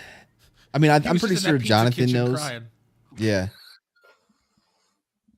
I mean, that whole team, like, until they met up with 11 again, they were useless. I don't know why we had to watch them do anything. Because they're in the contracts. Well, yeah, of course. Oh man! But I did love the fact that they were trying to help from whatever location they were at, because like it was like, oh, we can't get to Hawkins, it's too far. Like they all had the plan of like, we're gonna help them.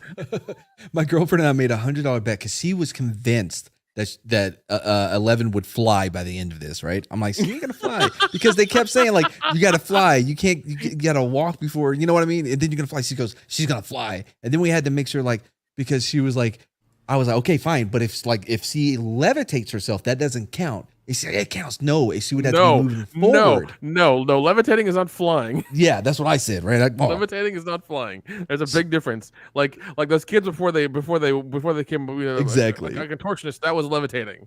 Yeah. So when they said like, oh, Hawkins is 3,000 miles away or whatever, we're never gonna make it. She's like, here it comes. I've never seen her more excited to lose $100 bet.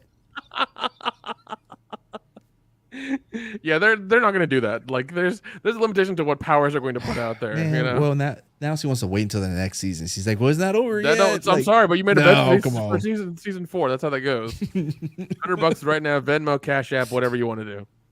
What did you think of the social commentary in season 4 about the satanic panic and the whole the football players and what they represented? I thought the football players pretty cool, man. You know, they're just trying to look out for their community. They were assholes.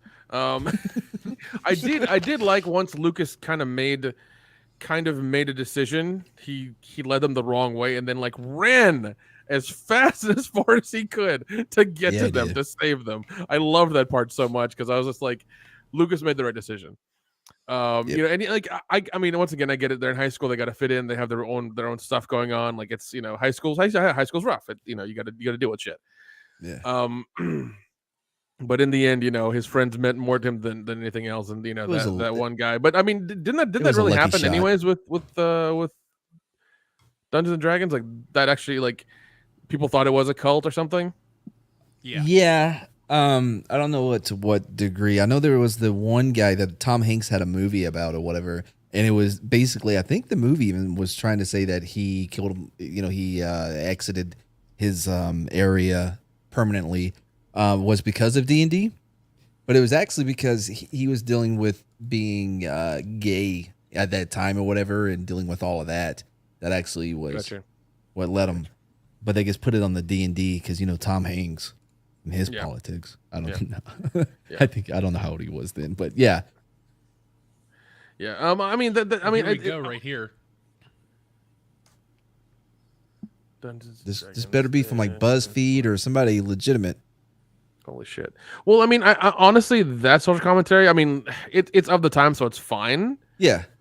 I was okay with that being the social commentary. I'm glad they didn't get into like nowadays politics. That would have really pissed me off. Agreed. Because if they had been like, if Netflix had been like, all right, you need to put now like modern ideology in your 80s show, I would have been like, all right, straight to things. I'm sorry, kids. I got to let you go. Right. Like, yeah, I would have been with the basketball players. Let's hunt them down. They're weird. Easy there, man. It's easy. Easy, buddy. Well, I don't know they're just playing a board game, man. Calm down. Hey, I play D&D. So you're a devil worshiper too? Is that what you're saying? I actually play with the devil. I play with Literature Devil. Ever heard of him? Okay. Yeah, I know who that is. Oh, he's cool. I'm gonna I like him a lot. Stream with him soon. I'm gonna reach out to him actually. Yeah, I mean, I thought that was interesting, like the way they did that. I mean, like, you know, Eddie being the head of the Hellfire Club and having the devil on it, and then, you know, and obviously asking for it. Well, and obviously, like, it being a small town, they're always fucking religious. I know, because I used to live in one. Me too. So that happening, especially when like information was so slow getting around in the fucking 80s, for this this upstanding gentleman in high school who because of his looks, was able to probably sway the audience in a certain way. It's like that kind of makes sense. Born Like, politician. they don't need much of, especially with them being so panicky about 3 kids dying. They don't need much of a push to get them to that point. They really don't. It's kind of like the movie The Mist, when they're all in Love the that grocery movie. store. They didn't. I think it took them, according in the movie time, it took them like a day or two to become a religious mob. Because of the that old was woman. because of the woman. Yeah. But still, she was convincing enough and loud enough and kept saying it enough, and weird shit kept happening, that they were open to it. And there's Jeff with his pineapple pizza.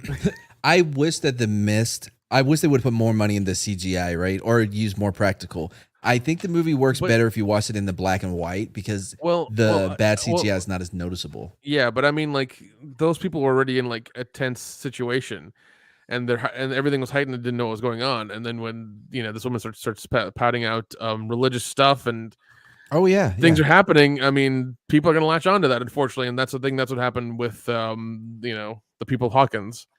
And I mean, once again, I'm glad they went with something that was of the time. And didn't go with modern ideology. That would really piss me off. But I mean, it kind of makes sense. I mean, when the kid pulled the gun on Lucas, I was fucking terrified. I was like, oh, don't let it be this thing. Don't let it happen. Oh, see, I was worried when the sister got up there. I'm like, oh, great, they won't let Lucas win either, just like Steve. But luckily, they let Lucas, handle business. He did a good job. Nick, I was with you when he got the gun pulled on him. I was surprised that in the climate we're in quotations, I'm being facetious now, that we were allowed to see Lucas get beat up and be put in that situation. But I liked that we were able to see the bad guy be a bad guy and then get his comeuppance. Like, no, 100%. Yeah. Because and that's the thing. Like we've always talked about, is like the bad guys now are never really pure fucking evil. Like Darth Vader was pure fucking evil. They're just like people who have done bad things who can like turn back good. And I really hate that. Like they have this really weird backstory that they're not really bad, but they're just like in bad situations and things like that, and it's dumb. And for the football players to be just bad guys, especially the main one, was refreshing. It's like you really hate him with every fiber of your being, because you know what's going on. Especially when he encounters Nancy at the gun store and he's like, where are they? What's going on? Ooh, yeah, he was creepy. And she's like, we got to go.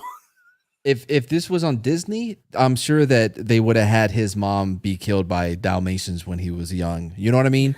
God damn it. To give a reason. But also, Jeff, did you laugh when Eddie put on the Michael Myers mask? Yes. Oh, I thought it was. Was that not fucking hilarious? Just him like hilarious. running around in that huge mask. It was good. Oh, dude, I enjoyed it. It was. I mean, I would appreciate the Jason mask instead, but whatever. Easy. What do you mean easy? He's a personal friend of ours. Yeah, but I mean, like he wouldn't. It's just a hockey mask. It wouldn't have covered his whole face. What? Just saying, buddy. Wait, you think they would have identified him by his hair? Quick, that's him. I can tell by the length and texture of his hair. With Eddie, yes, they would have. I know. As I was saying, I was like, shit, he had long hair. Yeah, dude, he had long hair. He had very recognizable hair. Yes, he did. He would put a ponytail. Who knows? Oh, come on now. He tucked it into the back of his shirt. That was Max's Michael Myers mask, so it all comes full circle, man. It does. That's why it wasn't a Her Jason usefulness mask. is complete. Yeah. That's why the puppet master can just puppet that chick on out of here. That's true. I was tired yeah, of dude. that I mean, song. yeah. God damn. Every fucking 5 minutes. When I saw, and also when the Kate Bush song "Running Up That Hill," I've listened to it a million times. I fucking love that song. I don't care what anybody says. I love it now. Yes, I never heard of it before. Yes, I never heard it since the show. I'll admit that. I like it now. Tough shit. At least you're honest. Yeah, I'm not going to bullshit anybody. It's just like, I appreciate it. Like, yeah, as someone who has embarrassed himself I've tonight, never, I appreciate it. I have never heard the song before the show. Me either. I do like it now, and I've listened to it a lot. So I don't care. I don't care what you say. I can actually be that guy, because when I was behind when season 4 launched, and then I saw that it was trending, I'm like, why is that stupid Kate Bush song trending? Because in 2009, maybe it was 10, whatever, the WWE put out a promo for a big WrestleMania match, and they used a cover of that song by I can't remember who sang it, but it was like a really different down tempo song, and I was like, man, this song's cool. And so back then I was like, oh, it's a cover, and I listened to the '80s version, and I was like, this sucks. Yeah. And so Oh, for years and years, this I didn't one's like a it. Now woman. I'm just like okay with it. Yeah, because I mean, they use it for the right reason. They use it for the right scene, and it was very impactful. It was guess. great. I think they should have had her a mixtape, because if you're listening to the same, I don't care how much you love that song, but that is the only song that you listen, for hours. Mads. She needs to listen to that, or she's gonna fucking die. Okay, buddy, that's how that went. Well, she didn't have a listen to me choice. though. But the powers that it has, or the ability that it has to keep her from having that happen, I feel like it would wear off, just like the song will wear on you, because you hear it over and over and over again. I don't think it would be as potent as it was at the beginning. She has to have a second favorite song, for Christ's sake. I mean, Oh God. maybe mix in some what yours is like, maybe New Kids on the Block, not there yet. No. Tears for Fears. Yeah, like maybe she wasn't ready, for the right stuff. It was 1985. Everybody Wants to Rule the World came out in February. So Yep. There you go. What is it? Yeah, I mean, I was fine with that. Yeah, the fight between them was very 80s, especially with him getting, Lucas getting his ass kicked, and then coming back when when shit was getting real. Yeah, like it was he did very the over the top maneuver, like in Over the Top. pretty much. But If I he mean, had a hat on, he felt- would have turned it but, backwards. like just the movements they did and the way the fight kind of went, and pacing, it felt very 80s, and I was like, okay, they know what they're doing. I enjoyed this. It's fine. Yeah. I thought Lucas also would have. But also for Lucas to charge the kid with the gun, I was like, that's fucking bold. Like that was nerve-wracking for a second. I was just like, really? We're doing this? Okay. Right? I was like, whoa, she's not even your girlfriend anymore. What are you doing? I loved how the jock got ripped in half. Like, honestly. Yeah, that was I fucking was crazy. not expecting it. Not expecting it. Crazy, man. Me neither, man. Oh, dude. I just yeah, went, it was- yeah. Oh no, our starting point guard. Nick, you know what I think that was a reference to? What? Return of the Living Dead. Joe got him. Remember that guy kind of had that Oh. vibe, and then he died in the same way too. He got ripped in half the same way. Yeah, he did, man. Yeah, he did. Holy shit. That would make sense. That's what this, to me at least, this whole season was just horror movie callback after horror movie callback. For sure. And I'm on board for that shit. Yeah, I was not mad at that at all. Well, I mean, there were a couple other scenes. Well, I think it was in the part one of the end when Jonathan and Will are doing the map tracing finger thing. That's from Close Encounters. I was didn't hoping for a notice sleepaway camp reference. We didn't get one of those. Wait Don't till ask for season that. 5. Don't ask for that. Don't ask for that. Don't ask for that. Don't ask for that in this current climate. That's what I'm asking you to. Okay, What? Understand that. Understand what I'm saying. Nick, we forgot to tell you there's a deleted post-credit sequence of Thor. Angela shows up. Oh no. Wait, hold on. Does Thor pull his pants down and he doesn't have little Thor? Wait, does she just stand there screaming silently? Oh God.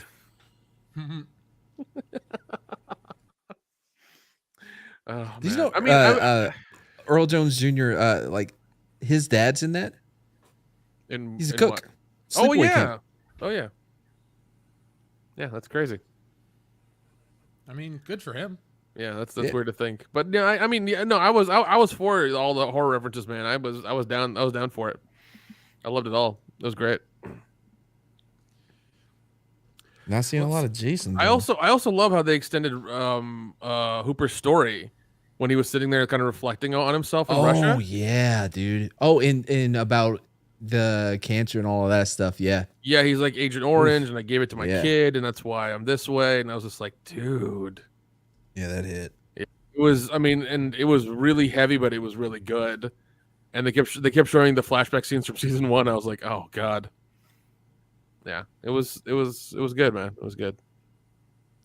Oh, Jeff, I've been thinking and not reading the chat. Yeah. I think you were talking about Dave the Dead earlier, by the way. Yeah, what about it? Oh, didn't you say it was something else? Not Night or Dawn. I don't know. Damn Maybe it. I called it This- Land of the Dead. That's the I last don't- time I listened to chat. Controversial take. I don't like Day of the Dead that much. Yes, the one. Yeah, from Day of the 1985. Dead is not. Day of the Dead is kind of boring. Wait, the John Leguizamo? No, The the original the one. original not one, though. Yeah. remake. Yeah. Like Dawn of the Dead, the 70s one is great. I fucking love that one. It's like Agreed. The mall thing in there is so ridiculous. It's so much fun. Did you care for the Zack Snyder remake? Nope. Not one bit. Not I one own a fucking copy bit. of it on DVD. I think it was the least Zack Snyder movie. Are you kidding me? Agreed. Are you kidding me? No, Jeff agreed with me. So what do you got to say now? He did a remake. Yes, he did. But no, it was the least Zack Snyder movie. It didn't have all the Zack Snyderisms that you normally see in his movies. He did a remake, which means that he did a remake and then he did 300 and then he did Watchmen, which are two movies that he had graphic novels for, which means he had an instruction manual for, which is basically him doing a remake. Okay. He didn't do anything original. He just copied out of the book, or he copied what Romero did. Right. I just mean the style in which he suits. And he added fast zombies and more gore, and put a fucking lounge song in it. Cool. I mean like the style of what he shoots, because you can make a remake. Style? He doesn't have a style. He only does remakes and shit that has instruction manuals. God. Okay, you can have two different directors. All right, listen, if you have Steven Spielberg and fucking Michael Bay do a remake. Steven Spielberg is a god compared to Snyder, so calm yourself. Well, that's not what I was saying, was it? If you have Steven Spielberg and Michael Bay do a remake of the same movie, those two remakes are going to be entirely different. But why would you have them do a remake of the same movie? To show you that it doesn't. Whoa! I like your point. Thank you. But also remakes are retarded. There's no need for them ever. There really is no need for them to be done ever. No, there isn't. Never. Really? Yes. Why do things need to be remade? You tell me. Why do they need to be remakes? Why? Well, I think that the remake of Seven Samurai that was done in 1960, Magnificent Seven, was well worth it. How about the original? Just off the top of my head. That's not a remake. That's a reimagining. Oh, sorry, reimagining. Okay, those right. don't need to happen either. Any I think the remake of The Thing turned out pretty okay with John Carpenter directing it. Because he called it The Thing, another thing from another planet. Oh my God! They completely changed the movie from it being an alien stuck in ice from a vegetable. Okay, there's a difference. Oh, okay, all right. I'm going to need you to write down all the different qualifications for this. There are no qualifications for remake and reimagines. It is Hollywood money grabbing just for nostalgia. That's all it is. It's not good. You shouldn't give it your money. Okay. Same thing with Halloween 2018. It's It's basically a redo of part 2. I agree. You're talking about shit movies. Yes, I agree. Shit movies are shit. Well, some people would think it's good, but I don't. But yeah, that didn't need to happen, but they still did it. All right, what about? I don't know. Are you going to count the Departed as a remake? Departed? Yes. What is one? Yeah. What is it a remake of? The Korean movie The Departed. Internal Affairs. Internal Affairs. Okay. Okay. I'll give you this. Foreign ones don't count. Foreign ones. Oh, okay. How about True Grit? True Grit. Yeah, that's a remake of an old movie. Right. Yeah. Is that okay? Counts. Didn't need to be remade. Well, I mean, nothing needs to be made. That doesn't say anything about the quality of the remake. So you're saying the original was shit? Is that what you're saying? Oh no, I'm a big John Wayne fan. Watch yourself. Oh, okay. So you want to besmirch his name and like the second one? Do you think that's what happened? Besmirch? You think his name was besmirched? They didn't mention John Wayne once. Yeah, because they shit all over. There's no need to shit on the man's name by making a part 2 because you think you can do better. How is that shitting on his name, bro? Because they made a part 2. The first one should have been good enough. It should have been good enough. What? Here? What is happening? There's no need to don't need to remake that movie. It was already made. Yes. I don't even know where to go from that. I mean, but there's okay. Like, do you still have your Nokia phone? Like, because things change. You can upgrade. Okay. Things. That's the advancement of technology. That's different from remaking the exact same story. But there is advancements in technology and movies that you can tell the same story, but with new technology that would allow you to flush it out more than you could have. Why make the same sort of new technology? Disney did it. It didn't really work out too well, did it? I'm like he's making excuses for Hollywood being lazy. I think he is. Wow. Okay. Yeah. Disney Star Wars, the new one, was a remake of A New Hope. How did you like that one? Okay, yes, we can all pick out bad remakes. But that but see, that one was made with newer technology. How about wasn't it? Heat? Was that an okay remake? Heat? No. Answer my question. What? What was the question? The newest Disney Star Wars movie that was a copy of A New Hope. That was made with new technology. Same story. What'd you think of that? Answer Bro, the question, Mads.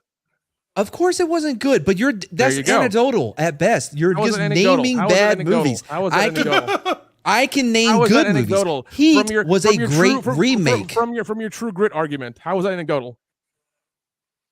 What? You're naming. You asked me about true grit and the advancement of technology. And no. Two separate things. I said I asked if true grit. No, it's not. Same story, different technology. It didn't need to be remade. You're losing the audience, so let's move on. Like, what is happening? 310 to Yuma. Didn't need a remake. Taking a Pelham 1, 2, 3. Didn't need a remake. Definitely didn't need a remake. Definitely didn't need a remake. It was still shitty. I was just throwing out there. Psycho. Definitely didn't need a remake. Definitely did not need a remake. What? Jaws. Didn't need a remake. It hasn't gotten one yet. They've tried to redo the shark stuff and they can't get it right. How about this? How about Evil Dead? That did not need a remake. It didn't. No, it didn't. What about the Birdcage? I know that's the Birdcage. That's a foreign film one that Nick already talked about. Oh yeah, sorry, I forgot that one doesn't count. Yeah, because there have been Indian remakes of American movies and they're still shitty. Give us a good example of an Indian remake of an American movie. The Gift. there's also the Indian remake Mahakal of Nightmare on Elm Street. I'm not kidding. Is that the one with Gory Mar, the song that's Michael Jackson's Thriller? Yes. Didn't they do a Bollywood Rambo too? Yes, they did. Is it that called was UHF? awesome. No, it's not. I think UHF is the best Rambo sequel since Rambo 4. Yeah, but no. Yeah, remakes, reimagines, and all that other stuff is just Hollywood being lazy. That's all it is. I'm not a fan of it, and I don't give it any, and I don't give them any of my money because it's bullshit. Nick, what's the best remake ever? The Thing. Nope, shouldn't have been remade. You were fine with your shitty ass black and white. Suck it. But see, they're different stories. That's the difference. They're different stories. The name's just the same, buddy. What the fuck? The alien's different. The story's exactly Bro, don't you have the Blu-ray, motherfucker? No. I've got. I think I have that one on pre-order 4K because I really want to see it in 4K. Why, bro? Same thing. Why do you need the advancement in technology? Dude, I'm just fucking with you. Yeah, I know. Oh god. I love See, it, chat. If you didn't know, I won. I know the chat's coming for me. I know they are. Oh, dude, it was a bad stance to take. Yeah, I'm sure they're coming for me. It's fine. It's okay. Yeah, don't worry about it. The Fly, that's a good remake. I was going to bring that up, but I was like, oh, I don't know if it's foreign or not. It's not. Blob. I know I sound like a heathen, but I'd rather watch The Blob from 1988 than The Blob with Steve McQueen. Oh, same here, buddy. Same here. The 88 is way better. It's just a better story, and it's a little more action. I think it's modern remakes are the problem because there's with the internet and with so many places to draw from, it's extra lazy to pull from that. But like remaking a movie 30 years ago, that's a remake of a movie from 30 years earlier. Like, yeah, that's a different conversation, I think, because it's like, why wouldn't you want to redo the thing with new special the Blob with new special effects in the 80s? The old one was just a piece of gelatin, and now it's horrific. It was, man. I remember. No. And if you watch Beware the Blob, which is part 2 of that, it's even worse. It's way fucking worse. I think the problem is when they become over reliant upon the new technology. Like, oh, now we have it, so we don't. You know what I mean? Like The Thing, that horrible prequel that they came out with. Oh, the 2011 one. Yeah, that was terrible. By the way, did you know they did all? Yes. Okay. Yes. If you watch a movie, called The Harbinger, the team that did the practical effects for the remake of The Thing did that movie. The prequel? No, a movie called The Harbinger, which they used practical effects. Yeah, for. I know, but that was about the prequel. No, it wasn't. No, it wasn't. It's a movie that they made themselves. Oh! I'm sorry. I get what you say. They're the ones that did the practical effects. Yes, they did the practical effects for The Thing, but they also made their own movie called The Harbinger. Oh, okay. Yeah. I didn't know if you were saying they did, because the practical effects they had.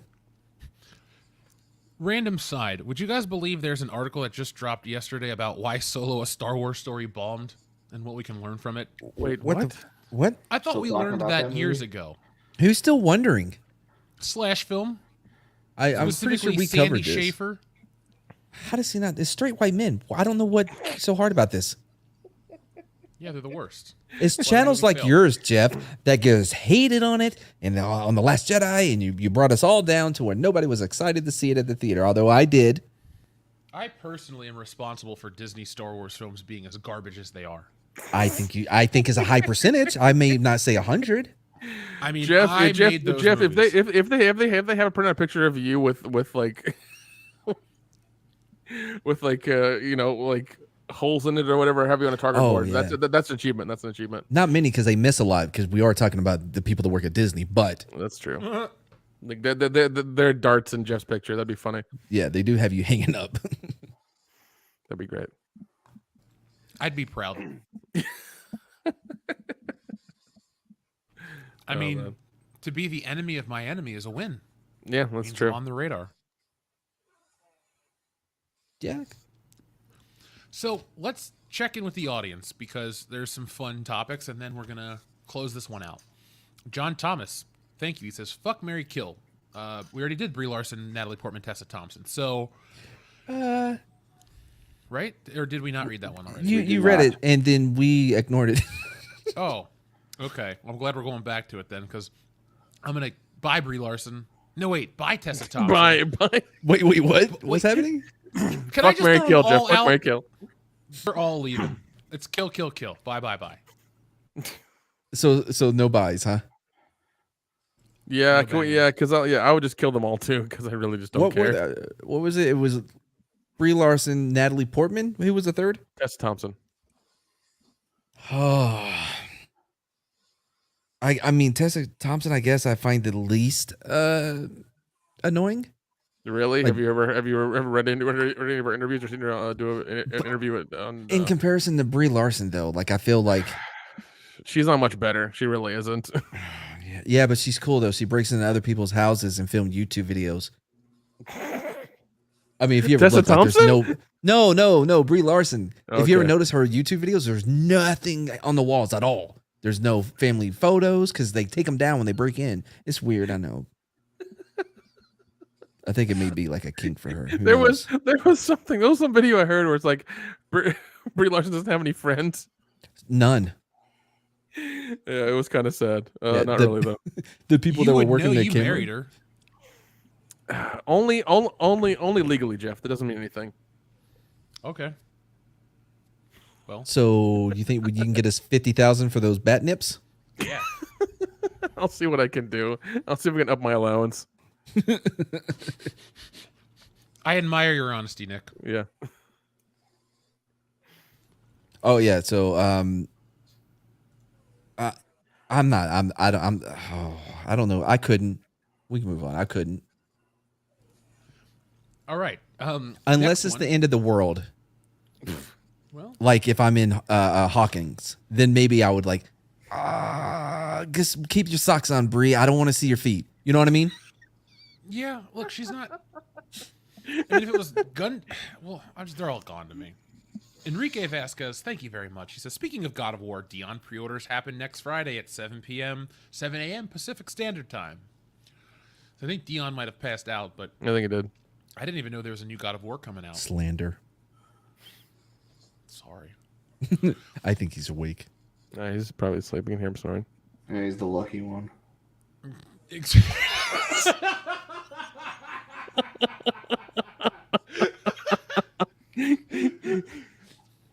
Xavier to God, thank you very much. He says, Mortal Kombat 9 is actually probably the best Mortal Kombat game in my top opinion, or it's my top game. But here's my list: Mortal Kombat 9, Shaolin Monks, Mortal Kombat X, and honorable mention Deadly Alliance 3. Oh. Watchman of Yah, thank you very much. He says, Claw, huh? Who the hell interrupted my kung fu? Oh, it's the WCBS crew. LOL. Damn, I'm glad it's Thursday night. Hey, 5-0, pick a number for us. Oh, also, I got to pick a random button from earlier for one of the super chats. So this one's for you, buddy. Ooh, well, pardon my French, but I'll be damned. Walker told me I I was hoping he'd say cancer. Oh, I thought He would had actually the- say AIDS. Yeah, I was about to say. I thought he had. Oh, the- yeah, AIDS is what it is. Yeah, AIDS, yeah. right. I'm sure he's fine by now. Like, you know. Look at Magic. You know, you just got to sweat it out. Really. That's how that works, right? What, like Magic Johnson? Yeah, that's what happened with him. Yeah, you can sweat it out. Do you see how much he sweat? Look, the same is, you know. Is that how he stayed alive all these years, by sweating? Yeah, I figured it got more to do with money, but what do I know? Couldn't you sweat, Kendo? Because if you could sweat like Magic Johnson, you can sweat away the years. What the fuck? I think the most important thing is just to avoid it, but okay. Not possible in the army. No, Look, no, when no, so what we would do, we would take like they would give us like 400 milligrams. It's not possible to avoid the AIDS in the army. So you would take 400 milligrams or whatever of ibuprofen. You would run in the morning, hydrate, and they'd rod you a couple times, and eventually, yeah, you're good to go, man. We weren't talking about avoiding sweat though. Yeah, we're talking about avoiding AIDS, buddy. I mean, you can try. Good luck. Sure. I think we've all done a good job so far, though. It's an epidemic. Is it though? I mean, it was, I think, in the 80s. I don't know. I think it died out in 93. I'm not an AIDSologist, so I'm. Who is these days? Is it lucrative field Magic anymore? Johnson. I guess he's the only one. He sweat it all out. He's good, dude. Yeah. I hope they kept samples.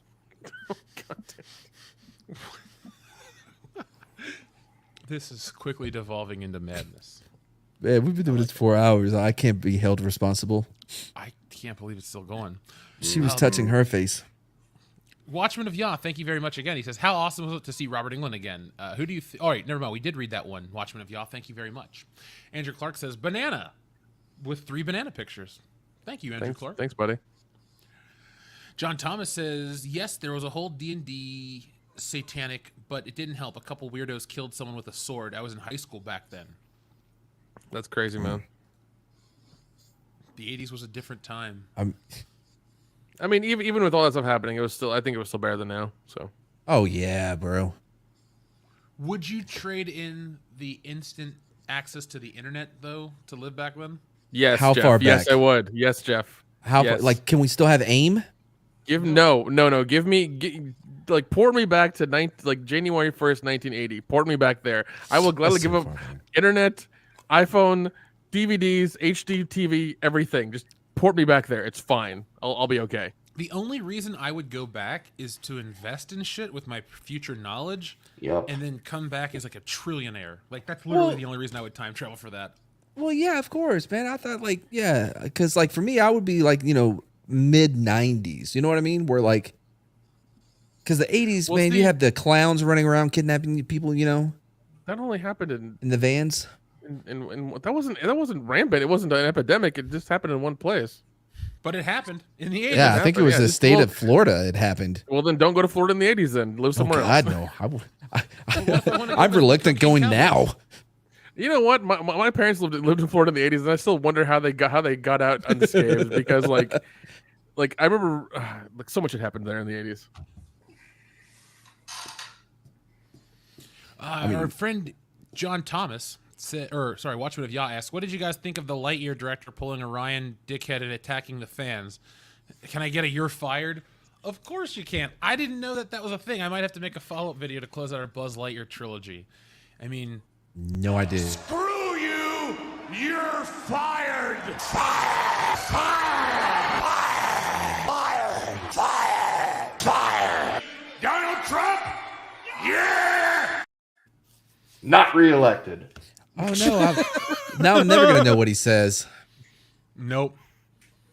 Maybe one day I'll edit it and finish it. Finish it from evil. Gabe K, thank you very much. He says, I just saw Thor. It was dog shit. Pretty cringe throughout almost the entire thing. Wow.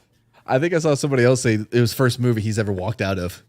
Yeah, I just gotta say, the more I am removed myself from Thor, the more I agree with you guys. It's like, yeah. Yeah, it starts to sink in. Yeah, I mean, like you said before, you know why me and Kendo just don't care anymore about the MCU. Oh yeah. I mean, what could you expect after being disappointed like this? Yeah, I never would have for the last went. 3 years. Yeah, I never would have went if I didn't need it. Yeah, I mean, you get disappointed enough, you just stop putting faith in the product. So, I just hope people don't buy any of the fucking merchandise for this movie. Oh, did you see Reva the lightsaber or whatever? Like the backing that it got? It's not even gonna make it. No. I'm gonna do a video on it this week, but let's look it up real quick. I mean, even with that late surge, that last minute surge or whatever, I don't think that would be enough to put it over. Wow, there's no last minute surge coming. Because when we did the video, it was at like 1,276 backers. Right. It's at 1,334 backers. Oh my god. It ends in 3 days, 23 hours, and 6 minutes. Wait, how many? It needs 3 days, 23 hours, and 6 minutes. How many backers does it need? It needs 3,666. Okay, so they're not quite halfway there, but let's see what happens in the next 30 minutes. It ain't gonna fucking happen. No. All this is going to prove is that you can go on social media. You can praise this actress. You can say you're going to watch Obi-Wan. You can say you're going to do all this shit. But when you are met with the opportunity, you have to put your money where your mouth is. Or mouth where, you don't. You just fucking don't. So Reva's lightsaber is a prime example of catering to the wrong audience that doesn't want your shit. Thank you, Star Wars. You did it to yourself. That's crazy. Like the video I did on it, I just talked about how the Force is all about stacking rocks and shit, like moving rocks. You know what I mean? And I can show clips of like. Did you watch Obi-Wan? Yeah. Holy shit, dude! Did you see all the rocks? What the hell is going on, bro? Disney doesn't even know. I thought it was bad enough when they had Rey floating in the air, because with all these rocks rotating around her. Like, really? That's how you're gonna open this movie?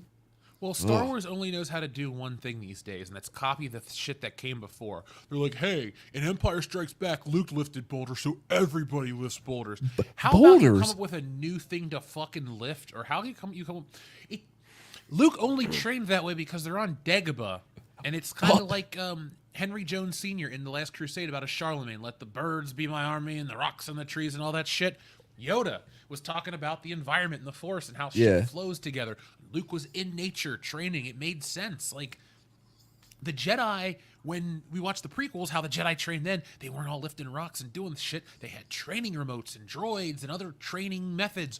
Why wouldn't Luke Skywalker have adopted those after rescuing the ancient texts and all that other bullshit? No. Instead, Luke Skywalker just watched the old movies that followed his old exploits and said, I'll just do that again. Like, that's all. But that's look, what dude, happened. compared to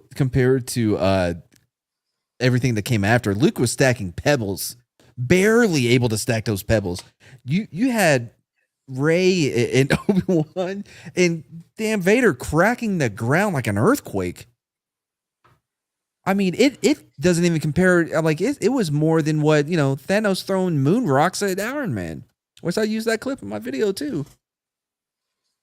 I'm just saying, dude, the all that proved to me was that Geode is the greatest Star Wars character because he is a literal rock. No, he's not the best character. He's No, the come second on, bro. best character. That Disney has came up with. Jamaran! Damn it, Jamaran! I forgot about her. He got you there. Yeah. Gotta wake up pretty early in the morning to forget about the old Jamaram. I haven't been waking up early enough. I still remember it. John Thomas, thank you very much. He says, oh, I want to just go back to Gabe K's comment real quick about it was dog shit, cringe the whole way through. Oh, yeah. I'm interested to see what a lot of people have to say about this. I think I might lower my score to 5.5. Remember I was at 6 earlier? I'm going to go down to 5.5. It's interesting going to see the reviews coming out Monday and seeing what the change is going to be for the next weekend. You know what I hope happens? What? I hope Thor cannot dethrone Top Gun. I hope there's a huge surge in patriotism. Dude, there's no. Oh, for the weekend? For this weekend? Yeah. Oh, bro. If Thor can't topple Top Gun, that'd be some shit. Yeah, like it just so bad for keeps Chris. going. It just keeps fucking going. Oh my god. Let's see. We have our next one from our friend John Thomas, who says, almost every movie or play is a reimagining of Shakespeare. So by that logic, nothing should be remade. It goes even further back then. You want to talk about Joseph Campbell and how we only have a handful of stories we tell anyways. That's true. I'm reading. No, I just felt like fucking with Mads for a minute. That's really why I did that. I really don't give a shit. Well, what you want? Watch what you want. I was eating pizza the whole time and laughing with my mic muted, so... Yeah, I could tell you weren't saying anything, or else you would have jumped in. Well, this internet connection here is so shitty, like, I could jump in, but you'd hear me in 10 minutes. Oh, God, that's terrible. Yeah, well, luckily it's our only show I have to do from this location. I'll be recording the rest of the content.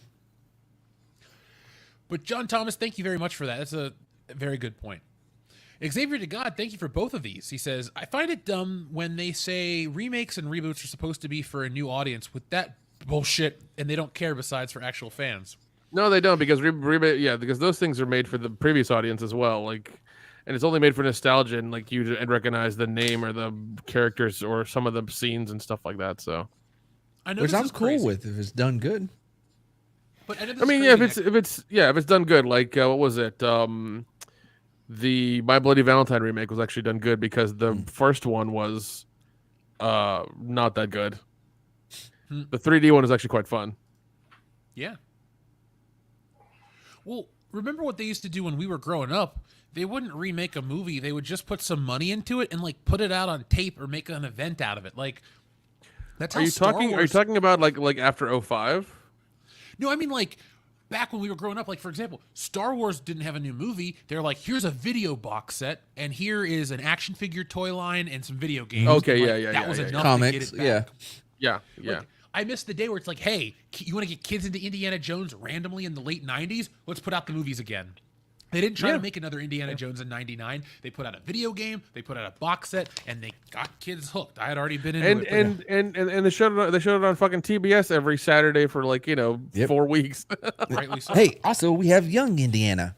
Just in case you're interested. I've never seen those. Daniel Craig. That's fine. He dies at the end of not in the show, but at a phone booth club. It was River Phoenix played him, right? I think so. River Phoenix is dead. Yeah, that's what I was Jones saying. That's why I said he didn't die in the show, but he did die outside of a club. It's no big deal. Oh, did I tell you I'm going to go to the Viper Room before it closes? Oh, that's where shit, it was, dude. Wasn't it? Dude, take video and stuff, man. Oh, I am. I have an opportunity to go check it out. So, why are they demolishing it? It's just closing. Oh shit, that's weird. You'd think LA would preserve something like that. That's that historic. LA doesn't even preserve its goddamn anything. That's true. That's true. It's like, hey, what are we going to keep sacred here? The Starbucks. Well, I mean, apparently Georgia can't keep anything either. That's true. That's 100% true. Yeah. We need a Made in Georgia button. Made in Georgia. I'll see what I can scrounge up for you.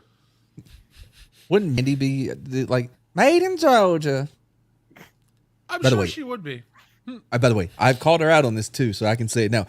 I think that is I'm not saying her accent is fake. What I'm saying is she enhances it for her content. I think as soon as she's done, she's all right, y'all, bye. Oh boy, that was a long one. Can you pack my bong? I've talked to her off camera before for I like know. hours.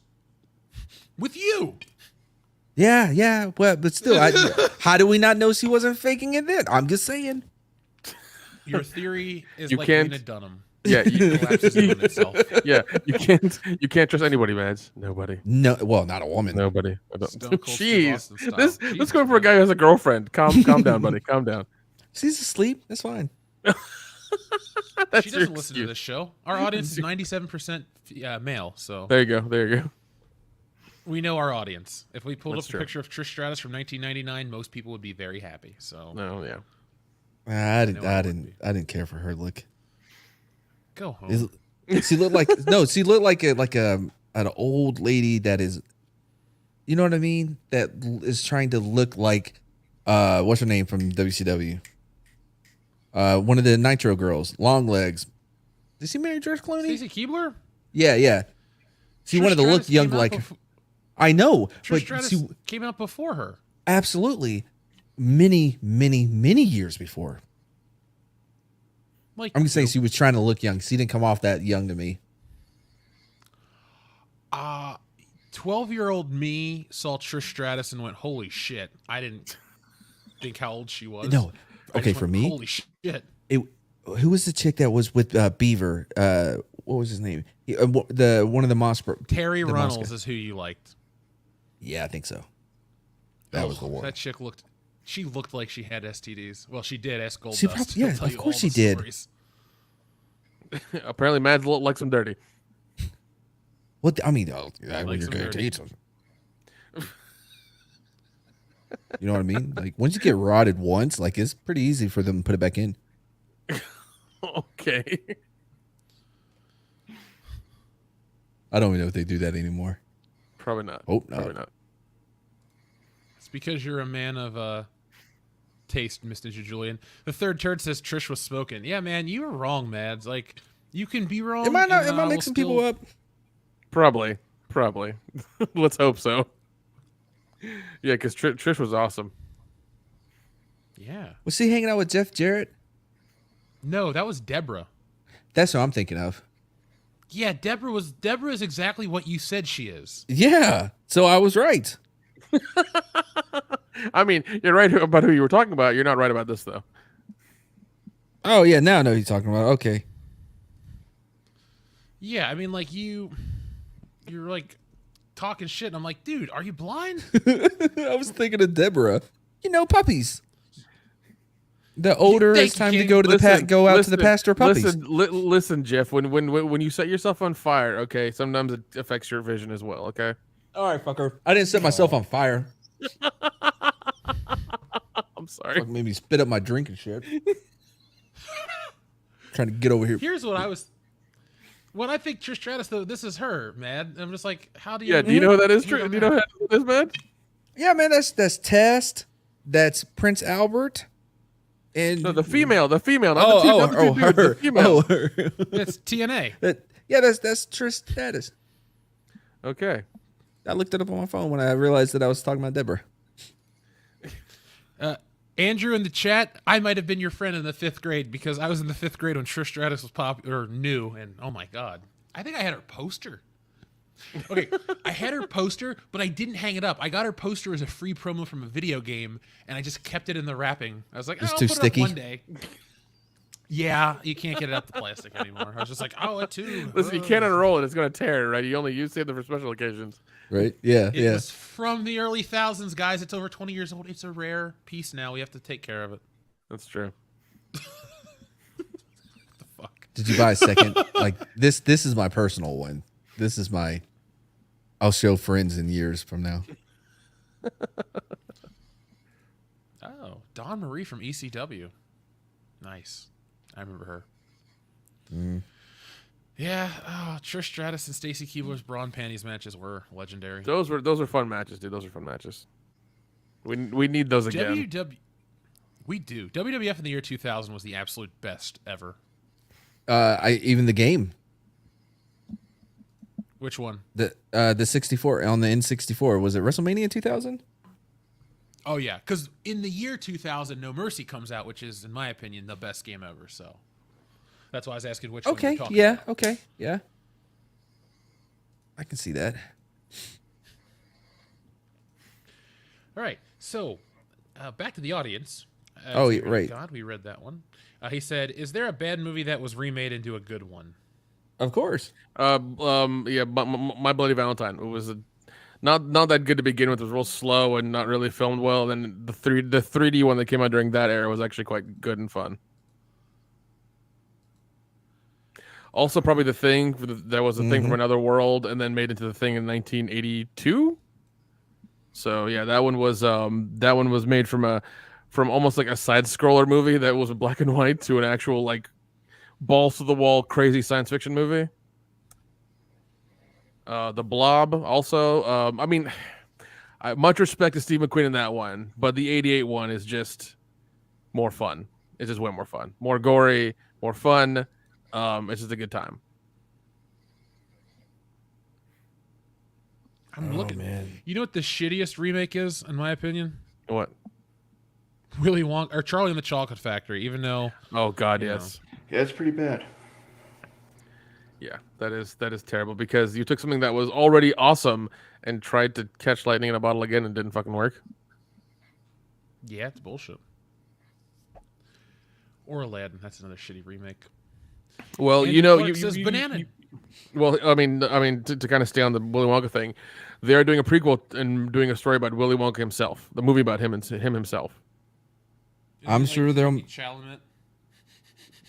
Yeah, I mean, it's I don't know what it's called, but I mean, like they're doing the backstory of Willy Wonka himself. It's fucking weird. Pure imagination. I hope his mom doesn't get attacked by Dalmatians. I mean, it's a nightmare we all live with every day. Yeah, it's true. It could happen to anybody. Thank you, Andrew Clark, for Banana Dave. Xavier to God asks, do you think Disney will ever lose or sell Star Wars? No. I think they've reset what they're trying to do, and so they're in the middle of like a soft relaunch, with Mandalorian being the beginning of that. So those shows being successful and continuing to be successful, will continue their push for that. And at the end of the day, Disney, the only thing they ever really lost was the Power Rangers. So if you can historically, if they can mismanage Star Wars as much as they mismanage Power Rangers, then it's possible. But we have to remember, for as shitty as these movies are, well, no, we have to remember, even though these movies were shitty and made a lot of money at the box office, we don't know how profitable they truly were. So those things could have actually made a profit of like $9. That's what we know. Yeah. It cost so much money to Photoshop Finn off the Chinese poster that they went broke afterwards, and I'm okay with that. Oh man, I mean they're still not doing too good, and I love it every day of just hearing more and more bullshit they're doing with their overpriced bullshit for Star Wars. Well, I was expecting like a $10,000 fart or something from Disney this week. It's like, oh great. You want something smaller than a shot glass? We're going to piss on you next week for $1 million. Great. Aren't we fortunate? Jeez. Head Case Laboratory, thank you very much. He says, how do y'all rank Vecna as an evil villain? Personally, I see him as much more of a deadlier Freddy Krueger, which is cool that they had Robert Englund. I don't know, man. Like, he's definitely not on the level of Jason. But as far as Freddy, he kills like what, 3 people, or other than all the kids at the beginning? 3, yeah, 3 that we know of that are seen on. Well, okay, sorry, he doesn't. There's a weird thing. Like, do you count Vecna as number 1 as the kid as well as the human, or do you just count him as the creature that he turns into? Like, well, how do you count Vecna's kills? That's another thing. Yeah, like how like Darth Vader became Darth Vader, like Obi didn't kill him or whatever. Like, I don't know. I'm tired. It made sense in my head. It just didn't come out. Well, because number 1 killed all those kids in that room, right, and killed his mom and his sister and people like that. Do you count those kills as well, and not the 4 that happened afterwards? Like, how do you count the kills? Though? Was he always Vecna? And Vecna just got. Well, no, okay, Vecna, no. Vecna's the name they give. The name the kids give him from D&D. Okay, that's the name they give him. So yeah, I don't know if he's on the same level as Freddy though. Freddy, it's different though. You know what I mean? I mean, the kills are way more gruesome than Freddy. I mean, these kills fold into themselves and their eyes get sucked out through their skulls somehow. It's fucking terrifying to watch. When we watched the first one, it was jarring as shit. You know, so especially with Stacy, whatever her name is, like that's really jarring. So I mean, I would say he's on par with Freddy, very much so. But not Jason. I liked Vecna a lot. Yeah, Vecna. I mean, Vecna is a true villain. None of this like weird bullshit villains we have now, where they're kind of villains, not really. So yeah. He was gnarly. I thought the appearance was great. I loved the tentacles, how his other realm in the Upside Down looked. I was really on board with Stranger Things.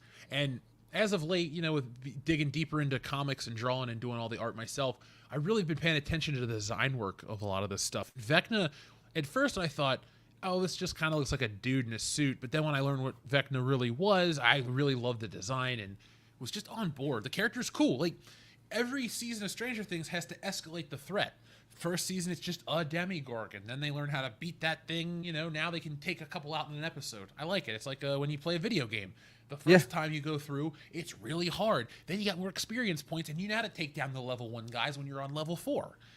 It's like D&D, I guess. I don't play that, but I play video games. So I feel that connection. And yeah, definitely. Vecna works. Yeah. I would play a Stranger Things Season 4 video game if they made one to fight Vecna. Because they had a Season 3 side-scroller, and it was fun.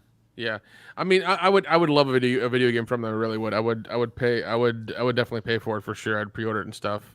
If they did one, if they did one like not the Walking Dead, Evil Dead, like they have now, where you get to do little missions and you have the character and you do online stuff. It's and fun, you man. you can both be the kids and the Demogorgons or the bad guys. That'd be fucking awesome. I would play that all the time.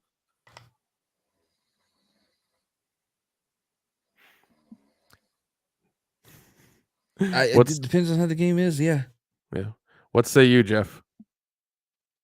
Didn't he I was start it muted. up? Sorry. Yeah. I was just muting Dion because he was snoring into the microphone. No problem. I think it's good that we hear him. That way we know he's okay. Okay. Xavier God says, would it or wouldn't it work in our world if a franchise never got a reboot or just had an actor or just had different actors after a certain point and just continue? Well, we did have that with James Bond, Xavier to God. Yeah. For 44 years roughly, from 62 to 06. It was one Bond and they just kept renewing it like that. And I think that's where we should go back to. Because we get invested with these characters. And we don't get invested necessarily with the actors.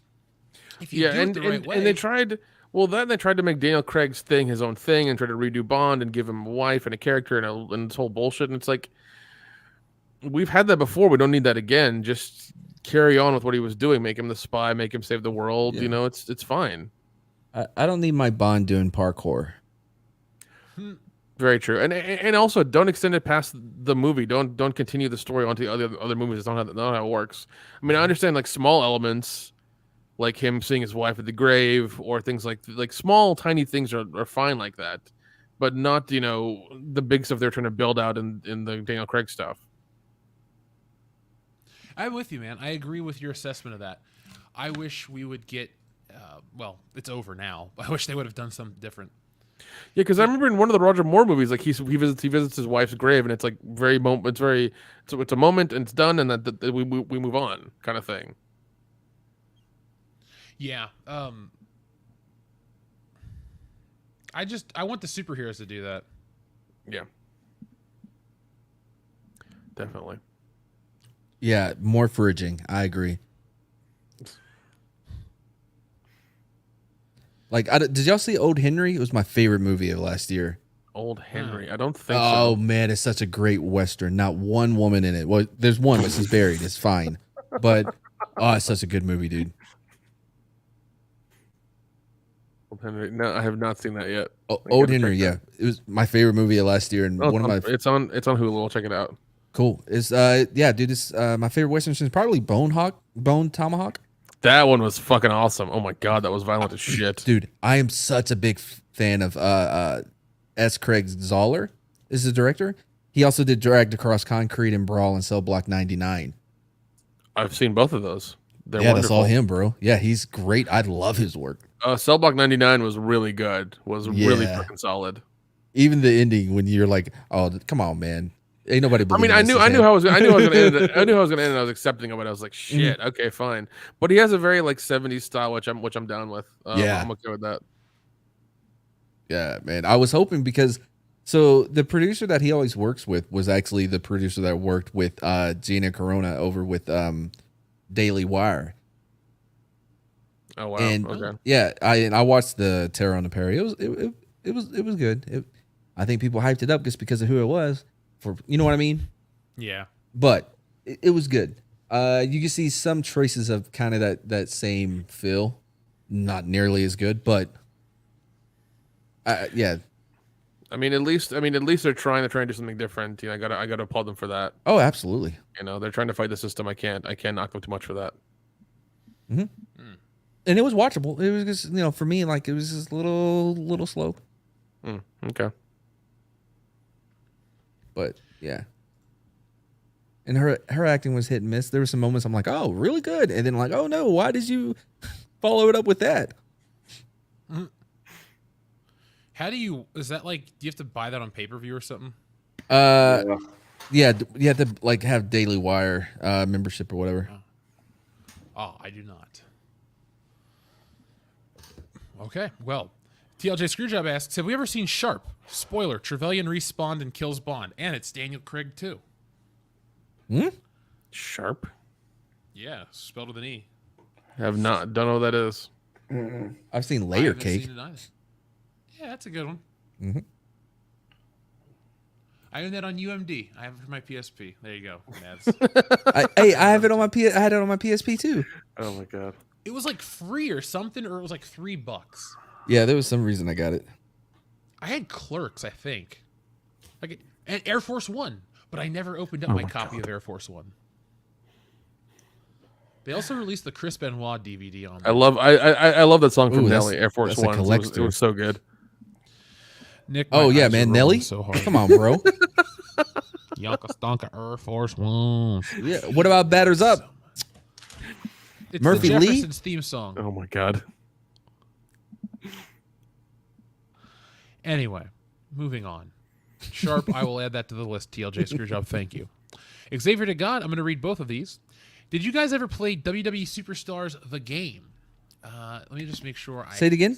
If it's the Nintendo one, yes. WWE Superstars the game. I have not played the old school one, but if you're talking about the one from like, isn't there one from like 2011 or something? Maybe. Oh, because if you're talking about All Stars, I've played All Stars. Oh yeah, when it came out, but I've never played WWE Superstars for the original Nintendo. He may have meant All Stars. If it's the Nintendo one, it was your regular offering from LJN, which means not great. Kendo, the issue I have is I can't figure out how to play wrestling games in 2D. Like, it doesn't work for me. Like, the grappling and all that shit, there's just something about it needs the 3D plane for it to feel immersive for me. No, I agree. 2D wrestling games back then were rough, to say the least. Mm-hmm. Oh yes, All Stars. That's the one. Oh yeah, that one was fun. I like that it was fun. The top nature. Yeah, Xavier God also asks, Nick, does Ash make Evil Dead or the Deadites? Ash. Because 100%. Because Ash recites the Necronomicon, he recites the Necronomicon in order to incite the Deadites and opens up a portal to another world. Therefore, you need him. Is that what he meant? I thought he meant like, hey, what makes Evil Dead good? Is it Ash or is it because of the Deadites? It's Ash and all. Don't forget his one-liners. Yeah, no, I'm with you on that. Yeah, I think he's great. Yeah. I mean, the Deadites are. I mean, it's like. Never mind. I'm not going to get into that. It's going to take too long. Watchman of Yah asks, how do you rank your slasher movies in order? I'd say Freddy, Michael, then Jason. What? let's see. Slasher. Look. Jason, Nice. Freddy, and then Michael. That's how I do it. That's how I do it too. Jason's a friend of the channel, so obviously I'm gonna have to go with him first. He is? Yeah, I'm glad he's a friend. Oh yeah, I'm glad he's a friend too. Yeah, he's been on. Let's see, we've done probably 2-3 interviews. He even went on Literature Devil's channel for this past Friday the 13th. I couldn't be there, but Jason was there. I came in later on. Oh. Okay. Yep. So you were saved then because you weren't there for the Well, massacre. yeah, we probably get it. He's very conservative, not a fan of immigrants, but he has done a lot to prevent teen pregnancy because the way he looks at it. I bet he has. I mean, the way he looks at it, if he, finds two people, doing things they're not supposed to, and then boom, he kills them. Other people hear it, and then Johnny's like, oh, let me get those goodies, and then Betty will be like, no, we can't do that because that really cool guy Jason will come and slash us. Why don't we read the Bible instead? Boom. Xavier to God sends in a super chat that says Jason is number one because he doesn't kill dogs. There's that. Jeez. Not a fan of cats, but yeah. I mean, if I'm gonna rank. That's so weird. That's so strange. How we've gotten to that point. It's just like it's a movie. It's fiction. He didn't really kill them. Sorry. I'm gonna rank. If we're gonna do like who has the best movies, I'll go Freddy, Jason, Michael Myers because you get the Rob Zombie shit. But like my favorite character is Michael Myers, and then I like Freddy, then Jason. So really, yeah, I just like the character Michael Myers. I love the first movie Halloween so much. It's my favorite horror movie by forever. So like I like it so much more than any other horror movie that it puts Michael Myers up there as my favorite. But like Halloween 2 and 3 are good. Halloween 4 is not. 5 is shit. 6 is garbage. 7 is okay. 8 is which one's the witch? Because that was the best Halloween. Halloween. That's 3. That's the best one. I love Season of the Witch. 3 is good. 3 is unjustly shit on. It's not better than Jason X, but it is. Everything's better than I have Jason to. X. Yeah, I have to. Yeah, I do love Jason X. It is ridiculous and a lot of fun to watch. But Season of the Witch is better. Well, I don't know. Well, fun fact: Jason said his favorite kill is in Jason X because he gets to beat one chick with another chick in a sleeping bag. Oh yeah. Yep. Yeah. Jason Lives is another great one. That is a great one. That's part 6. That's Under the Lightning. One. Yeah. Yeah. Why would you do that? You're like, no, we got to get rid of Jason, so we're gonna go and dig him up. Hopefully, nothing happens. Tommy Jarvis is having a moment. Premise. Hopefully, the weather holds. Hopefully, the weather holds. Welcome back. Oh God. TLJ Screwjob has a wrestling question. What's the worst loss for wrestling, Chris Benoit or Eddie Guerrero or Owen Hart? Oh boy. I don't know. I think Owen was loved by so many. Like, you know what I mean? He was so not. But Eddie was, as far as like talent or like for the fans, I guess it would be Eddie. And I think Owen may have been more ingrained in the. You know what I mean? Does that make sense? Mm-hmm. I think I think for the WWF or WWE whatever, Owen may have been a bigger loss. I don't really want to even consider the Chris one. So I think it did the most damage. I think Benoit's death did the most damage because if no, sorry, I'll say Eddie Guerrero's death did the most damage because Guerrero's death leads to Benoit's undoing. True. Which leads to the end of pro wrestling to a certain degree.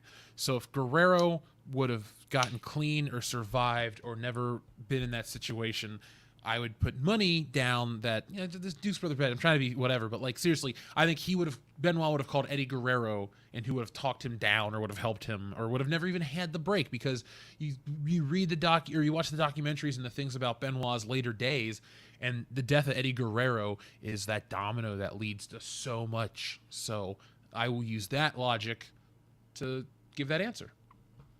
All right. I mean, you watched it way past when I gave up, so I'd still kind of watch. John Thomas, thank you very much for your super chat. He says Ash versus Jason. Really? I have to go with Jason because you know what I mean. I don't want to hear from him. Ash versus Jason.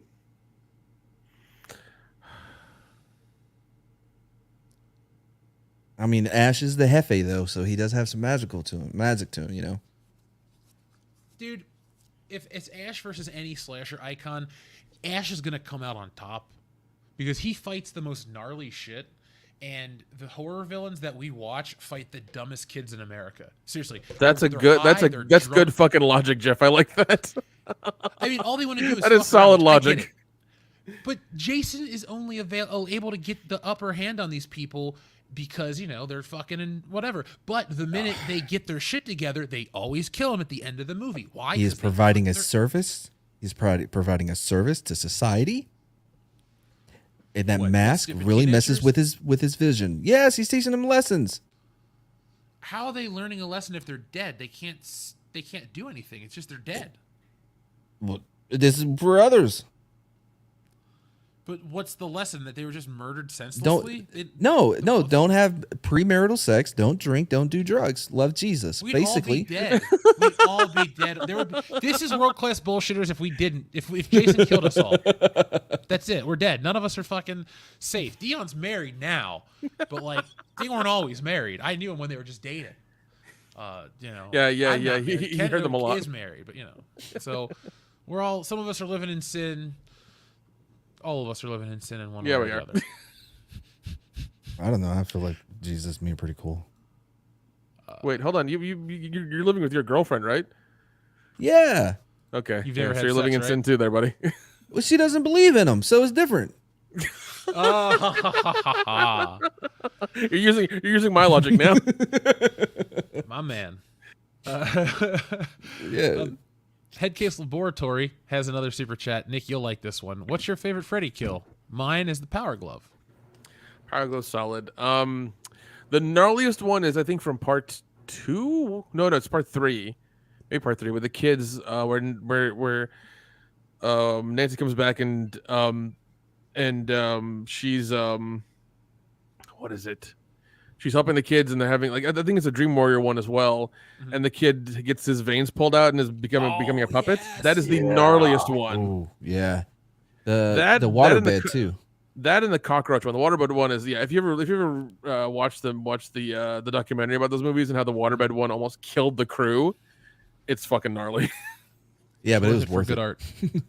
Yeah, no. I mean, apparently, because the water sloshed around so much with the electronics, it flipped really fast. And it nearly killed everybody. Dude, same thing happened in Deep Blue Sea. So you know that part of Deep Blue Sea, when all the water falls and they're running for their lives. That wasn't supposed to happen like that. Oh, that's fucked up. Yeah. Hey, could you imagine dying for that fucking movie? Samuel L. Jackson did. I mean, sure, it gave us a great song. LL Cool J made a rap for that movie. Deepest, bluest, my hat is like a shark fin. Don't know what it means, but it's awesome. I got a Headcase Laboratory. I'm going to answer my favorite Freddy kill is from part 3. This is it, Jennifer. Your big break in TV. Welcome to prime time, bitch. And then straight into the fucking. That's my favorite one. That's a good one. That's a good one. The cockroach one freaks me out. Ew, yeah, dude, that does bend it. Backwards. Ew. Oh no, I don't care for that. I like Brad, you little meatball. That's pretty funny. That is part 2 has. No. Part 2 is questionable. Part 2 is questionable. Yeah, part 2 doesn't have any good kills. But Johnny Depp's kill in the first one. Come on. When he gets sucked into the fucking bed. Oh, man. That's visually, that might be my favorite. Damn it. But the Jennifer, welcome to prime time, bitch. Just the line of dialogue with the kill. It's like, am I going for the joke or just the gnarly death? And I gotta go with the joke with Freddy Krueger because it's so intrinsic to his character, even though it's a little later as an addition. Yeah, that's just a great joke, but I can't think of the freaking mattress that everybody tries to sell on. Talk about a wet dream. Supports everyone, or sponsors everybody. No, the one Ben Shapiro's sponsored by. I can't remember. I have no idea. I don't know. I was gonna do a good joke well, that's why you should have bought up. Da da da da da. Well, that's why you should have ordered Omaha Steaks this week, folks. Use code WCBS314. Don't do that. Don't. They're not our sponsor this week.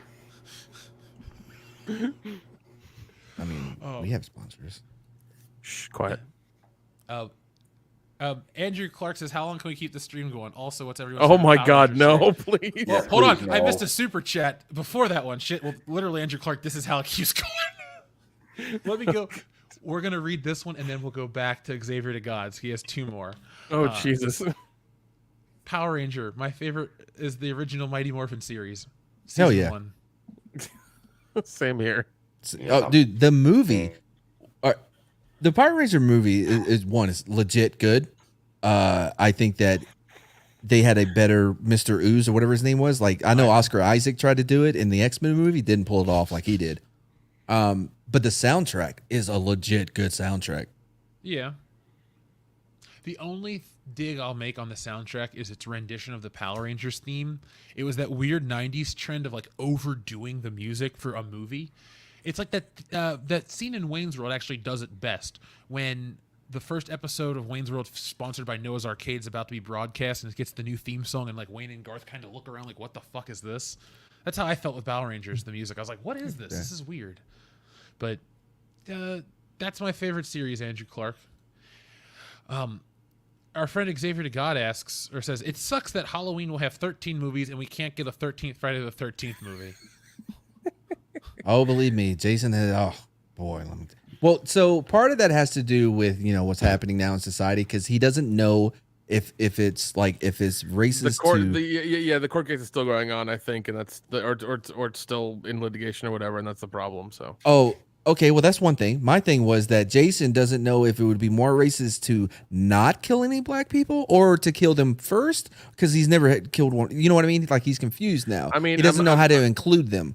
I mean, Jeff did a video about how Michael Myers is homophobic now. So. Oh, I see that.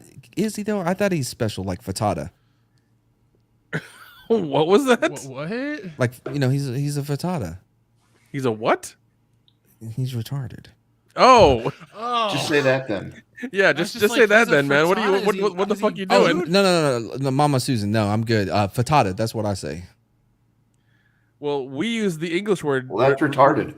Retard, so that's what we use. I don't know what frittata is. I thought you were saying like frittata, like the food. I was like, are you having a stroke? What's going on there, buddy? I get no. He's a retard. Like okay, there you go. Right? There you go.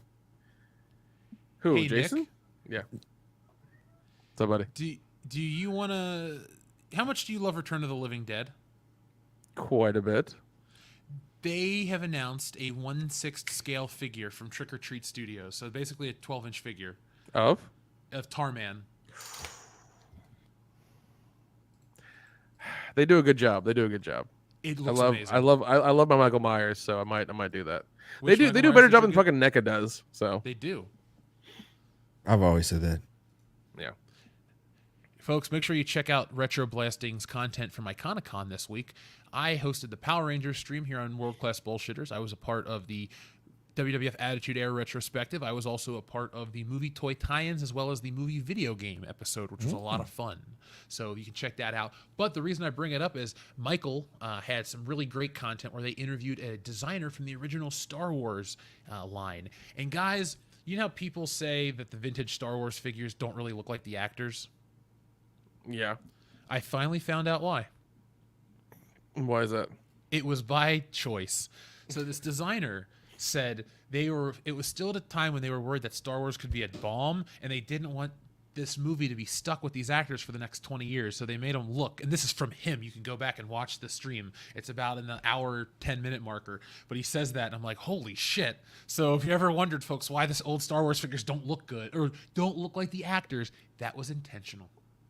That was weird to me. I was like, oh, because he said, we could have made him look like that back in the day. I'm like, oh, it was a choice. Yeah. I mean, you got to insulate yourself from those things. So it was a good choice at the time, I'm sure. So, yeah, had to make it. I just wonder what like an accurately sculpted Han Solo figure from the 70s would have looked like. We'll never know, Jeff. It probably would have had like bendable knees and a working holster. That would Jeff, have been the ultimate toy. that's a story for another time. Yeah, I need to fucking go to that multiverse. Anyway, Nick, we have a super chat from our friend Xavier to God directed at you. Nick, have you seen the Hatchet franchise? Are you kidding me? Is it Pig's Pussy Pork? Yes, I have. I even have a bunch of the comic books as well.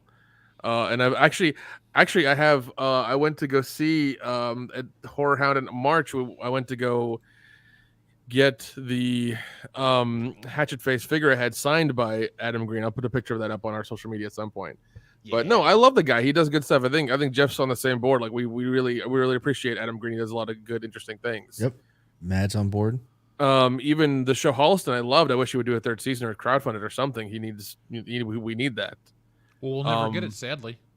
Yeah, sadly. And I wish he would crowdfund his next movie instead of just scrounging money together and doing it really fast in 2 weeks. Like, it needs to be done properly. It needs good treatment. Like, he needs to talk to Jason Blum or something like that and get like $5 million or whatever and make a fucking Hatchet movie. Like, something needs to happen. Well, I mean, Neil Breen, he's trying to crowdfund his next movie too. Who? Neil Breen? Oh God, fucking Neil Breen. Yeah, dude. Like, no, thank you. No, thank you. I'm good. Oh, I backed it immediately. I'm sure you did. Need the content. You need to go watch Bad Ben on Amazon Prime. Bad Ben? Bad Ben. All right. Not Mad Men? No, not Mad Ben. Oh, Bad BADBN. There are 10 of them. They're all homemade paranormal Bad activity. Men in Missouri? No, Bad Ben. Bad Ben. Oh, Ben. Yes. They're all homemade, independently made horror movies that emulate paranormal activity. So good luck with that. Oh, the Mandela Effect. Bad Ben, the Mandela Effect. That one's going to be real. There are 10 of them. This man makes one every 2 months. Like, it's ridiculous. But why? Because he can, Jeff. Because he it. can. He has a small cult following now. I met the guy at the Knoxville convention in June. Completely he's very normal? Nice. He's very normal. He's extremely normal. He didn't have any movies to sell, which was kind of dumb, but he's normal. Maybe he sold out. No, I asked him. He's like, no, I didn't bring any. I'm like, why didn't you bring any fucking physical copies? I would have bought your box set right fucking now, man. I mean, yeah, dude, I get it. Mads, your mission, whether you accept it or not, is to watch the Bad Ben movies. I will definitely do that, dude. Yeah, please go watch them. I want to hear what you have to say about movie. them. I love a good bad movie. They're fucking terrible. I want a written report in Cantonese. In Cantonese? Oh, By I was 4 worried, o'clock but tomorrow afternoon on my fucking desk. I was worried, but then when you said Cantonese, I was like, oh, I got this. You better, because if I requested Mandarin, you'd have been fucked. I know. Oh, for sure, man. Who do I look like? I can't remember. Peacemaker? Steve Jobs? Yeah. He looked just like Peacemaker. It's just... I'm tired. What the fuck is his name? That John Cena. John Cena. Yeah, there it is. Okay. God.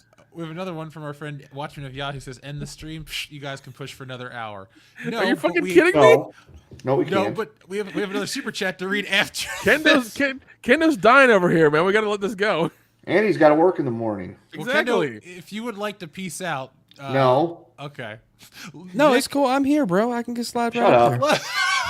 No, Kendo, if we have to stop because of you, we'll stop right now. I'm just saying, Jeff. Well, hold on. We got to read the super chat from Xavier to God. Nick, Leatherface movie or Victor Crowley movies? Victor Crowley movies. Leatherface is as bad as Michael Myers with the timelines. I can't fucking take it. But Nick, now that there's money behind Texas Chainsaw Jeff, Massacre, there's a did brand you new see video the game one on coming Netflix? out. No, did you? Yeah, it was terrible dog shit. The one before that was even worse. They even tried to do a pre. They did the 3D one with your girl Alexandra Daddario. They didn't show her tits even though it was rated R. It was fucking terrible. I was disappointed. They did one before that where he was a child. They tried doing that prequel and that didn't fucking work either. It's terrible. Give me more Hatchet movies. Tell Adam Green to come on this goddamn podcast so I can interview him. Give me 4 more fucking Hatchet movies. Do you want to shoot for that? Because I feel like we could. No, I 100% will talk to him for hours about that shit. I swear to God. Well, Nick, then let's start because if we work on it now, we could have that for Oktoberfest. Yeah, I will gladly interview the guy. I love his stuff. He's great. I'm pretty sure he lives, close to where I'm gonna be, so maybe I can interview him. Dude, if I gotta come out there and help you, I fucking will. Like, Have y'all seen Ankle Biters? Yes. We're trying to set up an interview with the director and actor out of that one. Jeff, Ankle Biters is about vampiric LPs, little people. Midgets. He's trying to say I thought you midgets. meant He's trying to say records. midgets. Here we go. He's trying to say midgets. He can't say midgets, so. I can say it. No, But I don't want to clearly get you can't. a Clearly you protest of them, outside my can't. Oh house. yeah, they're really gonna protest you right now. Yeah. Who it's knows? gonna I don't know. I don't know what they're like. I've never been around one. I always get excited when I see one in public, though. I'm like, oh look, you know what I mean? It's like, Oh, do you point and gawk? Is that what you do? internally, yes. Okay. He sings the song. He sings this. What is it? The Oompa Loompa song? I knew you, man. I know you're that kind of guy. No, I wouldn't do that, but I would The have first to. thing your ass does when you get into the house is doompa-dee-doo, and then you close the door. No, but I do have to run the other way because I don't want them to see how happy I am to see them. Because it's like seeing a unicorn, kinda, but like, you know what I mean? But in a compact form. Yeah. So Do you know the comedian Brian Williams or Brad Williams? not off the top of my head. He's a little person. Oh comedian. yes, yeah, I saw him here in San Antonio. Yeah, he's fucking funny as hell. Oh, it was the greatest show I've ever seen in my life. That man is so much fun. I couldn't hear a word. I was just staring at him like, oh my god. No, I'm kidding. He was funny as shit though. Okay. So we did. Yeah. What's ever left of the chat would like us to get Adam Green on here so I can berate him with questions. Anybody at all? Bueller? I'm gonna say yes. I want that. Okay. Now I want to read the next super chat from our friend. Jesus who sent Christ. it. Watchman O'Yall that says if we keep doing super chats, they can never end the stream. God damn it! Another one rolling. Well, I mean, no. If legally, that's true. No. If you're gonna do that, we have to set a price limit then. Legally, They it's can't- true. It has to be at least 10. I'm just saying they have to be Jeff $20 super chance. I mean, anything they send in, I'm gonna sit and read. So it doesn't matter, folks. I'm gonna read anything. God damn it! I'm trying to do something. I know what you're trying to do, folks. Send it in for the Steiner math button so we can, I don't know, pay for Dion's Las Vegas hookers or some shit. I don't know. Kendo, I love you, buddy. You know, his math actually checks out. Yes, we've covered it. Oh, okay. Trying to make Jennifer Connelly ugly in.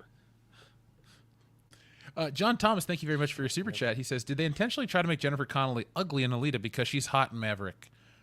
Jennifer Connelly is the hottest actress for me. Like, just of all time. Yeah, Her and The I think Rocketeer. she's 47 now. She's still got it. Oh yeah. It's tough to keep up my my whole stick about hating women with her. Like, yeah, I agree. All right, Jeff, was that the last one? No, we have another one from Mad Chimo. God damn a very it. generous one. Thank you, Mad. He says, so glad I was here tonight. Hashtag Mad did nothing wrong. Well, I mean, whoever that guy is, thank you very much. That was very nice. Oh, jeez. I'm glad we got that up on the Suck screen. your own right dick. there. Hold on, wait. We got another super chat. Oh, from God Andrew damn Clark. it. He says, does Wokebusters feature the Portland's Naked Bicycle Parade? Wait, what? Portland has a naked bicycle parade? Apparently. It's not too late for me to write it in the dialogue. I can always alter it. Oh, God. I can always... I've already fattened the book up to the point where I'm like, I think it needs to be longer because there's, a subplot and all this extra stuff. Not extra, it's just fleshed out and good. I can't deliver an unfinished book. That's my thing. I won't put any more. I won't add any time to the delay for the Naked Bicycle Parade, but like, I kind of wish I would have. Maybe I'll do a sequel now, guys, about the Naked Bicycle Parade. Oh man, that's a horrible sight because like whoever's doing that is not going to be somebody you want to look at. You know what I mean? It's like going to a nude beach expecting there to be women. Oh yeah, like hey, it all comes full circle back to Euro Trip. Yeah, right. Oh my God. Boom. We tied up the whole stream. Any more questions, Jeff? Yes, we have another super chat. God damn it. God damn it. Yeah, it just rolled in. Says I got nothing. Now I'm just messing with you guys, Jeff. Random button. All right, no problem. Random button. God. What's the random button you want?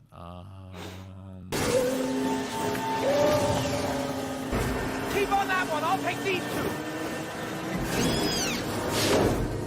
Oh, Luke Skywalker, here you go backwards. Oh my gosh. Sorry, I completely forgot that's what you did. Got him. I mean, By the way, those did. things seem very dangerous. What, speeder bikes? Yeah, that's why Speeder the bikes are Empire really lets motorcycles? their best people ride them. Oh, like the Tuscans? Well, they're not really Imperial, but yeah, like the Tuscans. Oh, I thought you said the best people ride them. Oh, you consider the Tuscans the best people? No, that's why I asked. Like, oh, the Tuscans? No. Yeah, well, I mean, they have the ride it same like a opinions as bantha. Nick. What's up? No, I have the same opinions of you about the Tuscan Raiders, Nick. Those sand Yeah. people. Oh, no, not around Yeah, those parts. they're just fucking sand people. I mean, Nothing special about them. I'm sorry. I'm really happy. You know, Disney's giving them like a They've language earned and it. personality, but I don't give two shits. I'm sorry. Neither did Anakin. I love how complicated their sign language is. Where what's his name? Like Boba Fett will do like one little one little symbol, and it like stands for no. We're gonna go to the train. We're gonna rob it. I'm gonna help you. Ride it like a banta. Like, how did you get all that out of just raising your left hand? They're scavengers. That's how they communicate. Haven't you ever seen the film School of Rock? Yeah, Jack Black. Read between the lines, man. You got to read between the lines of what each one of those stupid gestures means. They look like a fist bump, but it actually has like 12 different gestures all in that fist bump. True. I give you So, that. Know your gestures, jabroni. Yeah. Modalicious, thank you very much for your super chat. He says, I came in late. How much did it suck? So I'm not going to give you a full review, but I'll say this in one simple sentence. Our review started out with Dion saying how much he loved it and how much Matt and I were like, it was pretty good. The review ended with, I don't think I liked that movie nearly as much as I thought I did, and I lowered the score to a 5.5 out of 10. Dion is at a firm 7, and Matt, you were at a 6? Yeah, man. I'll stick with the 6. Just, because I like Taika Waititi, and I don't want Chris Hemsworth to feel bad if he sees this. He will, because we're personal friends now. Yeah. I know everybody in California. Like, Russell Crowe is my neighbor. I love together. Yeah. Jeff really loves L.A. Right, and I love how both. Omelets. I love how both of the people you named live in Australia. Because I clearly live in LA with Russell Crowe and Chris Hemsworth. Look, L.A. You like Love Letterkenny? Life. Love Letterkenny. Yes, it's a good show. It's a great show. it's funny. Only good thing to come out of Canada since Alanis Morissette. Was Trish Stratus. And then Letterkenny. Okay, all right. Mecha Random says it was okay until the last 45 minutes of Thor. That last act was my least favorite part of the movie. It really at the point. Andrew Clark, thank you very much for your super chat. He says, anime I watched just said jabroni. Awesome. So Italians make anime? Yeah, they do now. Huh. Good on them. Anime Faccioli. Anyway, TLJ Screwjob says, I love how identity politics spelled disaster for Buzz Lightyear. Oh my god. I mean, Well, how could they have known? Pixar films are created equal, and you look at Lightyear and you look at something else, you know that's just not true. Oh jeez. Well, I hope all these people keeping us up, they keep smashing the like button as well. Yes, folks, we've had nice growth. We've had.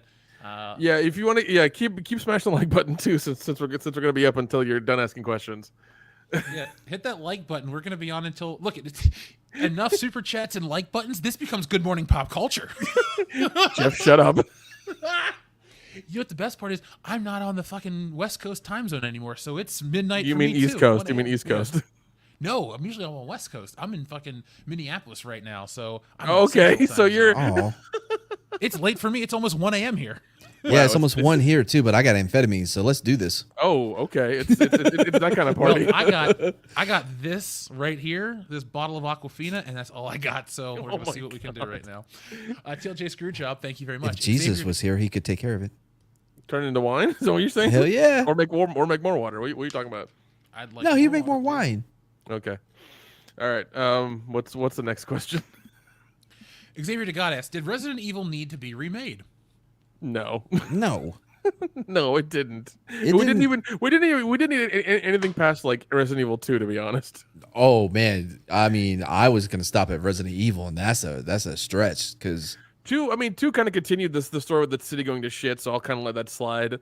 But after that, we didn't need any fucking more. We really didn't. And then you have it being remade, and then Netflix doing their own thing, and all kinds of stuff. It just didn't need to happen. I haven't seen the new one. I think Jeff said it was good. Jeff, did you like the new Resident Evil? What? I did like Resident What, Evil. no, Escape the one from you're Raccoon talking, City. the one that Jeff was referring to, I think the one that came out in theaters, not the Netflix one, correct? Oh, Correct. okay. Okay, Correct. yeah. All right. Yeah, I liked Escape or Welcome to Raccoon City. That's what it where was. they- That's what it was. Okay. Yeah, like it's Escape from, or sorry, it's Assault on Precinct 13. So if you like that movie, you're gonna like that. Ooh, I do like that. That's a John Carpenter movie. You do, or it is, and everybody likes that movie because it's good. Did you like the Ethan Hawke remake? I don't hate it. Like I watched it with my mom when it came out, and she had never heard of the original, and so that's fine. The original's still way more raw and intense, especially. It when is that, like, kid fucking gets shot. intense, dude. It is damn intense. It's funny because they made a horror movie with kind of the same premise. It was called I think Night Shift or Late Shift, and it's really good. It's really really good. Modalicious, thank you very much. Did Thor finally find himself? Yes. He. Oh, Finally I was found gonna himself. talk about that earlier. I hate how like they defined himself by others. Like I don't think that's, you know what I mean? Say that Like for again. him to, well, all right. So like he defines himself by other people, right? He defined himself when he was with Natalie Portman. I don't even know her name, Dr. Thornton, whatever. And then now he has the little girl or whatever, and now that's his purpose. That's how he's defining himself. Then, like, bro, at some point you're just gonna need to figure it out yourself. Like, I think you've lived long enough at this point. Like, it's embarrassing you haven't got this done yet.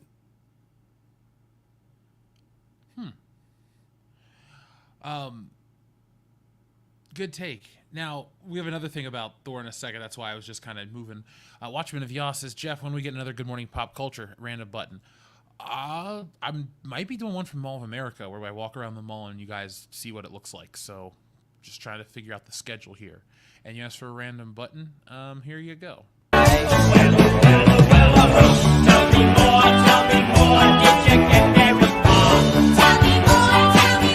Does he look like a bitch?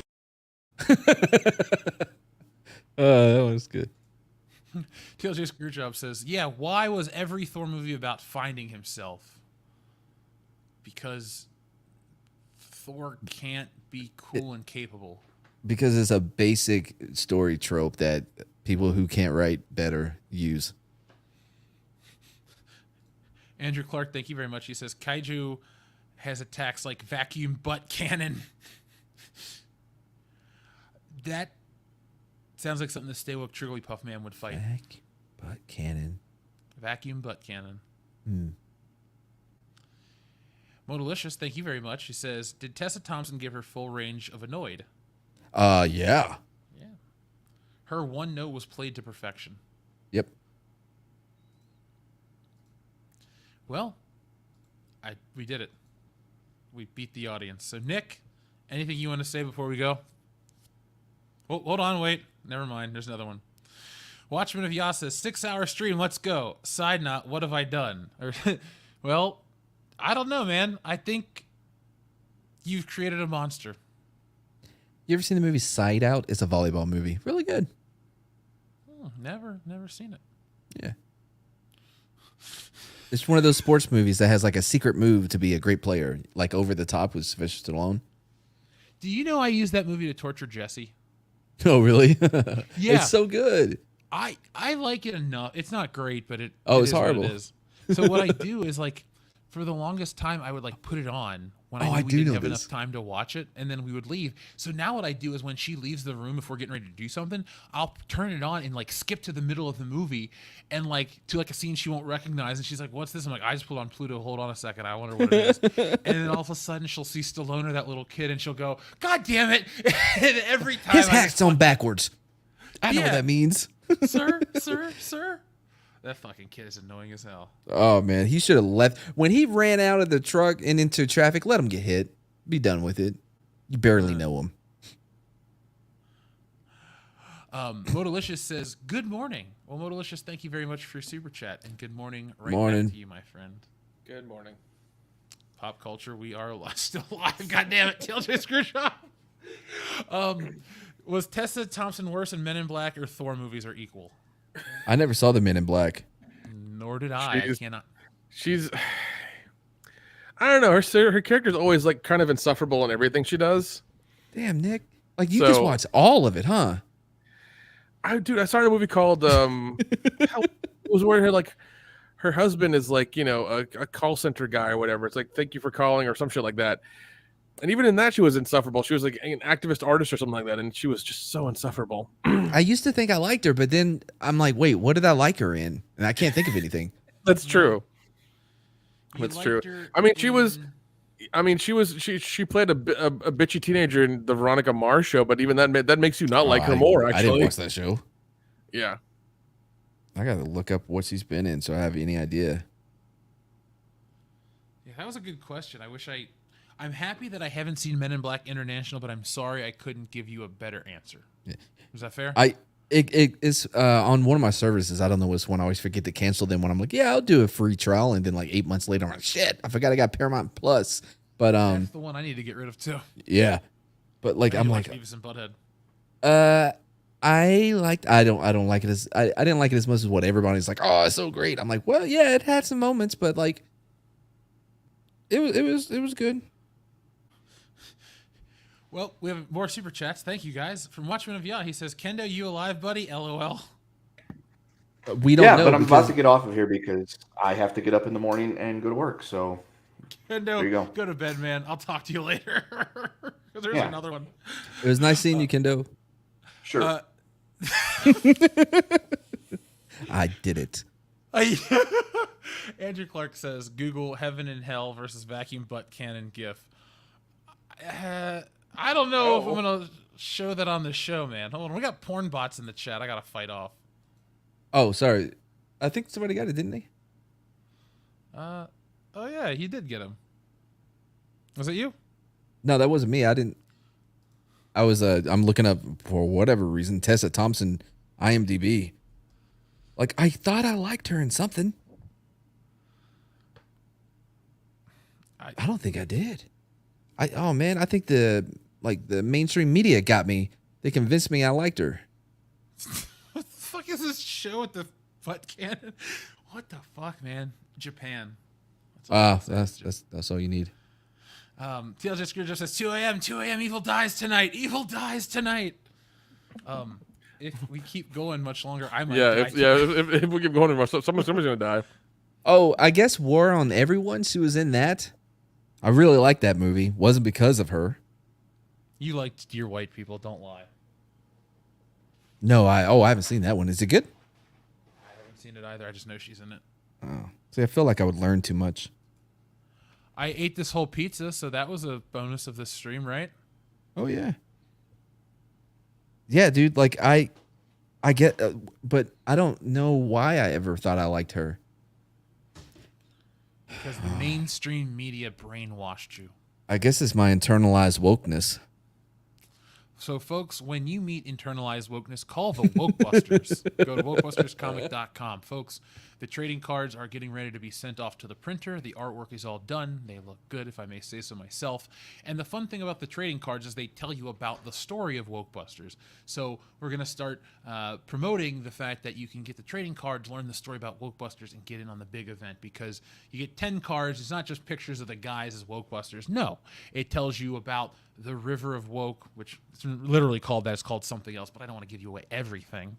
You meet Social Force, you meet the Who Ya Swarm, the Stay Woke Trigglypuff Man, and there's actually a blueprint of the Wokebusters headquarters. I actually did some research on how to do blueprints, and I have them for the Wokebusters. So you can see where we work, where we live. We have our laboratory, our working quarters, our garage where we do all the repairs on the car, as well as the woke monster receptacle tank. So the Ghostbusters have their ghost containment unit in the wall. Well, we work out of an old brewery, so what we do is we turn the old beer vats into these monster containers. So like you look into our lab and you can just see these huge vats of these like giant beasts, kind of like fighting each other in this weird vortex. It's cool, it's weird, it's different, it's Wokebusters. So check it out, wokebusterscomic.com.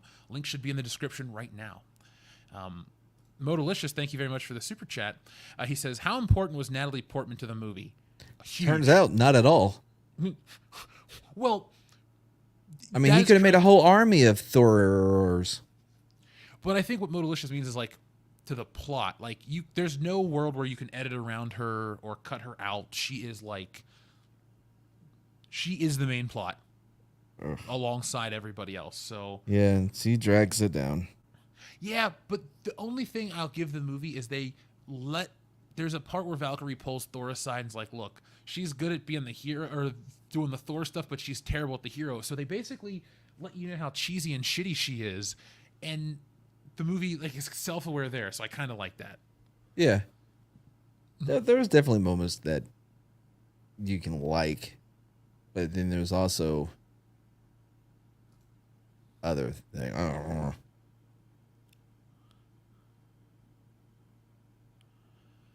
So, yeah, there's a trailer for that out there. Doloth manga satire, but there's gonna be a new trailer soon. Watchman of Yah says, "I think we broke Kendo. LOL. I feel bad now. No, don't feel bad. Kendo will return next week, and he will not be angry at all. Well, we'll see. What, did he return or be angry? I'm sure he'll return. Are you going to intercept him in some way and hurt him? What? Whoa! Hold on! Wow! Whoa! We jumped to a whole different level. You jumped to a whole different level, my friend. Do you need both knees? That's a simple question. Look, even without both knees, he can still do the show. All right, you got me there. I'm tired. Yeah, we're gonna end this show. It's like I was gonna say both kidneys. I was like, well, that's not gonna stop. I actually probably would have done more than the knees. Yeah. Look, Kendo's a great dude. Oh yeah, I like him a lot. He needs his organs. He's raising a kid and a family now. Speaking of organs, I'm gonna go play Oregon Trail. That's what I like to do at night. I'm not joking. I like to kill all my settlers. It's hilarious. Nick, I set these 4 women up. They're terrible. They made it and I gave them the worst traits and everything. They made it across the country to the Oregon Trail. What? They fucking won. I tried to kill them so many times. The woman's name was Fartass. The other one's name was Robert Paulson. Then there was Skatoos, and that was the name the game gave her. So, yeah, my ladies, they made it to the Oregon Trail, and right now I got another one I'm working on. But these people are really good, and so my new goal is to become the world's best pimp? Economic pimp. Not a pimp, no, but basically I figured out how to maximize the money in Oregon Trail, so I'm trying to make $10,000 in Oregon Trail. I'm already at $1,200. So it's having $10,000 in 1849 is a lot of money. So you probably don't need to go down the Oregon Trail. It's probably being a billionaire. You know what I'm doing? What? Basically, every time I get to a settlement, I bought up the biggest wagon, and then I buy up the wagon grease, and I basically just keep refilling my shit, and then I'm like a master fisher in the game, so I do all the fishing missions, and then I use my one charming person to haggle for the price of fish to go up, so I get $2 per fish. I sell 160 fish at a time, making $320. Not really spending much money. Dude, I got Oregon. If Oregon Trail was my life right now, if we could maximize Oregon Trail, we could buy the bat nipples. We could buy the bat nipples every day of the week. We would broadcast live in each different bat suit. Clearly, I'd have to do the Ben Affleck suit since is the biggest one, and still wouldn't fit me. I want to see. I got to do the squeeze George into the Michael Keaton one. Oh yeah, definitely. And Nick, you're gonna get the Batman Forever suit. Uh, No, Nick, you're getting Batman Returns. Okay, that's fine. Dion's getting Batman Forever. Oh, and then Michael have you Keaton, played our State best of friend, is Decay? coming over. Yes, I have. I went out of my way to make sure I had no female like members. It was Oh my God. What? I wanted to win. I wanted to survive. I love how you won't say retard or midget, but you like. We all have our lines, Nick. We all have our I love lines. it. I love it though. I love it. Please don't change. Please don't change. I love it.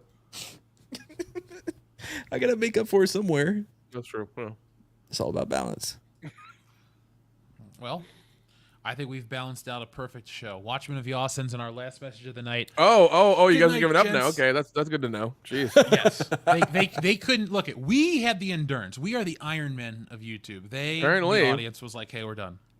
So fine, guys. That's how it's going to be. But we won tonight, Nick. Watchman of Yaw says, "Good night, gents. Thanks for the great show." Well, Watchman of Yaw, thank you for being an awesome audience member. Thank you to Thanks, buddy. everybody who joined us live tonight. Thank you to everyone who's going to join us in the replay. And thank you to all of our new subscribers for checking us out. It's an exciting time to be part of the World Class Bullshitters community. So, folks, if you like good entertainment, and we know you do, go over to Patreon, support us over there for some bonus content. But if you want something really awesome right now, go over to shopwcbs.com, which is powered by Spring. Go grab a t-shirt, a beer glass, a poster. Like, if you want to get the Wokebusters shirt, go over there and order it because it comes directly from them. It's going to be way quicker. If you backed it on the campaign, I got your stuff. It's going to get fulfilled this month. We have a team, been posting updates. So if you backed it, you already saw that. I don't need to use this show to tell you anything. But just be on the lookout for our stuff. You know, we got Wokebusters, it's a comic. We got Stealing Solo, that's going to come back out eventually. Be on the lookout for all that fun stuff, folks. So we want new entertainment, we want better entertainment, and that's what we're doing. We're making it ourselves each and every day. So, folks, I'll be back this week with another video, and we have been on a new cycle of content creation. So keep watching it, I'll keep making it, and until next time, oh, hold on. Well, Hold on, we will read that one last from Watchmen of Yah. Mad, what would you like to say? For kendo.com? No, what would you like to say to close up the stream, buddy? I know this. If you're not being beamed up, you're being beamed down. Did you see the new Star Trek show got a perfect 10 on IGN? What? I don't watch Star Trek, but I feel like that's too much. How do they keep making that show when nobody's watching it? That's my real question. Because Paramount is a scheme paid for by the Jeff Bezos. the Libyan government. But the Libyan government, the Libyans have that much money. The Libyans are working with Jeff Bezos. How else do you think they're going to get their bomb back? They had to go to Jeff Bezos to fucking hunt down that piece of shit, Dr. Emmett L. Brown. He's a scientist. Nuh-uh. He's a scam artist and an asshole, too. God damn it. Yeah, bro. And then Castor Troy, he put that one bomb in the mall. So for the... Jeez. Hey, I have one question for Jeff. Yes, sir. How did the train hover at the end of Back to the Future 3? Oh my God! Magic, motherfucker! Damn. I don't know where Doc got the hover technology. If you Jeff's not a hoverologist. Shut up, Mads. If you read the comics for 2015, it tells you.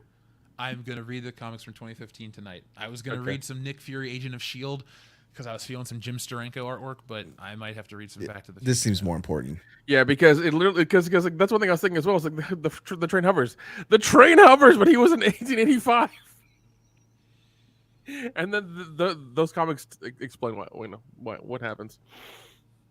It's elaborate as shit, but it's fun. Well, I'm gonna read them now. I'm actually pulling them up right now. All right, so folks, thank you for watching. Be smart, be safe, be cool, but always be excellent to each other. If we don't see you here, we'll see you way up there. Love, Jesus. Hey, Nick, do us a favor. Play Kendo. Okay, .com. Oh. Nice shooting, son. What's your name? My name is Jeff.